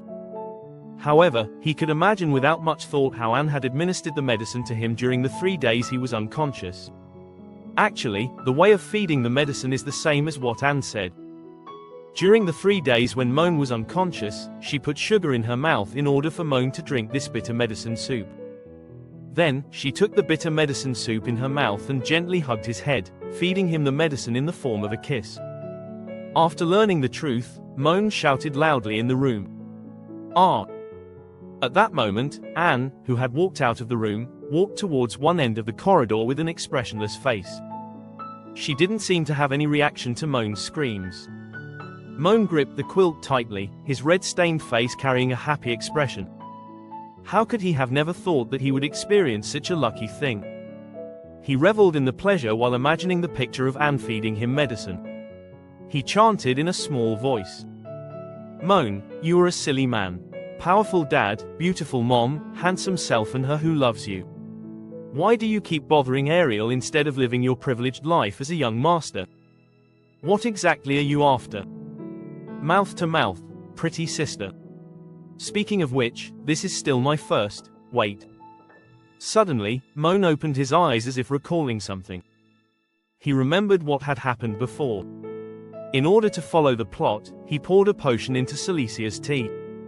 After drinking tea, she not only frantically vented her emotions to him, but was also forced to kiss him under the influence of the potion. His first kiss had already been taken by Cecilia at this time. Moen spoke softly. My first kiss. It seemed like it was already. Moen remembered that Anne had told him about a letter sent to him from the palace. Right, my first kiss. Although Anne said that Cecilia did not mention to the king what happened between her and him in the room, he was worried that Cecilia would mention it to him in the letter. He hastily lifted the blanket and took the letter that had been placed on the cabinet. Moen sat by the bed and opened the white envelope. He was somewhat surprised when he saw the content written on the letter. He couldn't believe that this was all the content on the letter. He held the letter paper and said blankly, "This is..." A sentence had been written on a piece of brown letterhead with lace. "I'll reluctantly consider you half a man, Moen Campbell." Apart from this sentence, there is no mention of anything on the letter, including what Moen did to her. Cecilia seems to have no intention of continuing to pursue his matter for the time being. After knowing Celicia's thoughts, Moen breathed a sigh of relief. He pressed the letter on his chest and whispered, "It seems that she is not ready to hold me accountable for the moment." Moen smiled helplessly. Due to his reasons, the plot of the story changed and indirectly prevented him from leading to a shattered ending. He looked up ahead and silently said, "I have avoided the worst outcome." After a while, it was time for dinner. With a somewhat weakened body, Moen walked towards the dining room to eat with his parents. Noyce could no longer control her emotions when she saw that her son was able to wake up. "Moen, my precious Moen," she ran over and hugged Moen tightly. She spoke to Moen intermittently, tears streaming down her face. "You finally woke up. You scared my mom to death, do you know? When your father picked you up, you were covered in blood. If anything had happened to you, I wouldn't be able to go on living." Moen didn't know how to comfort her mother for a moment when she saw her so sad. He reached out and gently patted his mother's arm, hoping to stabilize her emotions. "Mother, Mom, it's okay now, it's all over. Look, don't you think I'm still living well now? Come on, don't cry, it's not good for your health." Noyce returned to her seat and took out a handkerchief to wipe away her tears. Although Moen said that his health was not seriously affected, she still felt very worried about his physical condition. "Fine, look at yourself in the mirror." She looked at the star-shaped scar on Moen's chest and felt very uncomfortable. "My precious Moen is so flawless, and now there's such a long and ugly scar. It breaks my heart." Moen lowered his head and looked at the scar, then comforted his mother. "This is just a minor injury, Mom.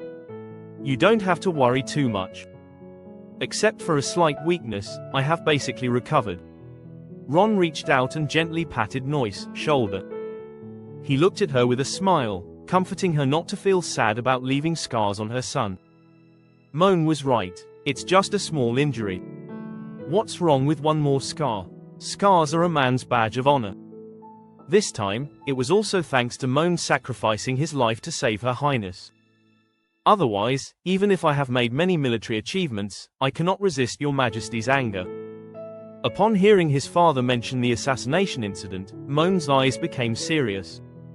He turned his head and asked his father about the specific details of the assassination incident. "By the way, father, this incident." Ron used a fork to pick up a steak and put it in his mouth. He explained to Moen while eating steak. There were a total of 3 assassins involved in the assassination of the Crown Prince. In addition to the one killed by Her Highness on the spot and the one who broke through the barrier, there was another hiding in our mansion's sewer, waiting to assist their escape. The 2 survivors were caught by me and sent to the palace overnight. Those 2 assassins had tough mouths, but we still found many clues from them. These 3 weren't professional death squads or assassins. They were bounty hunters who had been operating in the Belland black market for years, followers of an evil god known as the King of Wither. In the palace dungeon, one of the assassins was wearing thin clothes, with her hands suspended and many marks of being whipped on his back. Her hands and body were trembling. It seems that she was subjected to a very severe interrogation. King of Wither, bounty hunters. Upon hearing the key words in his father's words, Moen murmured to himself. He lowered his head and pondered for a moment. He recalled the plot in the novel and found that there didn't seem to be too much mention of this organization in the novel. He silently spoke in his heart. Indeed, the limitations of novels are still too great. The original text did not mention such an organization. Probably some inconspicuous small group background setting. Ron continued to explain with a serious look in his eyes. According to the Royal Guard's intelligence, these people have been a notorious criminal syndicate for years, committing every kind of atrocity. As long as they are given enough money, they can even take on the task of killing their own biological parents. This can be said to be a group of rather insane outlaws. The shape of the King of Wither resembles a huge eye. It is surrounded by many red flames, indicating that it belongs to the fire type of evil god.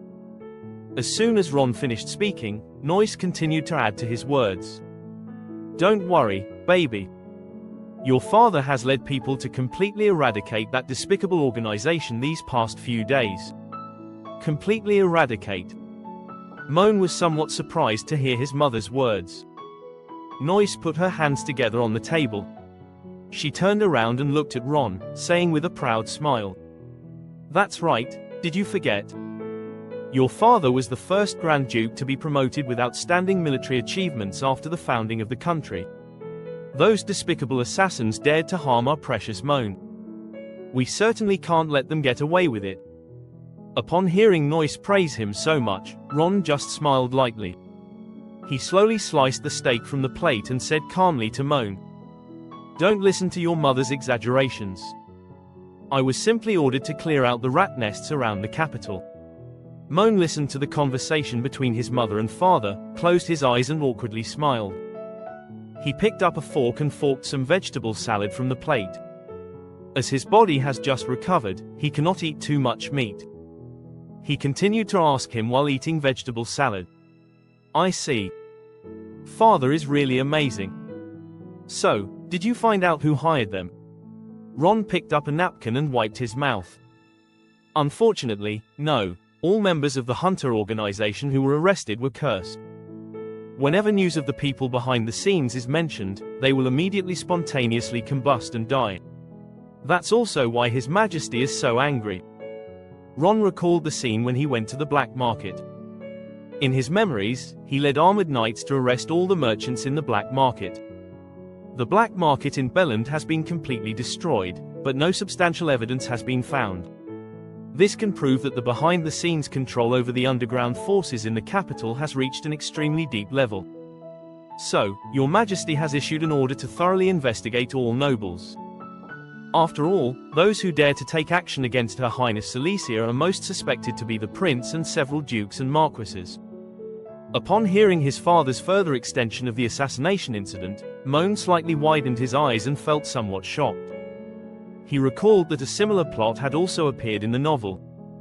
Wait. Belen's underground black market was destroyed by father. I remember there was a similar event in the original book. In the plot of the original novel, a woman wearing a luxurious aristocratic dress fell to the ground and was covered in blood. Moen slowly recalled the specific details of this story. The cause of the incident was someone offering a reward for the life of His Majesty's beloved concubine on the black market. As a result, not only did someone actually take on this task, but the assassination was also successful in the end. His Majesty was very angry about this and dispatched the royal knights to thoroughly cleanse the underground world of Beland. The brutal purge lasted for 3 months. Due to the large number of deaths, their blood stained the sewers of the royal city red, hence it is also known as the Blood River incident. In the story, all the merchants of Black Market who were eliminated by the knights fell into the sewer. Each person's blood flowed into the water in the sewer. The black robe and red blood on the merchant's body filled the entire sewer with a terrifying atmosphere. But this thing won't happen until 2 years later. Now that the black market is gone, it means the princess won't die. If the princess does not die, the real Blood River incident will not happen. Moen lowered his head and pondered for a moment. Ron and Noyce noticed that Moen suddenly stopped talking.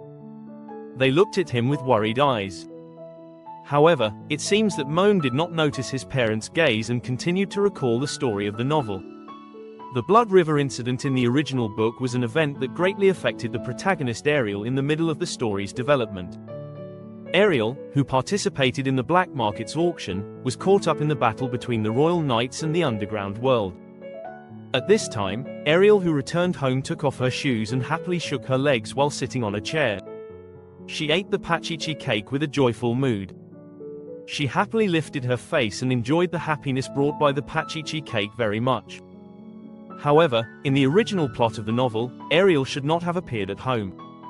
Under several crises, Ariel successfully turned danger into safety with the protagonist's aura, and her strength grew rapidly. The Blood River incident was an important transitional chapter for Ariel's transition from the Academy chapter to the later Salvation chapter, but now, Moen looked up helplessly at the ceiling. An indescribable feeling slowly crept into his heart.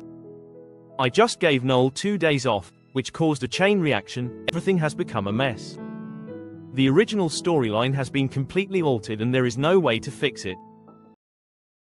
Late at night, instead of going to bed, I sat at my desk planning my future goals. To survive in this world, I must become stronger. I summoned the Black Book, hoping to find a way to enhance my power from it. However, it sucked me into the book again, and sent a black shadow to slash me with a dagger. I was startled awake, and didn't know what had just happened.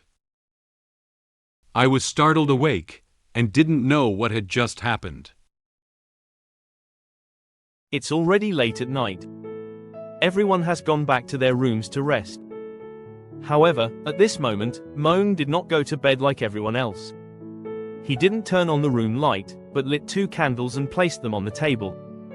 He sat at the desk and took out a blank notebook and a quill. He wrote while silently thinking in his heart.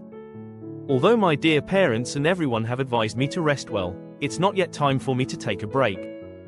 The plot has completely deviated from the direction of the original book, which means that all the plots I will face next are unknown to me. He had a serious expression on his face and held his pen, pondering for a while. Then, he immediately wrote a few lines of words in his notebook. The plot of the original book is no longer of reference value, and whether I can survive depends solely on myself. For this, I need to think carefully and set a few small targets first. After finishing writing, Moen moved his hand away from the notebook. Under the illumination of candlelight, the content of the book gradually became clear. He wrote down these 4 targets in his notebook. First, stay alive. Second, avoid the death by 1,000 cuts ending. Third, get stronger. Fourth, the Black Book cannot be trusted. At this moment, Moen stopped writing. He held his chest with both hands, raised his eyebrows, and placed the quill on his lips. He lowered his head and looked at the contents of his notebook, as if pondering something. Then, he immediately took the quill pen off his lips. He seems to have thought of something again. He pressed the notebook with his left hand and took a pen in his right hand to quickly cross out one of the targets written in the notebook. No. Although Lunatic's voice doesn't sound like anyone I've come into contact with so far, the possibility of 1,000 cuts cannot be ruled out.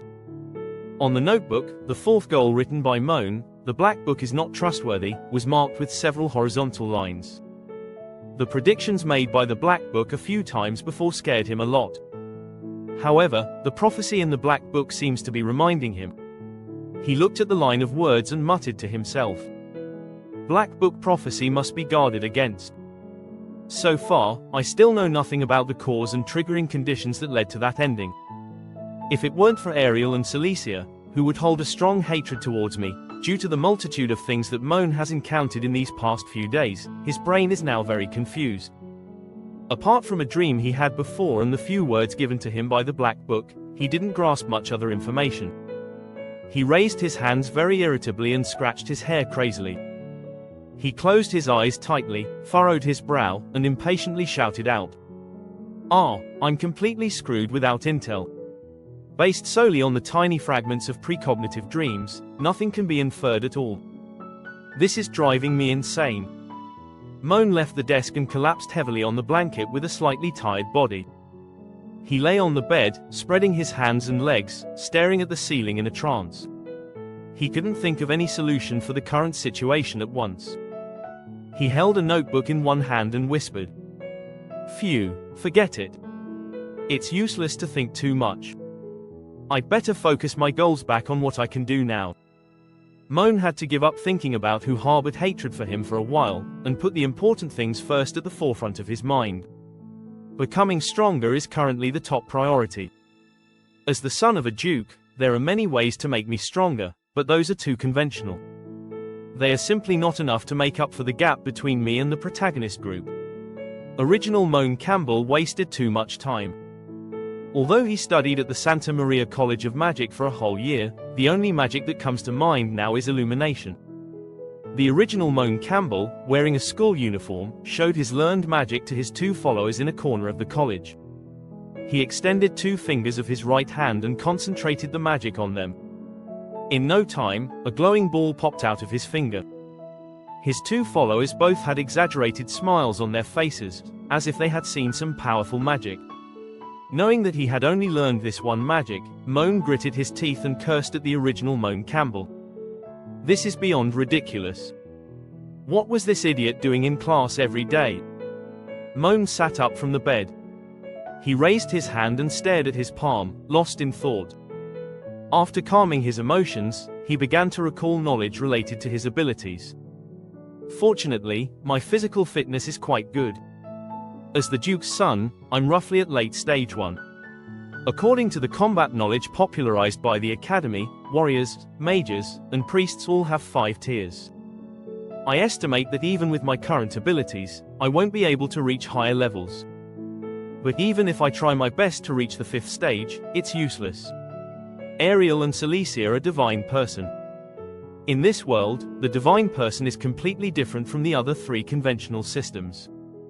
They are an unconventional humanoid cheating system. As soon as Moen thought about the powerful abilities of the protagonist group, he covered his head with his hand and showed a helpless expression. His current ability level is far inferior to that of the protagonist group.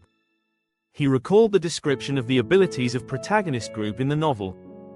Cecilia had been given power by the ice goddess not long after she was born, so she had the ability to manipulate ice and snow since she was a child.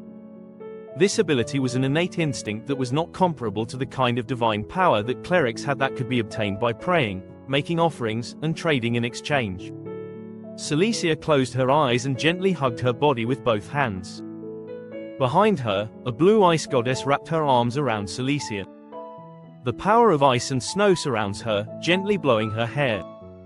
And there's also Ariel, the girl Overlord. I remember in the later part of the original book, this guy received blessings from the gods that were as high as double digits. All kinds of gods have some connection with her to varying degrees. If she can't defeat the enemy, she summons the gods as reinforcements. She's like a female version of Sun Wukong. It's too awesome. Ariel, who has grown up, exudes a mature aura. She carried a big sword on her back and raised her right hand, with a confident smile on her face. Several seemingly powerful deities stood behind her, following her instructions. Although Ariel, like Moen, is still in the low-level stage now, she has already mastered other abilities that are even more powerful than him. Moen continued to analyze her abilities. I won't talk about the future Ariel, even if it's her now, although she should be around the same level as me in terms of strength. This guy not only learned magic but also has divine blessings and various rare props. If she encounters a mage or warrior who is 2 stages ahead of her, it wouldn't be a problem for her to use her current strength to defeat them, let alone someone like me who is a novice. I can't even beat her. After recalling Cecilia and Ariel's abilities, Moen sighed. He closed his eyes and closed his notebook. Based on the current situation analysis, the answer is obvious. He held his notebook and pondered for a while. Then, he opened his eyes as if he had made an important decision. He looked ahead with a determined gaze. I need to reach the level where I can protect myself against Ariel as soon as possible. This is the ultimate target at this stage. Moen put the notebook aside, propped up the bed with both hands, and wore a mysterious smile on his face. After thinking for a moment, he realized that he also has powerful abilities. At least in times of danger, it can help him save his life. He smiled lightly and silently thought in his heart. Speaking of which, Girl Overlord's cheating methods are a bit stronger, but I'm not without them. Through the assassin incident, it also awakened new abilities. That is, Black Book. After speaking, Moen snapped his fingers and summoned the hidden Black Book. A black-purple energy appeared in front of Moen, and then it formed a black portal. In the portal, the Black Book transformed into black energy fell from inside. At this moment, Moen smiled and leaned back slightly, his right hand still maintaining the gesture he had just made. He heard the sound of the Black Book appearing and prepared to turn his head to catch it. However, he didn't notice in which direction the Black Book flew. It's really on call. Suddenly, the Black Book quickly flew towards and crashed between Moen's legs. Moen felt that her body was a bit unwell. Ah! Moen cried out in great pain. He covered the important part of his body and kept rolling back and forth on the bed. Obviously, his important part was hit very violently. The Black Book that did this instead flew onto the bed and transformed into the appearance of a book. It seems to be mocking Moen. Moen is very angry about this. He quickly grabbed the Black Book, looked at it with an angry expression, and shouted at it. It hurts so much. If you want to kill me, just say it directly. Why aim at that part? I will still use it in the future. However, the Black Book did not express any response to its behavior just now. It unfolded in front of Moen and began flipping pages frantically. Moen lowered his head and looked at the Black Book with a puzzled expression. Huh? Under the influence of black magic, the Black Book seems to have no intention of stopping. However, Moen noticed some words faintly appearing on some of the pages. Then, the Black Book suddenly stopped on one of the pages. Under the influence of black energy, the content on the page slowly emerges. The content recorded on this page is all about Moen's actions a few days ago. It not only recorded the incident of him buying medicine on the black market before the coming-of-age ceremony, but also detailed all the things that happened to him on the day of the coming-of-age ceremony. Moen held the Black Book in both hands and read the content displayed on the pages with great surprise. He hadn't expected the Black Book to possess such a capability. Even what happened between him and Cecilia in the room was written in great detail. He evaluated the content while reading the book. Is this a record of what happened to me in the past few days? Come on, this is way too detailed. Why does it read like some kind of erotic novel? And I'm the main character. Just as Moen was still immersed in a state of surprise and continued to look down, he suddenly realized that there was something wrong with one of the sentences. Hey, wait a minute. The sentence at the bottom of the page seems a bit different from the other sentences. Later, Moen Campbell carelessly opened the door without any precautions and was ambushed by an infiltrating assassin. Then, the word assassin suddenly changed from purple to red. Moen felt a bit strange about this reddened word. He touched the word and whispered, "Why is this text in red? Does it mean something?" Before Moen could finish speaking, the black book suddenly began to unleash its magic. The red word in the book, under the influence of the black book, released a huge red magical energy like blood. It slowly surrounded Moen like flowing water. Moen looked up and found that the black book was about to suck him in again like before. He quickly let go of the black book and said with a surprised expression, "Damn it! It's here again. Could you please let me know in advance next time?" Moen crossed his hands in front of his body, trying to prevent himself from being sucked into the book again. However, as more and more red energy emerged from the book, he could no longer control his body. In no time, he was completely engulfed by the red magic energy. When Moen is transported to a specific destination, the red magical energy gradually disappears from around him. Moen maintained his previous movements and slowly opened his eyes.